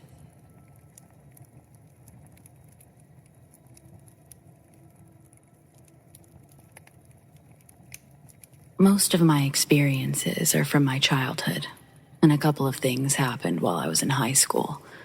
I have only one major event in college, and this is it. My campus is beautiful, and there's always people who drive through the middle of campus just to see the trees and buildings. It's also really close to a local high school. Several high school students will drive through campus to get to school. In February of 2019, there was a terrible accident on campus. A student at the local high school was driving through campus on her way to school. Most of the streets on campus have several crosswalks, as pedestrians are always everywhere. Anyone who lives in this area always knows to watch for pedestrians. The driver was headed down Garland Avenue, which is one of the busiest streets on campus. She was texting, and she didn't see a girl in the crosswalk. The driver hit the girl, and the girl died 2 days later in the hospital. Everyone on campus and in the surrounding area was extremely careful on campus after that, always paying attention to the crosswalks, whether you were the driver or the pedestrian. It was really sad and depressing for a few weeks after. Fast forward a few months, and it's October. I work on campus. My office is in the same building where many of my classes are. I parked in the parking garage on Garland Avenue, which forced me to cross the same crosswalk that this girl did. I've crossed it multiple times after she died, and it made me feel creeped out and sad, but nothing ever happened. The week before Halloween was really busy at my job, and I was working a lot that month. I I'd forgotten something on campus in my office, and I needed it to be able to work from home. My friends had made plans that night to meet up and go mini-golfing at about 10 p.m. I decided to go into the office and work for a couple of hours since I couldn't get any work done from home. And then I would go meet them to hang out later. The sun sets around 6:30 in the fall months, so it was already pretty dark by the time I parked around 7 p.m. I got out of my car and I walked to the crosswalk. I crossed 3 lines of the road and happened to look up right when I got into the 4th lane of traffic. There was a dark gray Toyota Corolla slowly driving towards me. I stopped dead in my tracks, and I'm not sure why I didn't just keep walking. Something felt off about this car. The windows were very tinted, to the point that I couldn't see anyone inside the car. The car stopped about 10 feet from me, and it started to rev its engine. That snapped me out of whatever trance I was in and made me take the final steps to the sidewalk. The car sped off to the stoplight, up the road, and it disappeared around the corner of the street that led to my building. I shook my head, thinking it was some stupid college kid just trying to show off or be cool. I weaved through some dorms and finally got to the next crosswalk that crossed the driveway to the side door to my building. This crosswalk is a one-way street. It connects to the street that I previously crossed. I looked to my left for any oncoming traffic, and there sat the same car. I waited for the car to drive by, but it stopped and flashed its lights at me. I guess this meant he was trying to let me cross. I went ahead and started to walk across the street, but when I got to the middle of the road, the car lurched forward and stopped about 12 inches from me. With that, I scurried to the other side of the road and turned around to chew out the driver, out of anger for almost hitting me.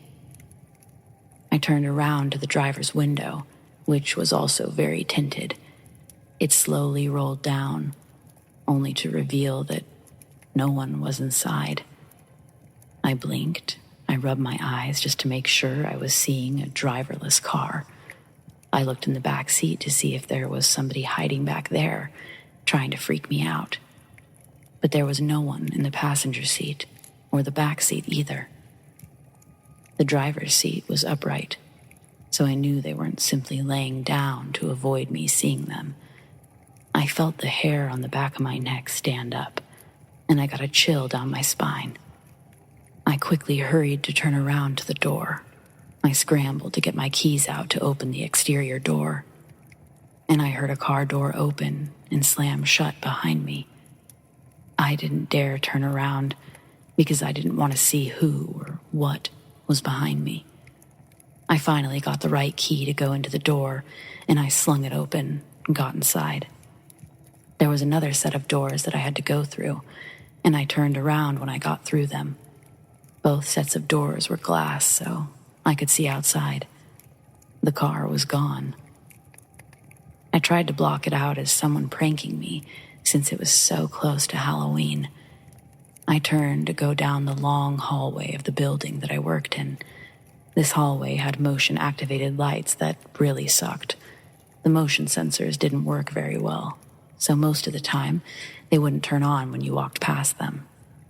I had never seen them on unless the switch was flipped. They really only ever turned on when you did that, instead of turning on when someone walked by. This hallway had faculty offices and a few computer labs in it, but it was really late. Everyone had pretty much gone home. There was no one in the offices or the computer labs as I made my way through the hall. I started walking down, and the lights all turned on at once, all the way down the hall. This only happened as someone flipped on one of the switches. There were only 2 switches, one at the end by me, and the other at the far end. I was looking in the direction of the second light switch, and I didn't see anyone walk by to turn it on. I didn't see a hand from around the corner flip it or anything. I knew there was no one behind me who could have switched on the light from there, I was about 5 feet from it, so I know I didn't hit it by mistake. I thought it was odd, and I got a shiver down my spine, but I kept walking. I finally made it to the end of the hallway, and I felt someone watching me from behind. I turned around really fast to see who it was. I looked, but there was no one there. I would have seen someone duck into one of the classrooms or office suites. All the doors were closed when I walked by. I would have heard a door open and shut, at the very least. When I decided I was crazy and that no one was there, every single light turned off at once, like someone switched the light switch again.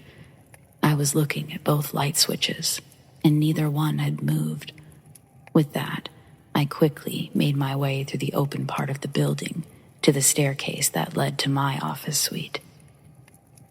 The staircase goes to the lower level of the building, and there's a landing on the second floor, which I was currently on. There are ceiling-to-floor windows that overlook the tiny parking lot behind the building. There was a girl standing there, facing the windows, with her back to me. She had long brown hair that fell to her lower waist. I could see that she was wearing jeans and a white top with a large red pattern on it. It was very odd. The red splotches were random and looked almost like paint. I called out to her to say, "Hello," so I didn't startle her, but she didn't turn around. It didn't seem too strange, since most of the janitorial staff cleans late at night. They typically have earbuds in to pass the time with music or podcasts or whatever they're listening to. It was common for them to not hear people walk up, especially since it wasn't common for others to be there after hours. I shrugged it off and started toward the staircase. But then a thought occurred to me.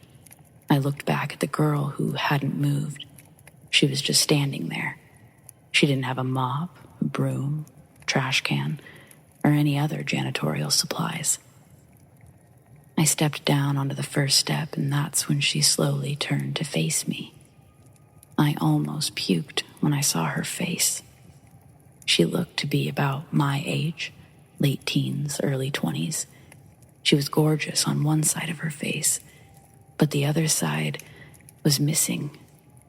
By missing, I mean that her skin was shredded.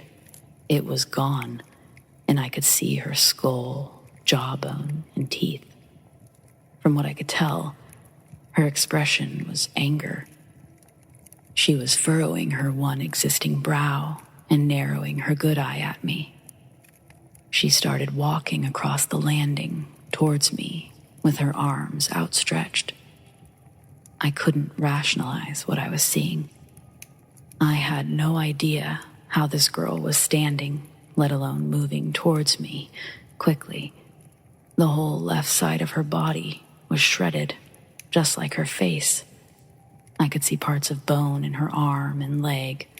Her clothes were torn on that same side as well.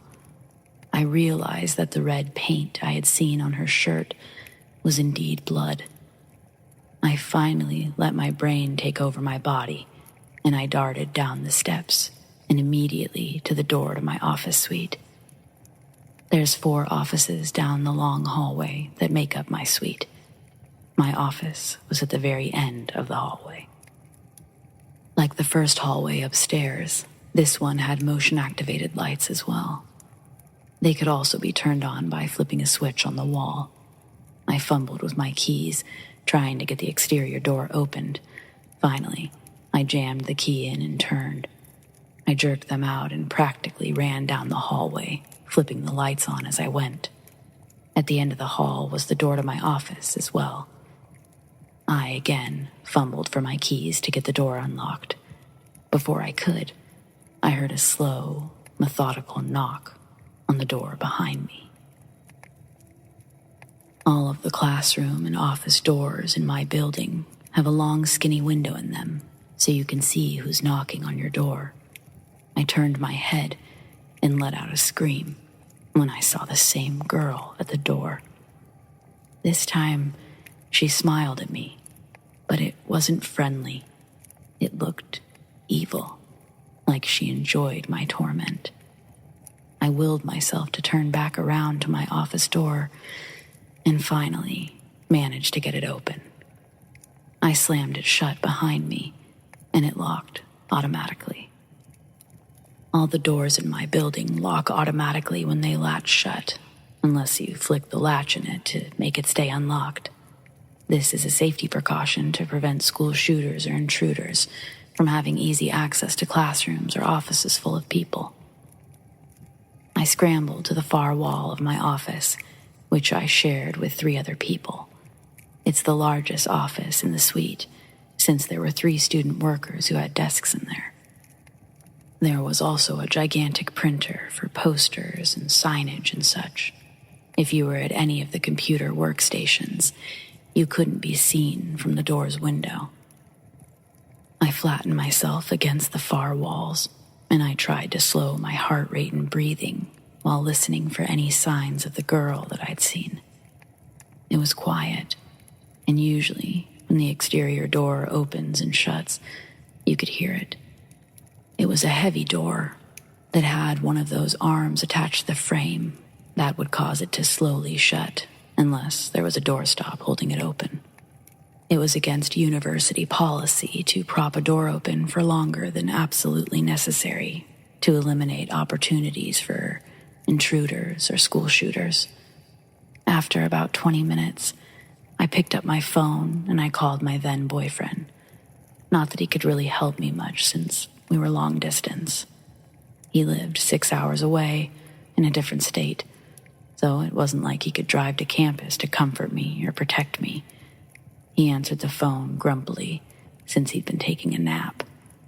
I told him what had just happened, and he quickly shut down any suspicions by reminding me that it's only a few days before Halloween. He suggested that it might be a group of college kids playing a trick on me. I agreed and apologized for waking him up, since he was clearly unhappy with me. He didn't believe in anything supernatural whatsoever, so I wasn't about to suggest what I knew deep in my stomach. This wasn't a prank.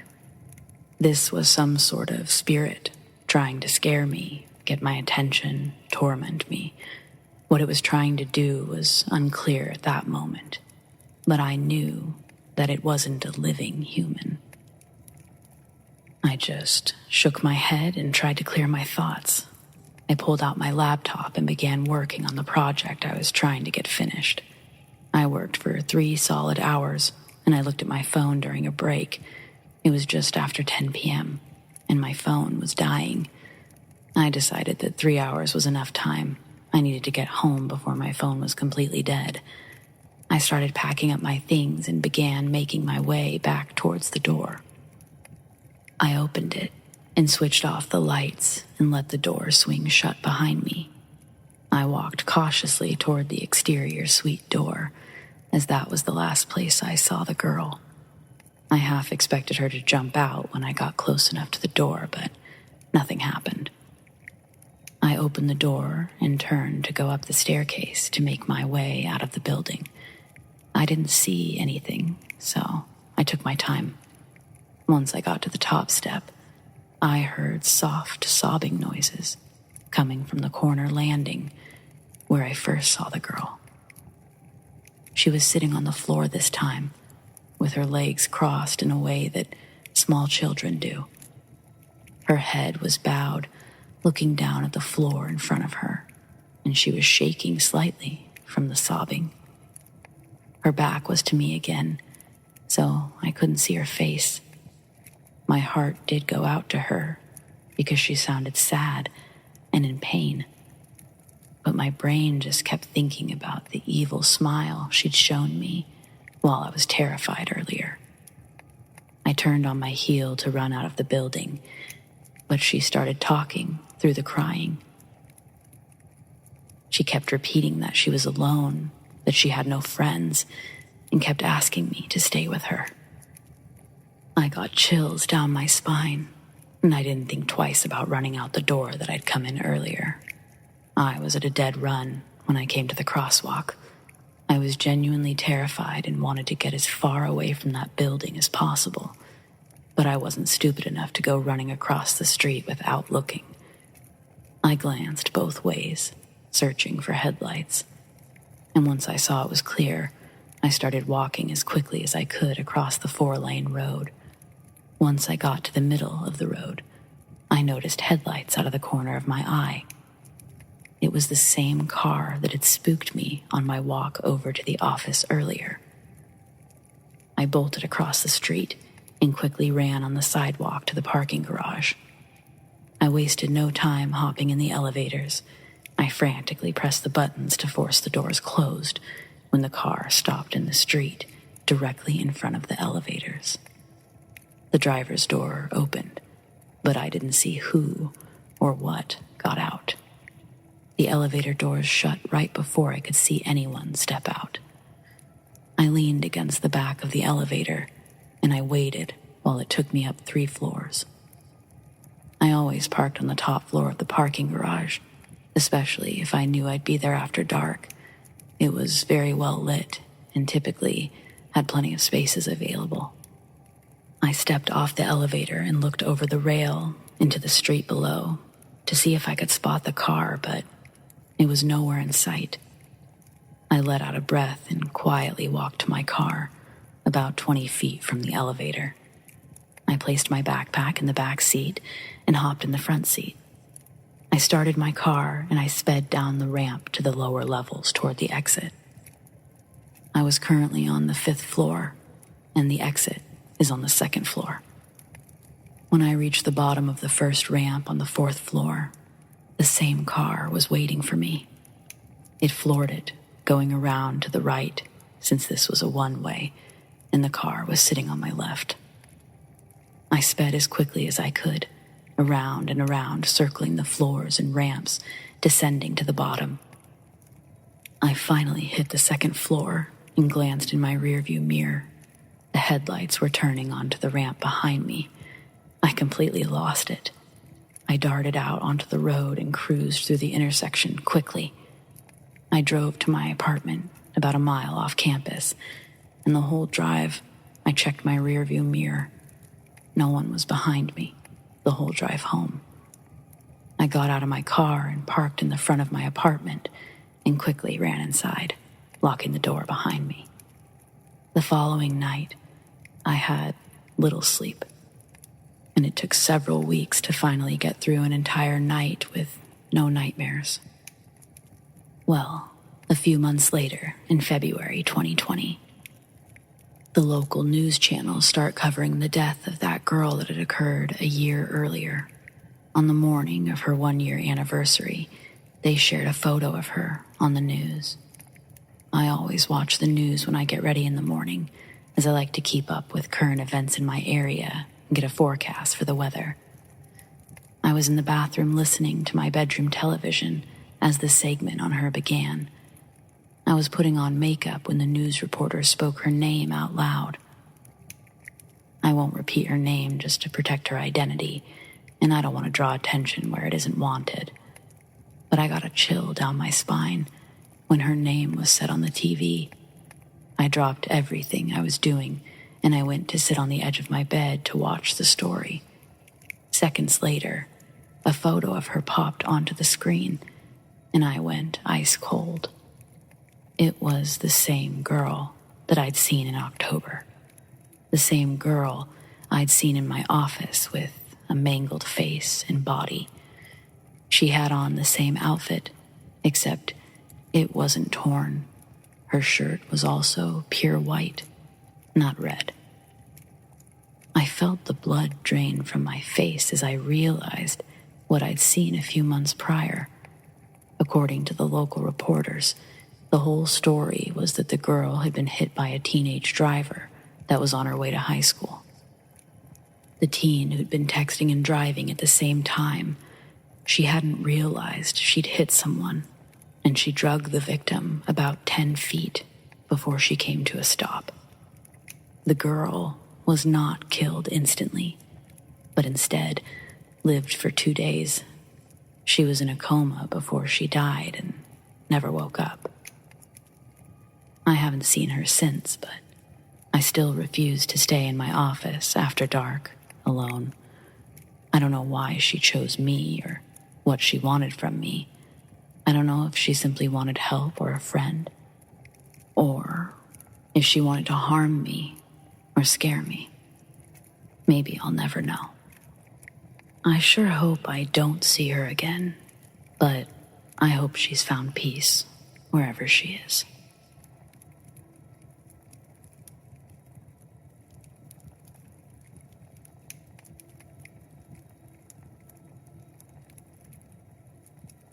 Last night, or this morning, I get a call at 3 a.m.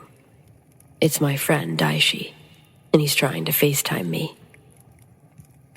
I probably would have ignored the call, but we never FaceTime each other, and usually when someone's calling that late into the night, it's most likely an emergency. So I was automatically a bit nervous at what I was going to see when I accepted the call. It connects, and his screen opens up.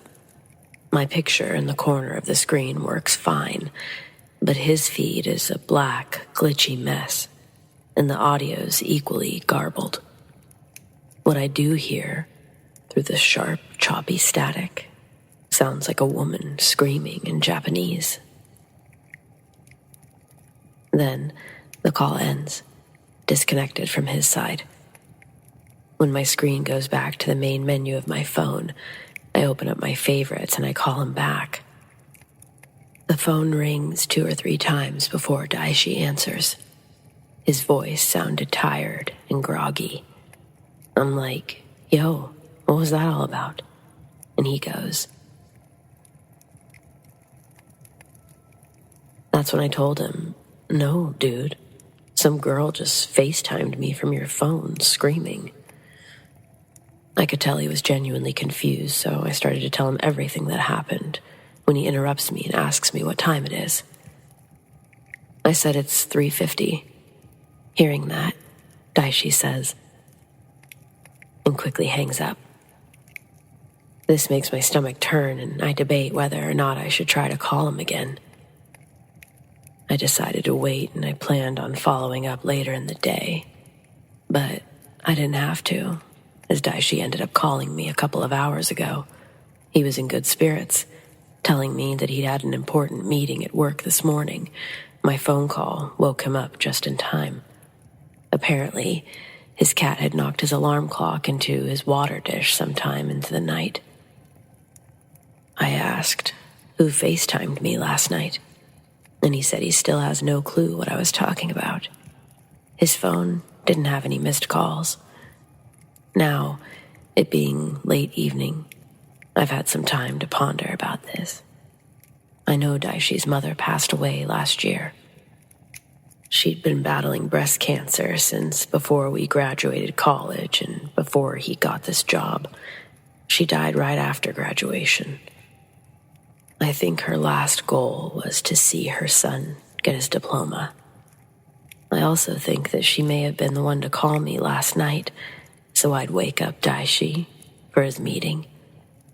The hairs on my arms are literally standing up right now.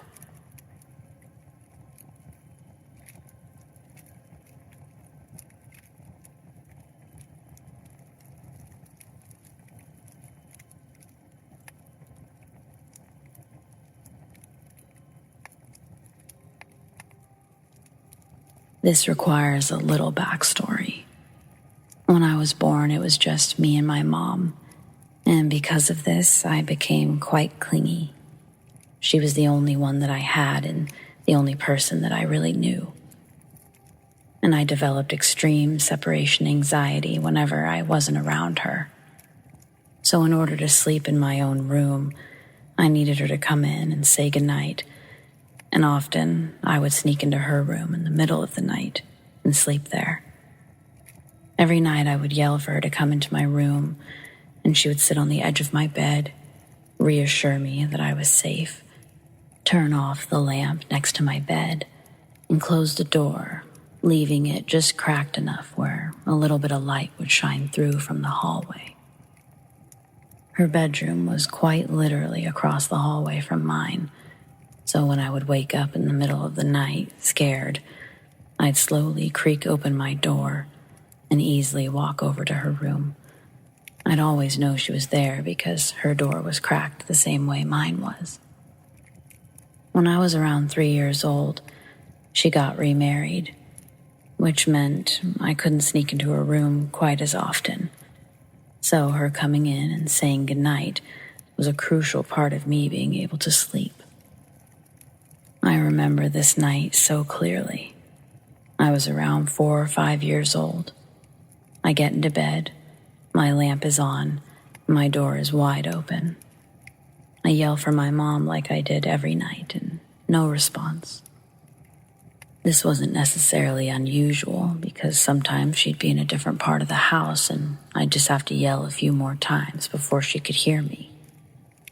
I yell and yell, but she never comes, and I start to become quite anxious. I remember my mind racing with fear. I thought something terrible must have happened for her to not hear me yelling for her, but I just kept yelling, "Mom? Mama?" I just kept yelling, and I began to cry when all of a sudden I see this woman enter my doorway. This woman was very misty, almost like a cloud, and all of a sudden this comfort feeling fell over me, and I stopped crying. She stood in my doorway and smiled at me, then began waving her hand, motioning for me to come into the hallway. I then saw her slowly disappear.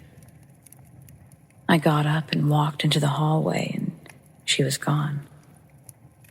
I see my mom's door wide open and no one inside. I then started to hear noise coming from the basement, which I couldn't hear from inside my room. I walk down to the basement and I see my mom and her husband watching a movie a little too loud, and when they see me, they pause it, and I can see my mom realize that she hadn't said goodnight yet. She then brings me upstairs and puts me to bed. I never really told anyone about this, but it's always something I remembered because of how she smiled at me, made me feel less scared. It was almost as if she was trying to tell me that my mom was fine, she just couldn't hear me. It's also something I learned from a young age that not all ghosts are scary or out to harm you. I've always appreciated that thought.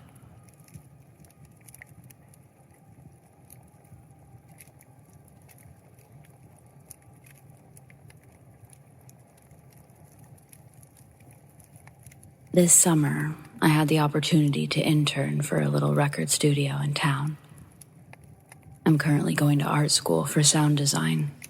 This internship, it's a really good way for me to get some experience under my belt, actually working in a studio, hands-on. I've been able to work nights with my mentor. His name is John. He's been working in the record business since the late 70s. Really great guy. My first project was assisting with a local metal band. They were recording a 3-song EP.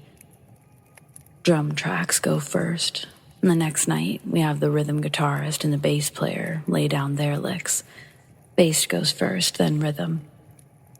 Rhythm guitarist's name is Ace, and I guess this story's really about him. Anyway, they're both proficient when hitting these tracks, and we wrap up the night early.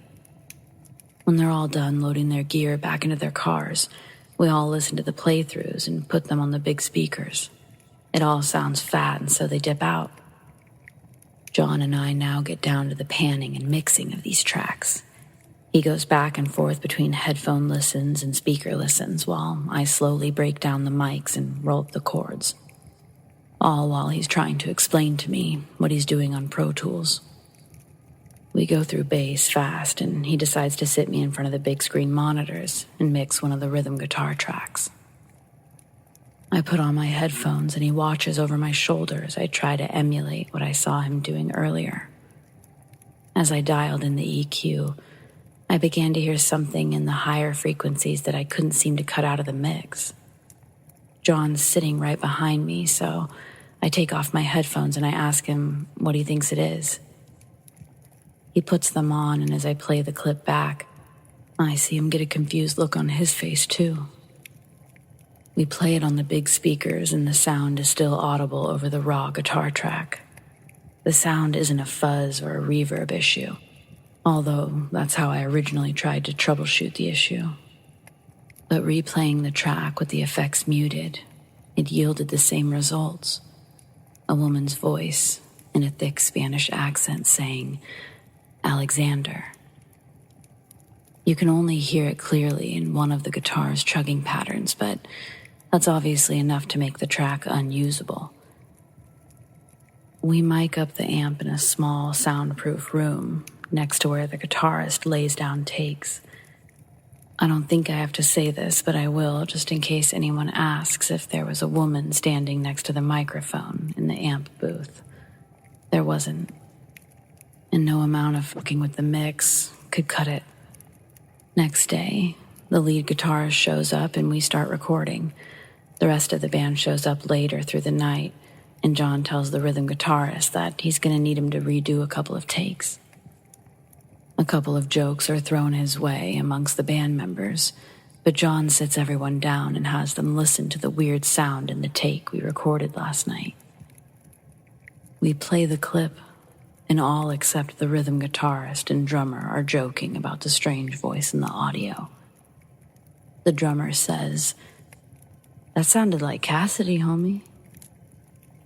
The other members get quiet, and from my position in the back, I can see the rhythm guitarist's eyes start to tear up before he says, "I'll be right back," and exits the studio.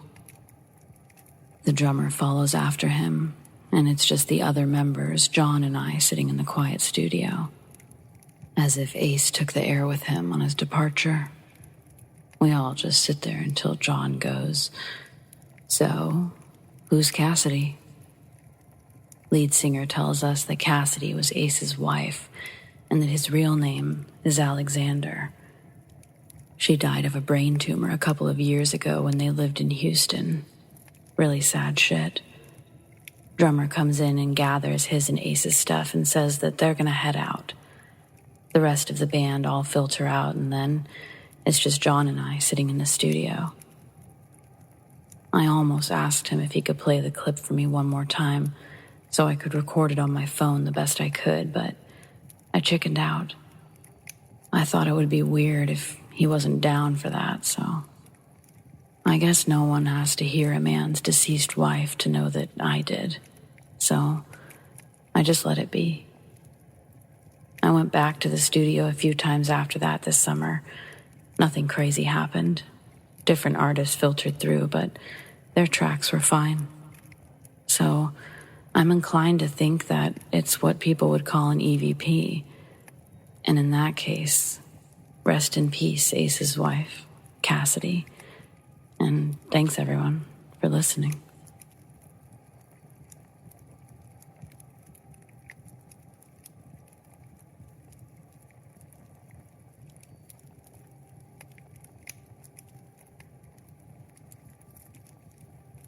This story goes back to when I was 14 years old. I lived with my grandparents but had regular visitation with my mom. My mom and I were on good terms, and summer was coming up. She planned a small family get-together on a weekend that I would be at her house. I was super excited for this because I could see my cousins and relatives from that side of the family for the weekend, and I'd spend the rest of the week with my mom. The first day went great. We went mudding and got messy and had a good time all together. When nighttime came, things cooled down a bit, and we decided we would watch a movie. So we watched a movie about greasers, and it had a character named Ponyboy in it. I know the name of the movie, but I can't think of it at the moment. The Outsiders. Anyway, it was not a scary film. Bedtime hits. I struggle with insomnia, and I stayed up later than most of the people staying over that night. When I finally went to bed, I heard a knocking on the bedroom door.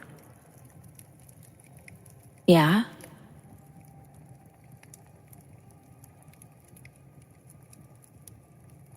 The problem with this whole scenario is that my Uncle Mike was in the house, and he had a thick country accent. This voice sounded like it was trying badly to fake that accent. No, I'm trying to get some sleep.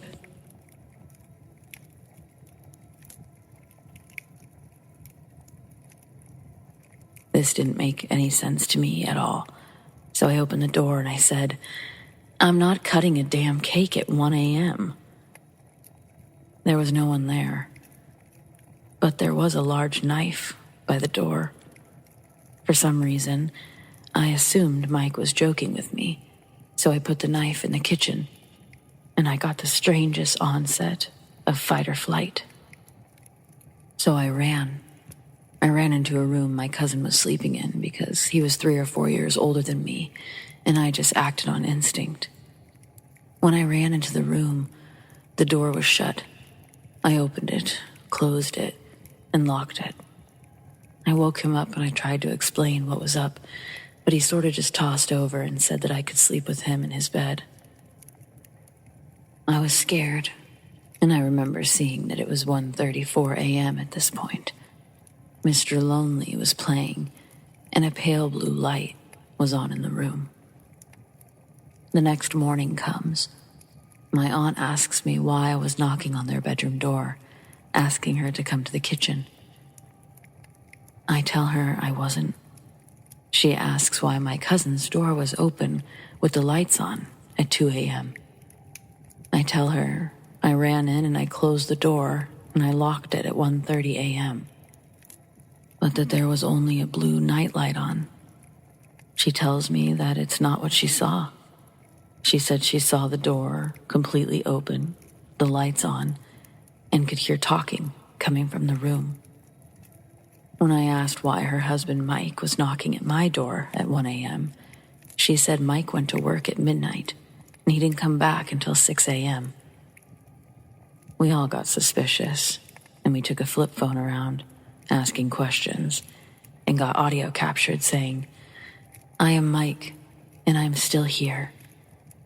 Very clearly.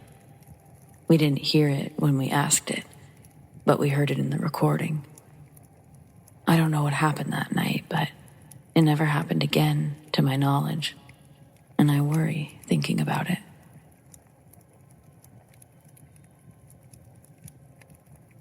My father told me this story from his childhood very recently, and as a firm believer in ghosts, I decided I needed to do some research on it.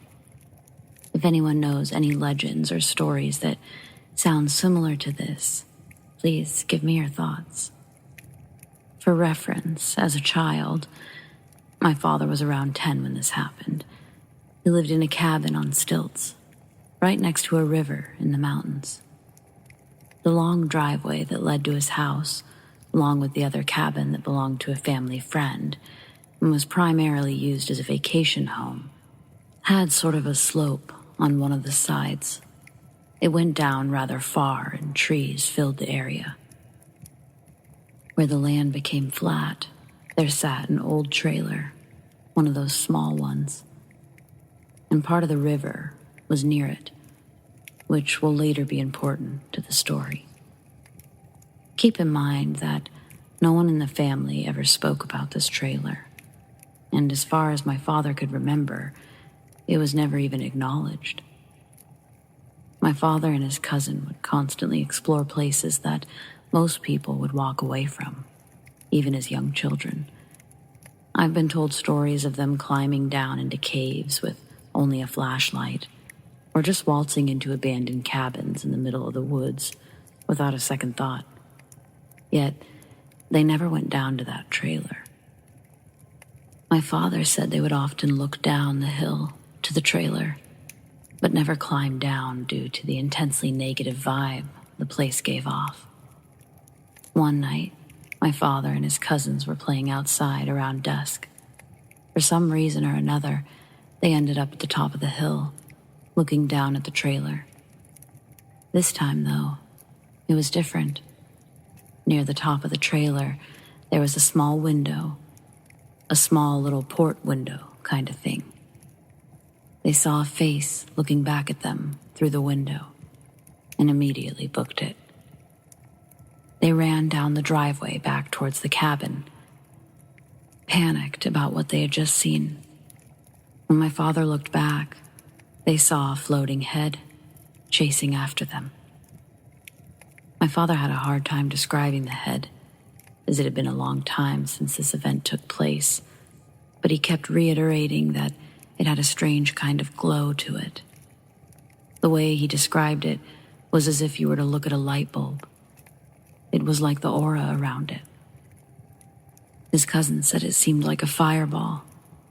When they arrived back at the cabin's front porch, the head was no longer chasing them and was nowhere in sight.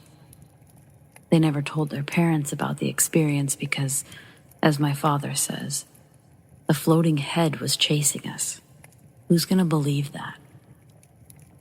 Later, I believe a year or so later, it could have been longer, a huge flood hit the area. The waters were so deep that the entire trailer would have been completely submerged.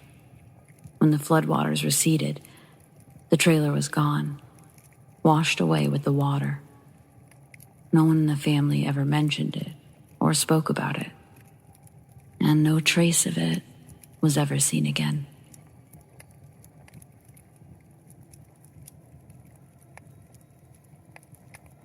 Union Cemetery in Connecticut is known to be one of the most haunted in the country.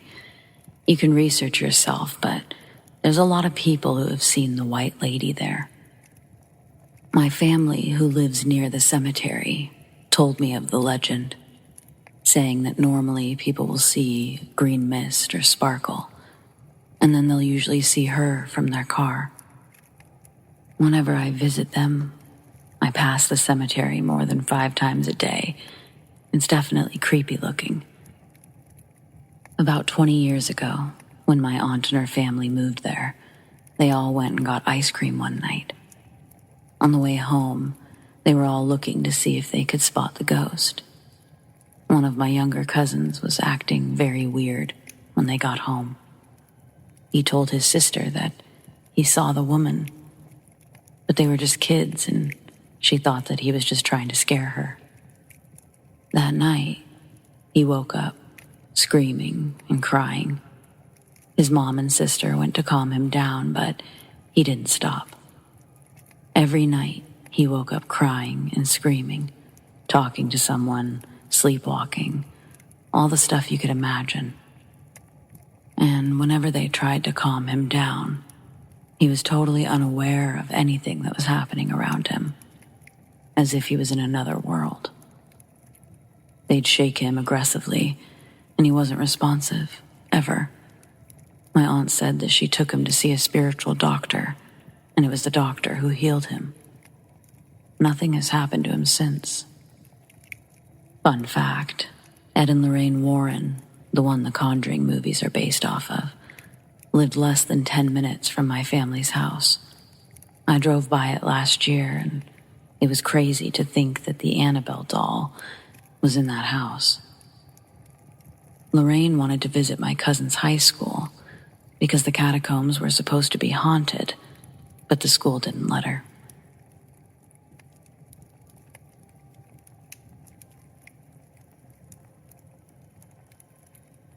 So at the time of this story, I still lived with my mom, but I was 21 and I had a job, so I was paying rent. My mom went to Europe on a trip, so I invited my best friend, who was also 21, to sleep over. Usually we drink and play video games, but we both had to wake up early for work. We also happened to work at the same place, so we went off to bed in the guest room. And yes, we both sleep in the same bed because we've both had too many ghost experiences to sleep alone. Hence why I invited him over to begin with. Anyway, we were laying down and trying to sleep with my dog sleeping next to us. It's around 3 o'clock in the morning when all of a sudden we both hear a weeping, crying sound coming from the door or the closet. We both sit up immediately, and we look at each other, and then to my dog to see who it was, but it wasn't any of us. We just sit there, listening in, and finally my friend says, "What the fuck, bro?" And it stops. I then get up to turn on the lights, and we proceed to cautiously look throughout the entire house to see who or what it could have been, and no one. It was 3 a.m., and it was only us, so we got dressed in our work clothes and left the house to go to a 24/7 Walmart near the house. And we just hung out at Walmart until our shift started, which was around 7 a.m. To this day, we don't know what the fuck it was, and my mom didn't believe us when we told her what happened. It was crystal clear, a girl's voice, and she sounded like she was crying, mixed with laughing. Creepy as fuck. Also, another friend I have who doesn't believe in ghosts was over at my house one day, and at night, he was leaving to go home, and in our driveway, he heard a girl calling out to him, and he told me he looked around, and he saw no one. He ran to his car and sped off. It was around 1 a.m. when he left, so I doubt any of my neighbors would be out at that time. What if it was the same girl? Well, thank God I don't live there anymore.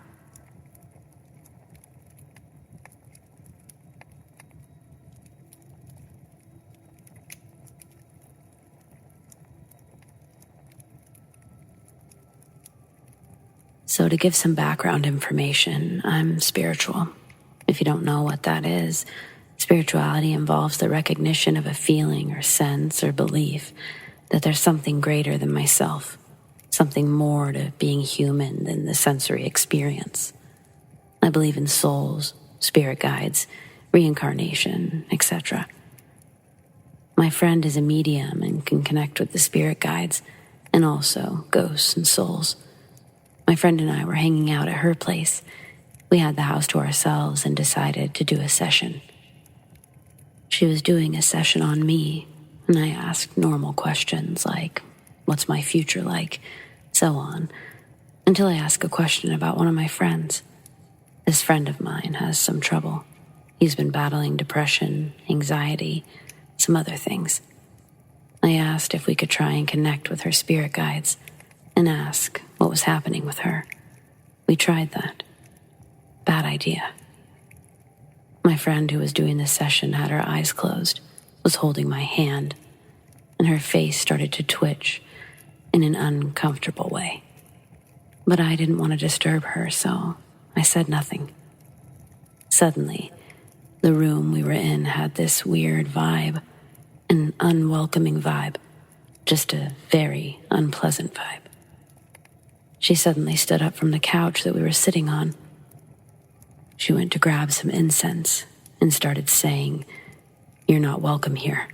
Get out of my house." I've never experienced anything like this, as I was new to all of this at the time. Suddenly, this terrible feeling rushes to me. I don't know how to describe it. I think anyone that's met a ghost or soul knows what I'm talking about. The best way I can put it is trapped. I felt trapped. No matter where I went in the room, I felt trapped and small, like I was someone's prey, like I was being watched. Thankfully, my friend got this ghost or soul out of the house, and we sat down to talk about what had just happened. My friend told me that this is what's called a clinging spirit. It's a spirit that feeds on negativity and sadness, or in my friend's case, her depression and anxiety. My friend told me what she saw afterward. To understand this, you need to understand the floor plan a bit. So right as you enter the house, there's a staircase that goes upstairs. On the right is the kitchen. On the left is the living room, which is where we were. Neither of these rooms has doors in it. It's just the wall with a hole. The living room couch is at the opposite end of the entryway, so you have a full view from there. My friend said in the doorway, she saw this tall, skinny, black goo. It had no face, but had the shape of a woman's body. The moment it appeared in the doorway, it started screaming at my friend, like a very loud, painful screaming, a horror movie scream. The moment she opened her eyes, the ghost wasn't there, but the feeling of its presence was. That's also what I felt. After all this happened, we called my friend's mom and sister, and we slept in the guest room, as we were too afraid to go upstairs to my friend's bedroom.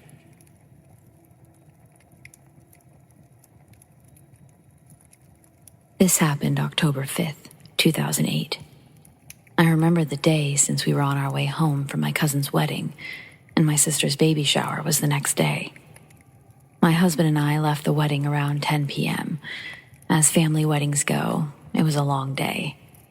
We didn't drink alcohol since we knew we had a lot to do the next day and drive home. Preface: the wedding was hosted in a town that we're familiar with, and the story is based on roads that we've driven 1,000 times, in the dark and in the daylight. This is fall in a small, quaint, northeastern town. My husband is a non-believer and never agreed with my point of view on ghosts or spirits, but we've made it work. We leave the wedding and are driving home. My mind is filled with how late it is and how much I have to do tomorrow to get the shower set up. I'm really hoping everything is perfect and that I haven't forgotten to prepare anything. As we make a left to go up a small incline, I see this mist off to the right.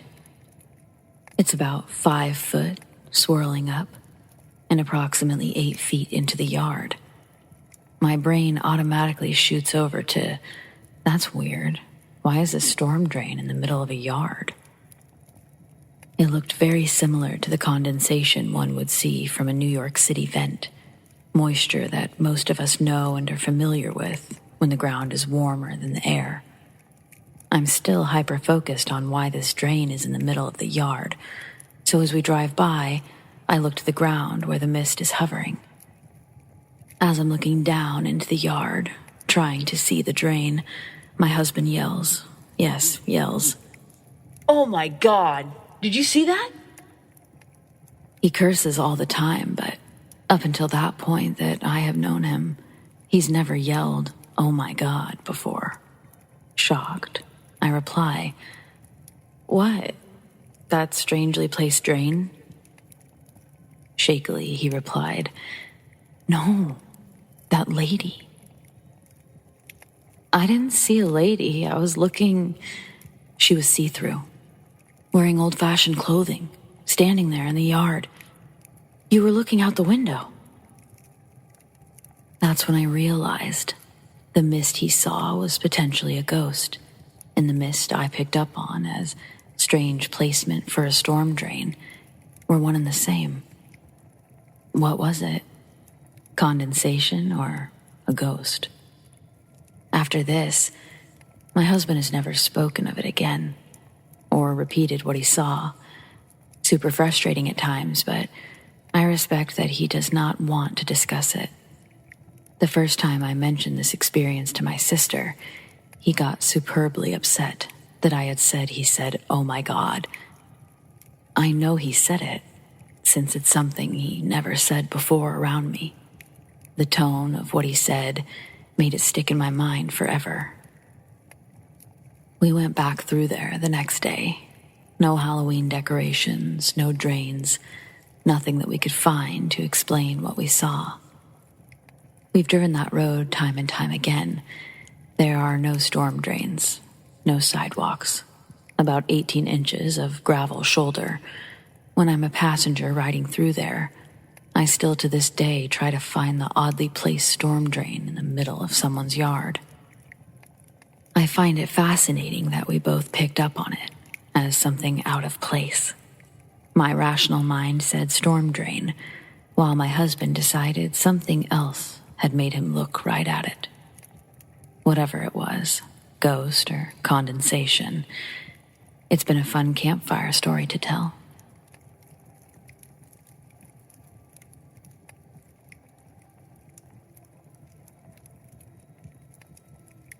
As a young man, I loved climbing mountains. and this is an amazing encounter that happened to me on one climbing expedition. We'd left a hut late one night. The intention was to summit a mountain in a single long push by climbing right through the night. It was bad weather in the middle of winter, and there was deep snow, and we were trying to find our way through a maze of crevasses on a glacier. I remember the howling wind and clouds moving rapidly through the sky as the bulk of the mountain loomed over us. There was a full moon which would hide behind the clouds before emerging again. I remember seeing a man moving up the slope below us. The first thing that struck me was he didn't have a headlamp on. I yelled over the wind at my climbing partner, "Let's go talk to this guy." "What guy?"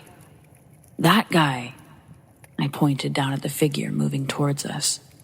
"What guy?" At this point, I remember losing it. "That fucking guy, right there." And at that point, I looked down to see absolutely nothing. Thinking that he had fallen into a crevasse, we walked down, but we never found any tracks. In the years since, I've heard reports of similar encounters in the area. In fact, recently, the bones of a deceased climber from the 1970s were discovered melted out of the ice. And the news reports reminded me of my mysterious climber from that night.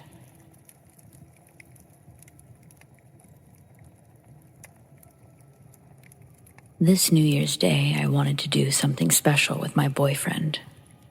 So we spent the night at a fancy desert resort.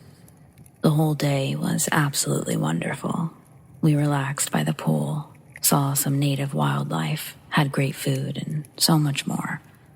By nightfall, we were quite tired from being in the sun all day. We decided to have a relaxing night in, just watching movies and pigging out. At 11, we heard a party starting in the sand dunes, but we didn't think anything of it. Of course, people were partying on New Year's. The music was loud. People were yelling and laughing. They seemed to be having a great time.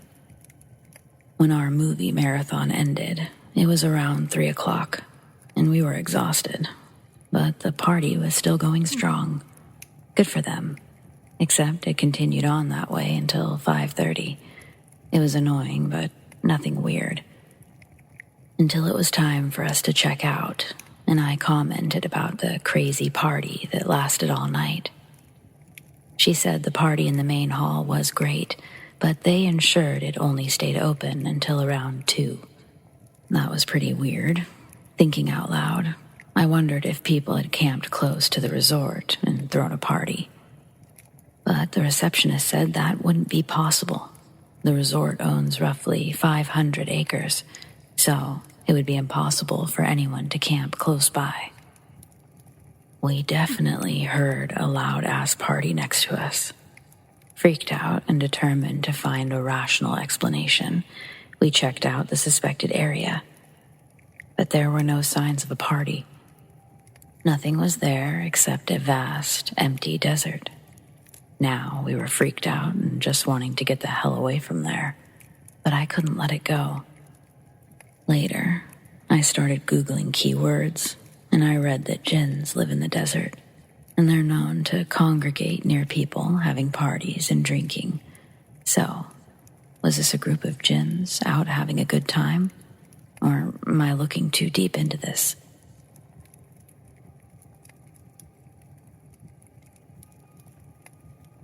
This morning, I had the most frightening experience of my life.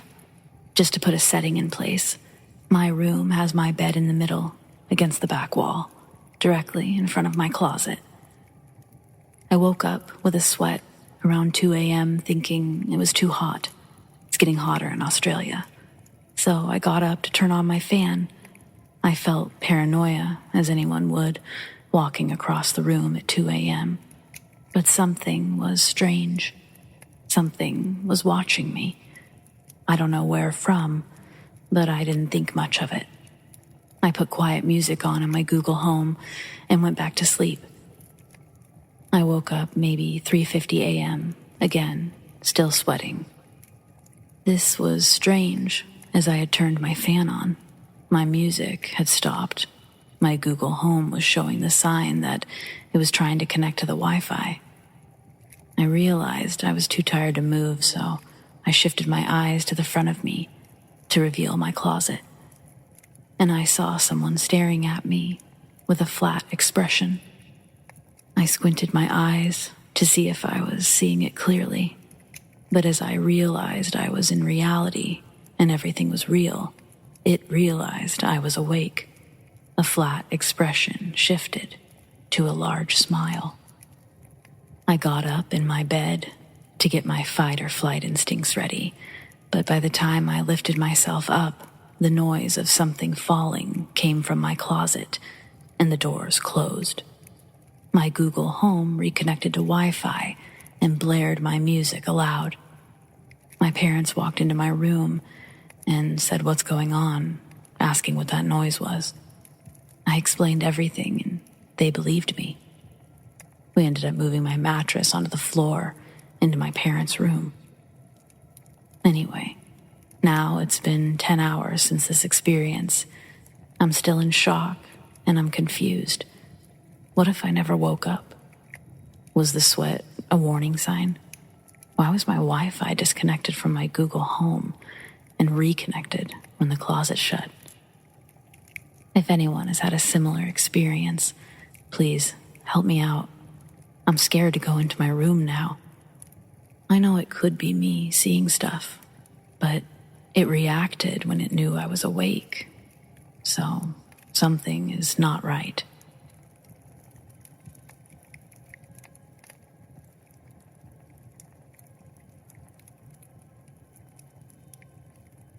Kids say the darndest things, right? Kindergarten teacher here. Earlier this month, the parent of a student contacted me about a death in the family. Her mother, the student's grandmother, she'd been living with them until she passed. The family took a week off, and they just returned late last week. On Monday, the student comes into class, completely exhausted. I kept him inside for recess, and he slept the whole time in our little reading nook. Before the kids got back in, I woke him up and asked how his weekend was and why he's so tired. The little boy tells me his grandma is keeping him awake at night. I ask if he's been having sad dreams that have been waking him up. Experiencing a close loss is traumatic for a child, and originally, I assumed and expected him to be a bit off after he returned. But he says it's not when he's dreaming. Before he's asleep, Grandma hides in his closet and calls out for him, calling his name and telling him to come play with her. He says it scares him, so he tries to stay as quiet as possible. I ask if it could be the sound of a TV in another room or loud neighbors, and he says no. He knows it's her because when he doesn't reply, she sometimes will poke her head out and either keeps calling for him or starts meowing like an old cat. My next question is, has he told his mom about this? He said yes, but she doesn't believe that Grandma's hiding in the closet.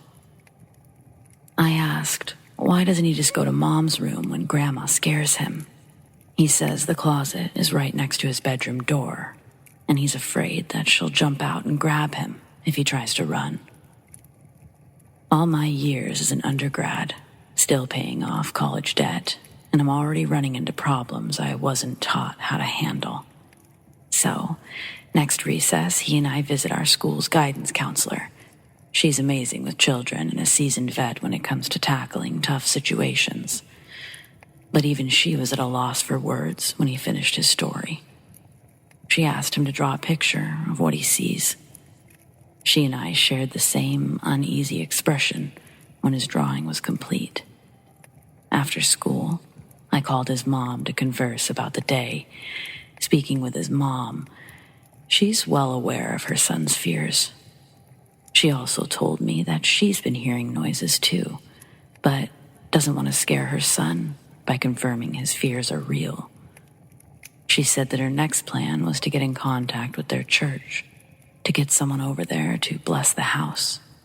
Until then, she's going to let him sleep in the living room this week. Guess I'll have to wait until tomorrow to see if Grandma pays another visit. Childcare workers. What's the darndest thing kids have ever told you? How would you handle this situation?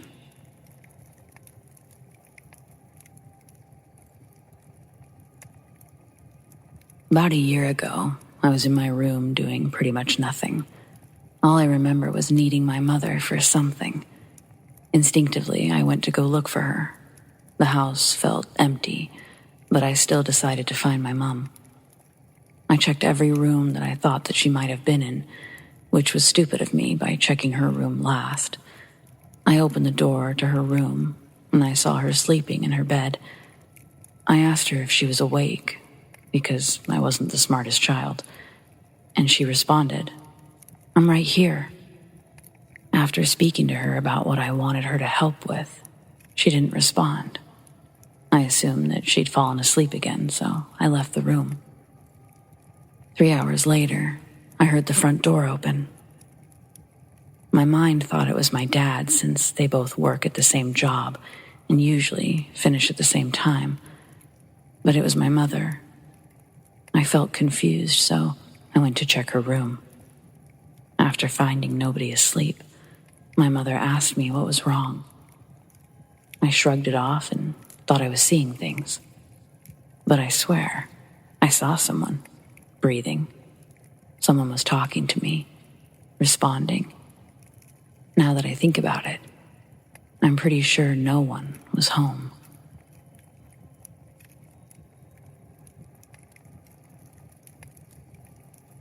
I'm not necessarily a believer in the paranormal, but I also think that there's a whole lot we just don't know.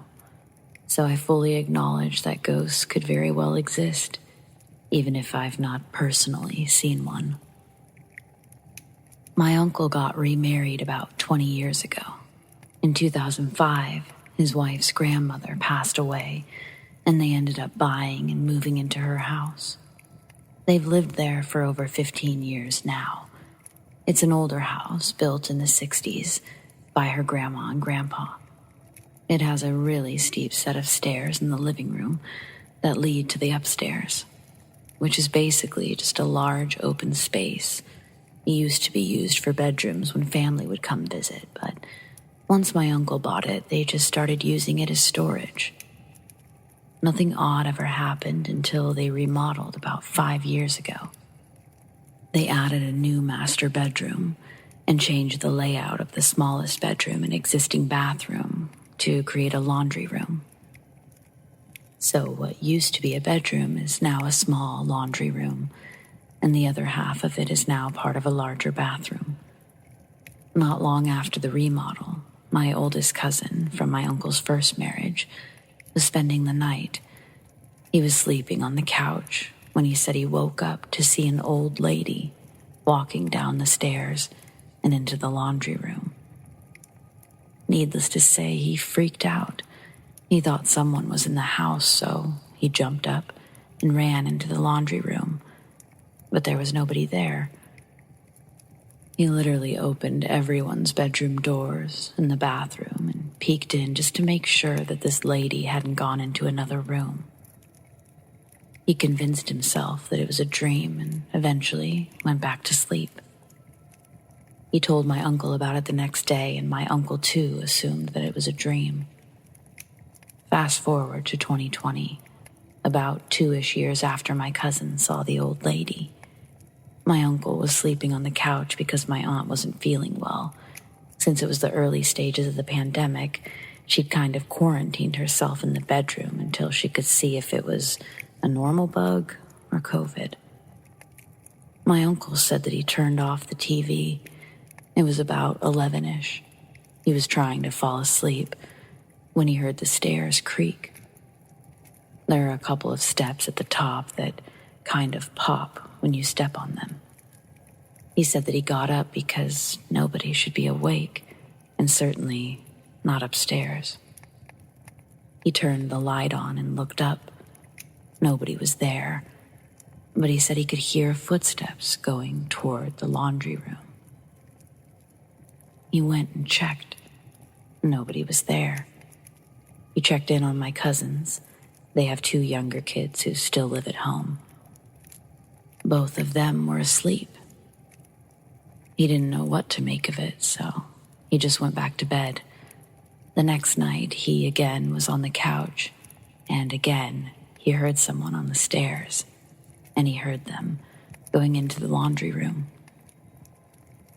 He finally told my aunt about it. Her grandmother's bedroom at the end of her life was the small one beside the bathroom, the one that they had remodeled into a laundry room and a bigger bathroom. My uncle thinks that by reconfiguring that section of the house, they stirred something up. My aunt refuses to believe it, even though she's heard the footsteps herself. Oddly enough, though, her mother 100% believes that it's her mother's ghost, checking on things. She said she was very much set in her ways and hated anything to be changed in her house. I've never heard the footsteps myself, but my uncle's definitely not the hysterical, imaginative sort. He's very matter-of-fact. He's a heavy equipment mechanic and just very much the only believe what you can see with your own eyes type. He's the sort that doesn't like scary movies because they're nonsense. So, if he says he hears footsteps on the stairs and down the hall, then he hears them.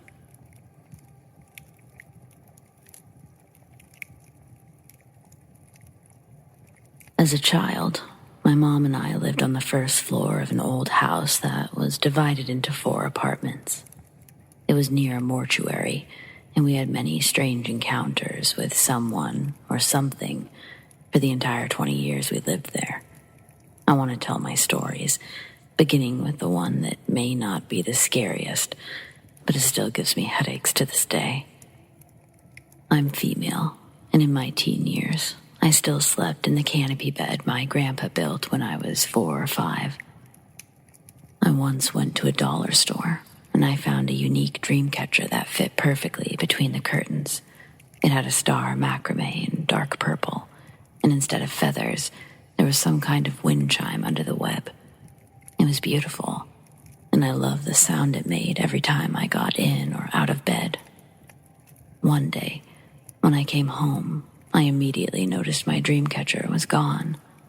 Only the ring and a piece of purple fabric hung between the curtains.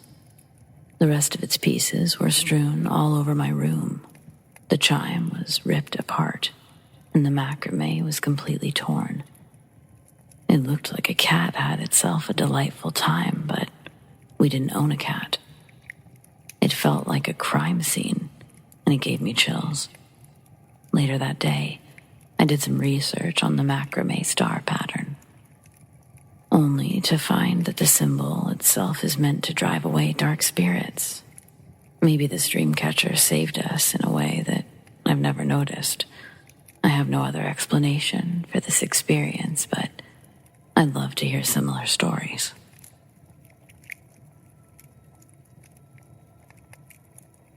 This was back in 2015.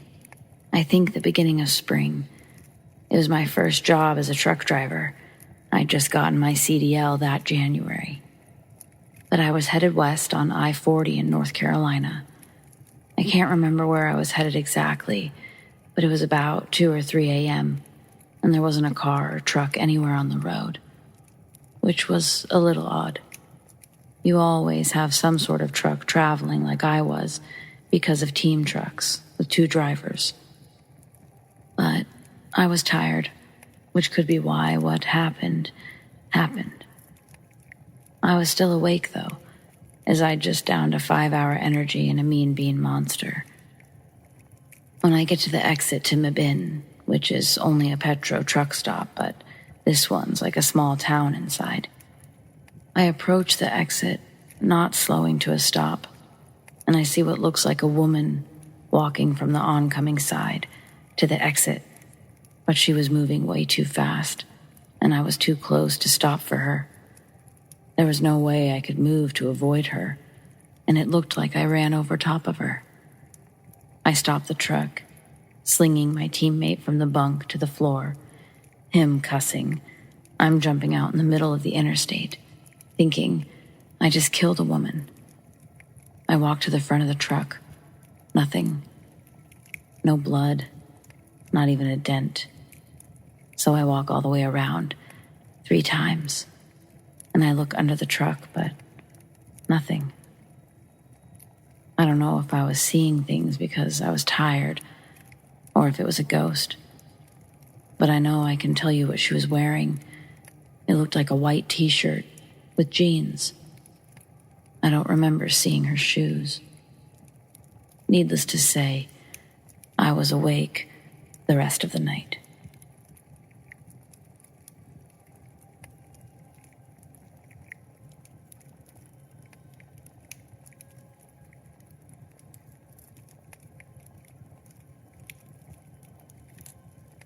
My sister was 26 at the time of this experience.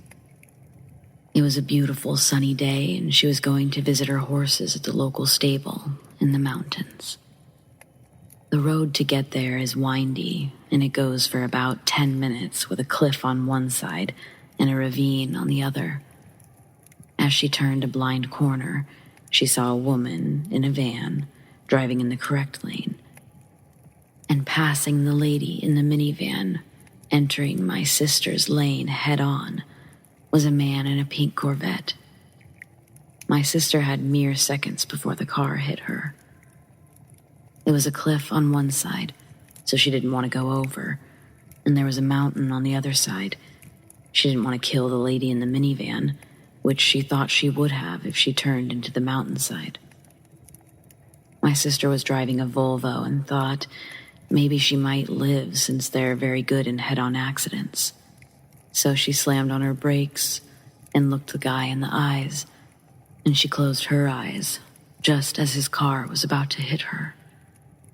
She said her whole life flashed before her eyes, but then she kept breathing, so she opened them. The man was gone. She screeched to a halt shortly thereafter, turned and saw the lady in the minivan had stopped. The woman had motioned and called out to her to drive back and meet at the turnout. When she turned her car around at the next turnabout, she was shaken badly, but she made it back over to the woman in the minivan.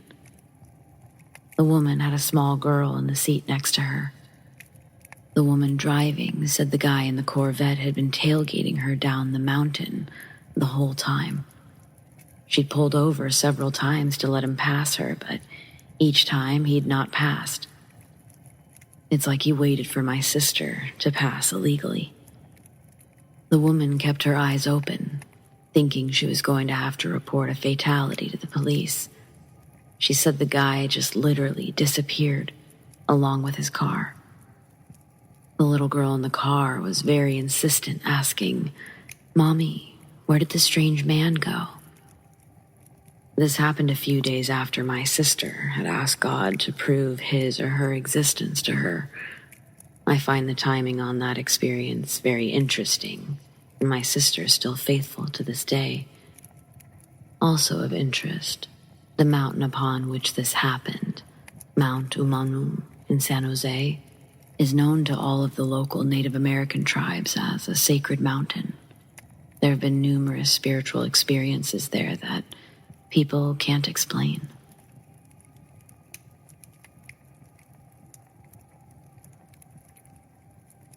In 2017, I went on holiday to Samoa with my family and my girlfriend. We were staying at my auntie's house, which is a combination of a Samoan fale and a normal house.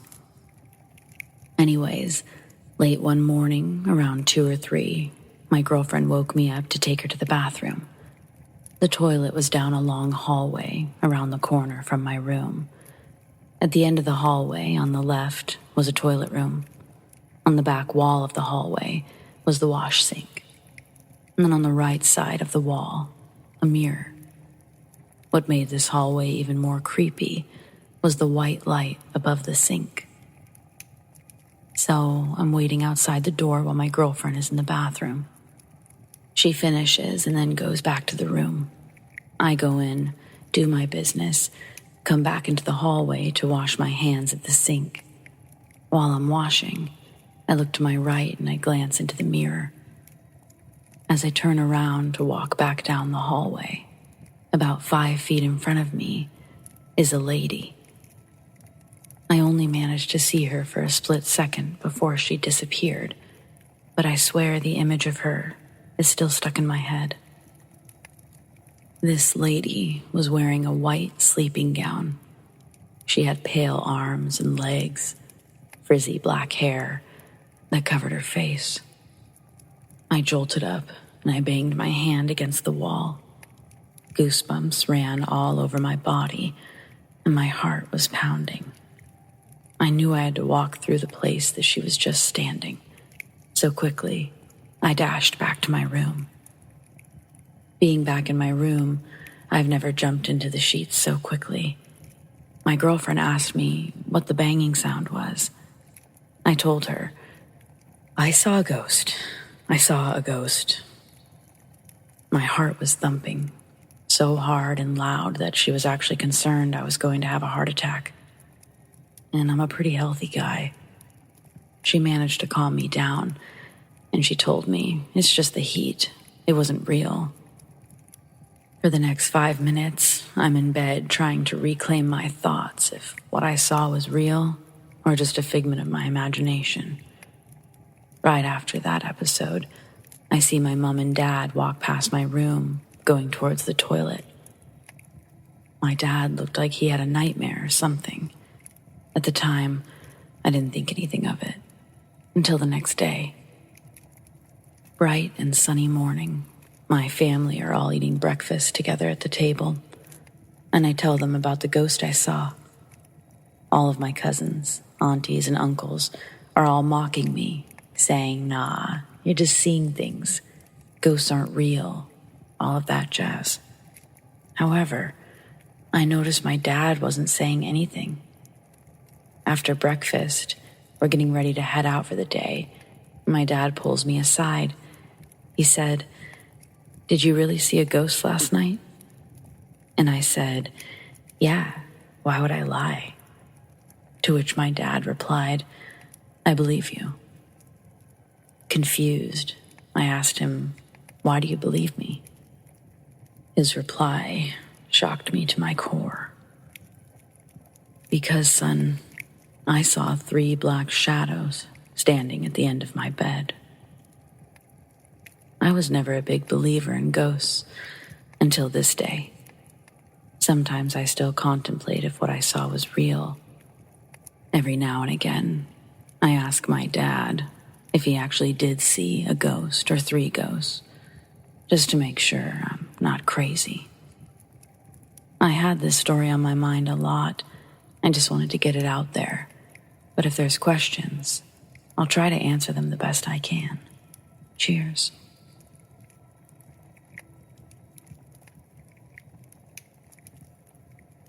This happened when I was 10 years old.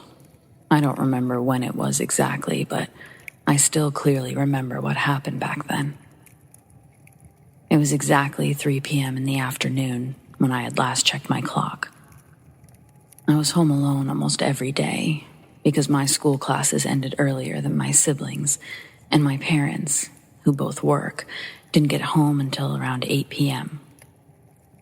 I was playing Grand Theft Auto, San Andreas, on my laptop, and I clearly remember, suddenly, I got goosebumps all over my body, and I felt something go through my body from left to right. When I looked to my right side, where my bedroom door is, I saw a figure of a human. It was transparent, but I clearly see it as a human figure. I only see its outlines. As it walks away through the door, I suddenly shut off the laptop. When I left my bedroom, the thing was gone. I quickly ran off to my neighbors. This was the only paranormal thing that I've experienced. I hope it's the last. I'm 22 now, a science guy, But that thing that happened to me, it proved that not everything can be proven by science. At least not yet. I think humanity is closer to unlocking the secret of the universe, and that we'll be able to maybe make sense of all this paranormal stuff in our world.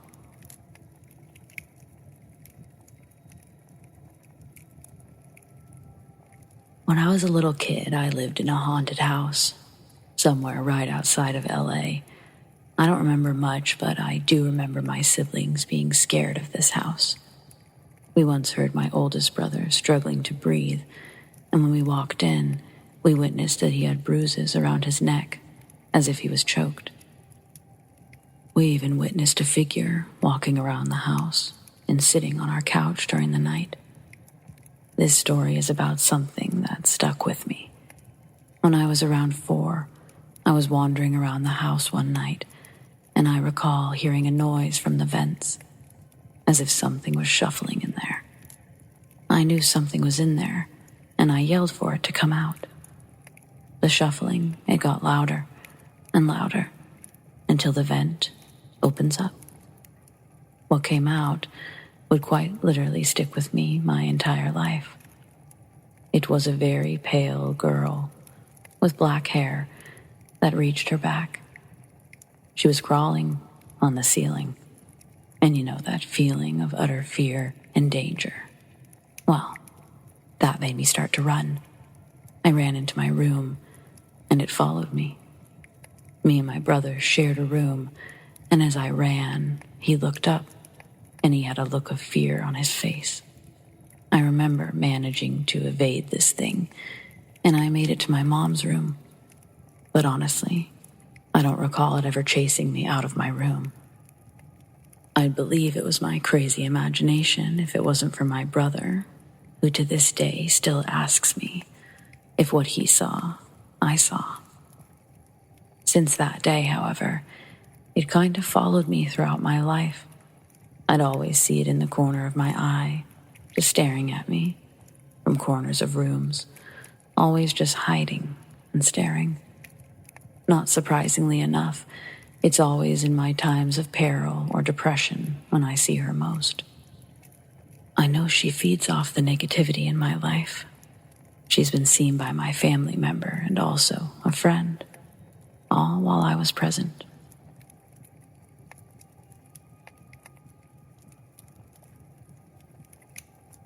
Last Halloween, I had a friend over so we could do festive things and watch some old classic Tim Burton movies. As we sat there after dark in the dining room, enjoying some fall-themed cookies, she suddenly stared me dead in the eyes and told me she felt something by her legs. When prompted further, she explained that she'd put her hand on her lap with her cookie in it and felt what seemed like a dog brush by to reach for the cookie. We have a big dog in addition to our puppy, so she looked down expecting to see him under the table, and there was nothing there, but she swore there was a presence of a black dog under there. None of our dogs are black, and none of them were under the table. We did, however, have a black lab that died about 7 years ago. She didn't know this, and I saw how freaked out she was. After that, I felt my baggy sweatpants bend inwards, as though I was bending my leg. I was not. And the way I felt them move could only have been from something brushing by. Again, nothing was under the table.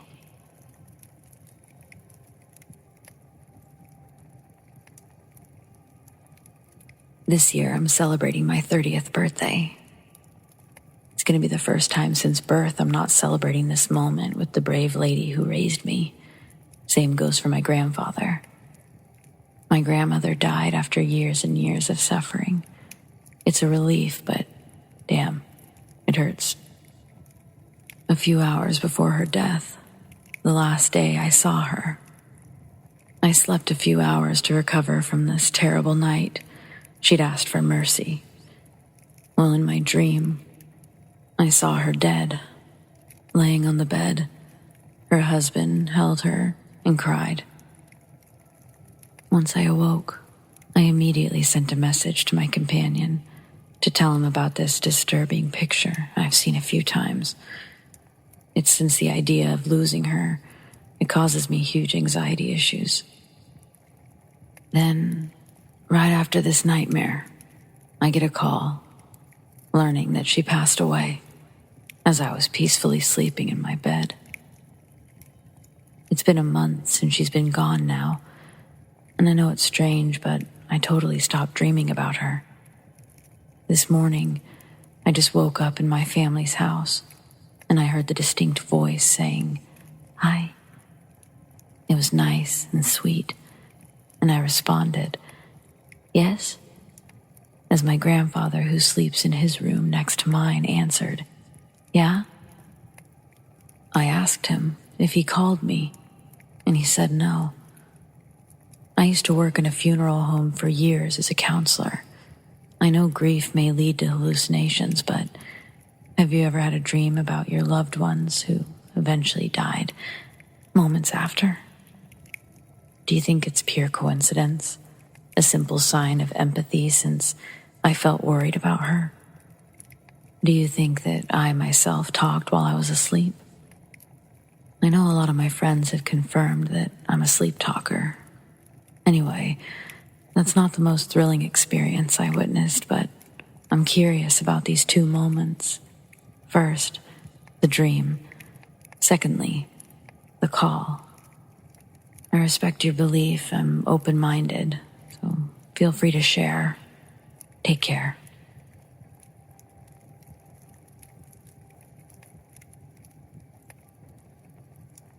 My buddies and I have a YouTube and TikTok where we go to places with urban legends, ghost stories, and we get wasted there on camera.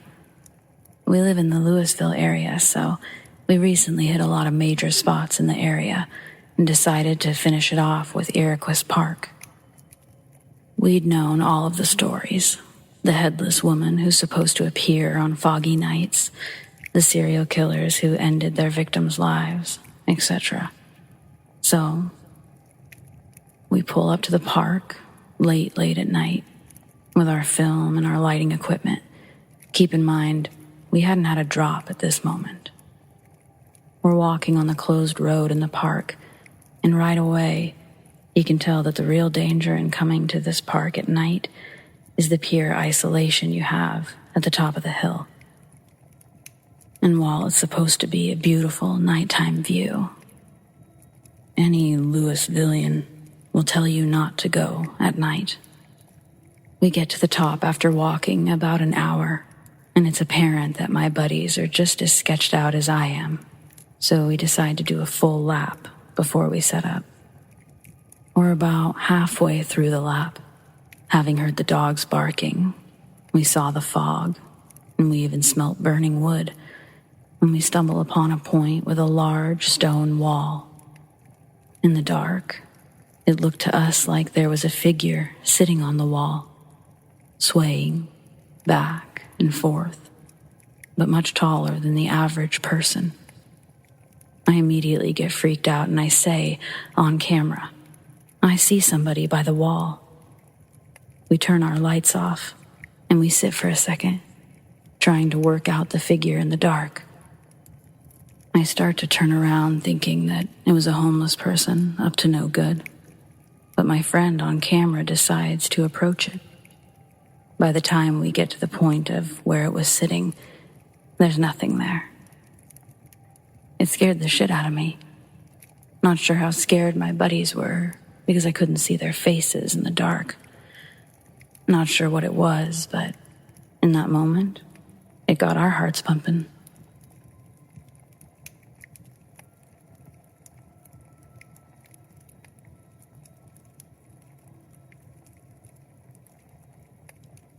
I'm a 32-year-old male who's been deeply interested and affected by the paranormal. I've always gotten weird vibes in certain places, and I've always seen shadow people from the corner of my eye. As a child, it used to feel like someone or something watched while I slept. I'd beg my parents to let me sleep in their room, but they always said no. and I'd have to return to my room, terrified. Every night I dreamed of being chased by a monster until I just stopped running, let myself get killed. Then I suddenly jerked awake. The only time I ever slept peacefully was when we got a gray kitten. I feel like he protected me. The bad dreams went away entirely during the year we had him. I turned 30 in 2021, and I was the opening manager at a Neapolitan pizza shop next to a GameStop. Every day I arrived at 7 a.m., started the dough, and got the wood fire oven hot, and I always heard weird things. Pots and pans would clang together, spatulas fell to the ground, doors would open, lights turning on and off, and when I approached the switch, it stopped. No one else arrived until 10, so I was always creeped out. I usually blasted my music in an attempt to dull the fear. One day I arrived at the usual time, noticed a deposit bag lying in the middle of the kitchen. It was too far away from the door to have been tossed inside by a good Samaritan, so I assumed the closing manager had slipped up. I opened the bag and saw a deposit for $1,500 in cash with a GameStop receipt on it. It weirded me out, but I shrugged it off. Waited for the GameStop employees to arrive so I could return the bag. When the manager arrived, I walked next door and presented him with the bag. I'll never forget the way he looked at me. He was half confused and half suspicious, as if I'd stolen the bag or something. He wanted to know how I got the bag. I said I found it in the middle of the kitchen. He'd closed the night before, so he was even more confused than ever. He distinctly remembered putting the deposit in the safe and locking up the store. I assured him I wouldn't be returning the bag if I'd stolen it, and he asked if I ever heard sounds or saw weird things. I told him our store was haunted as hell. Apparently, he had experienced the same things rather frequently. And this is where it gets really weird. GameStop always has PlayStations and Xboxes inside some sort of plastic container, but because of COVID, the Sony technicians hadn't been to the store for a year and a half. The manager said that they didn't have keys to the container, so he couldn't open it to change games. There was a thick layer of dust on top of the PlayStation, with a toddler's handprint right in the middle.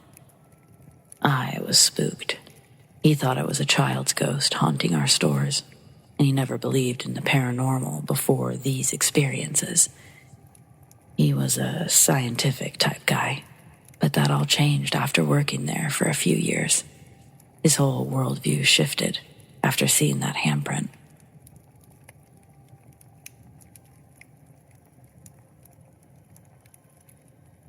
Last week, I was visited by a little blonde boy with blue eyes while sleeping. In a dream, I was in the bathroom downstairs and suddenly saw him peeking from the hallway. I jumped, overwhelmed by fear. Subconsciously, I knew that he was dead as hell. This was some kind of lucid dream. Everything was so vivid and real, but also felt like a normal one. Though I've had lucid dreams before, and I just can't put this into a category. I don't know what it is. Anyway, sometime later, I got to the boy to try to talk to him, but that's when I woke up. I think he said something, but it was blurry. Felt like I was being pulled away. My sibling has mentioned that he's seen a boy in our home before. I've asked her about it. She described to me his exact appearance. Small kid, bowl cut, blonde hair, blue eyes, and a blue shirt. Strange thing is, I've been visited by a young girl around the same age who's also blonde and has blue eyes. She had pigtails and a dress on. Both could be the same height. So, I'm not quite sure if a ghost can even do that. My mother, who's a mini medium, said it was a spirit, but refused to elaborate. There are no deaths in my family, not that I'm aware of, especially not two blonde kids. Perhaps they are siblings. Can't find any news articles about a murder in town. Nothing that involves 2 children.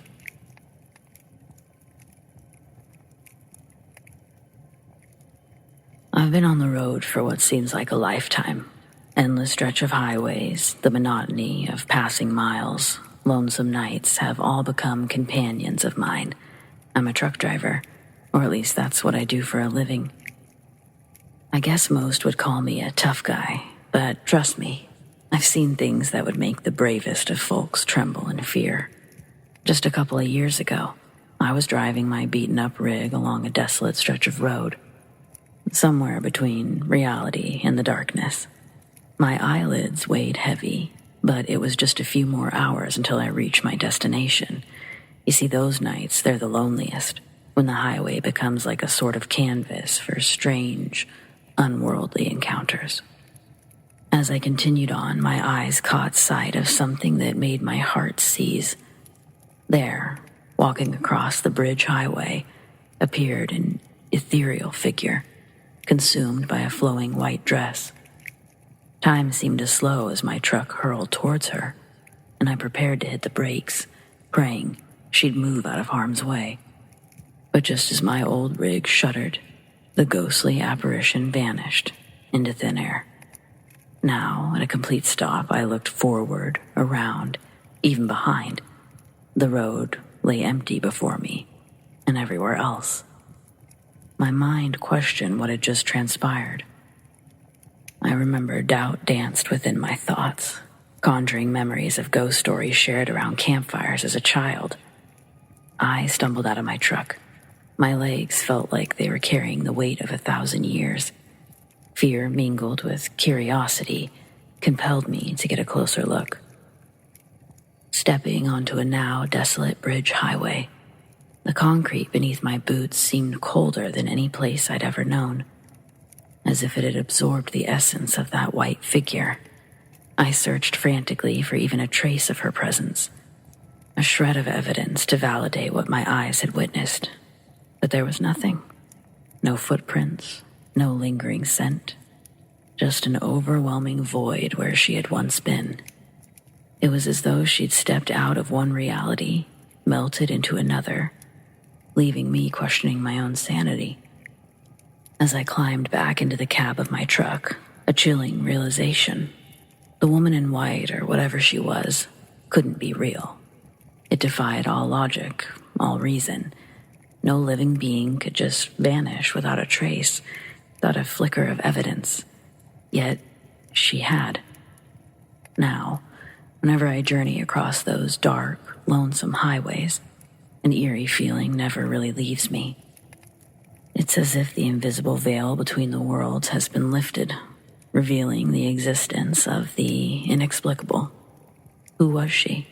Why did she choose to haunt that bridge highway, briefly entering my reality and then vanishing forever?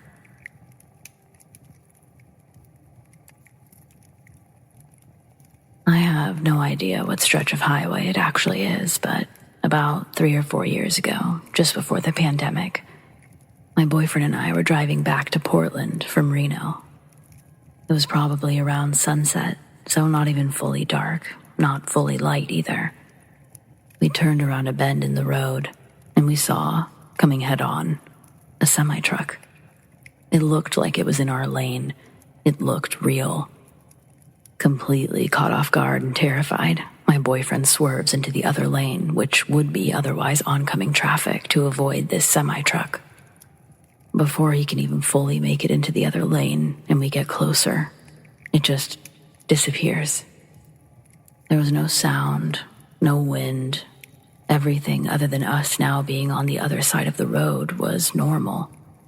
My boyfriend quickly corrected himself to get to the right side of the road. I turn my head. He looks in the rear view. Nothing. No truck. No anyone.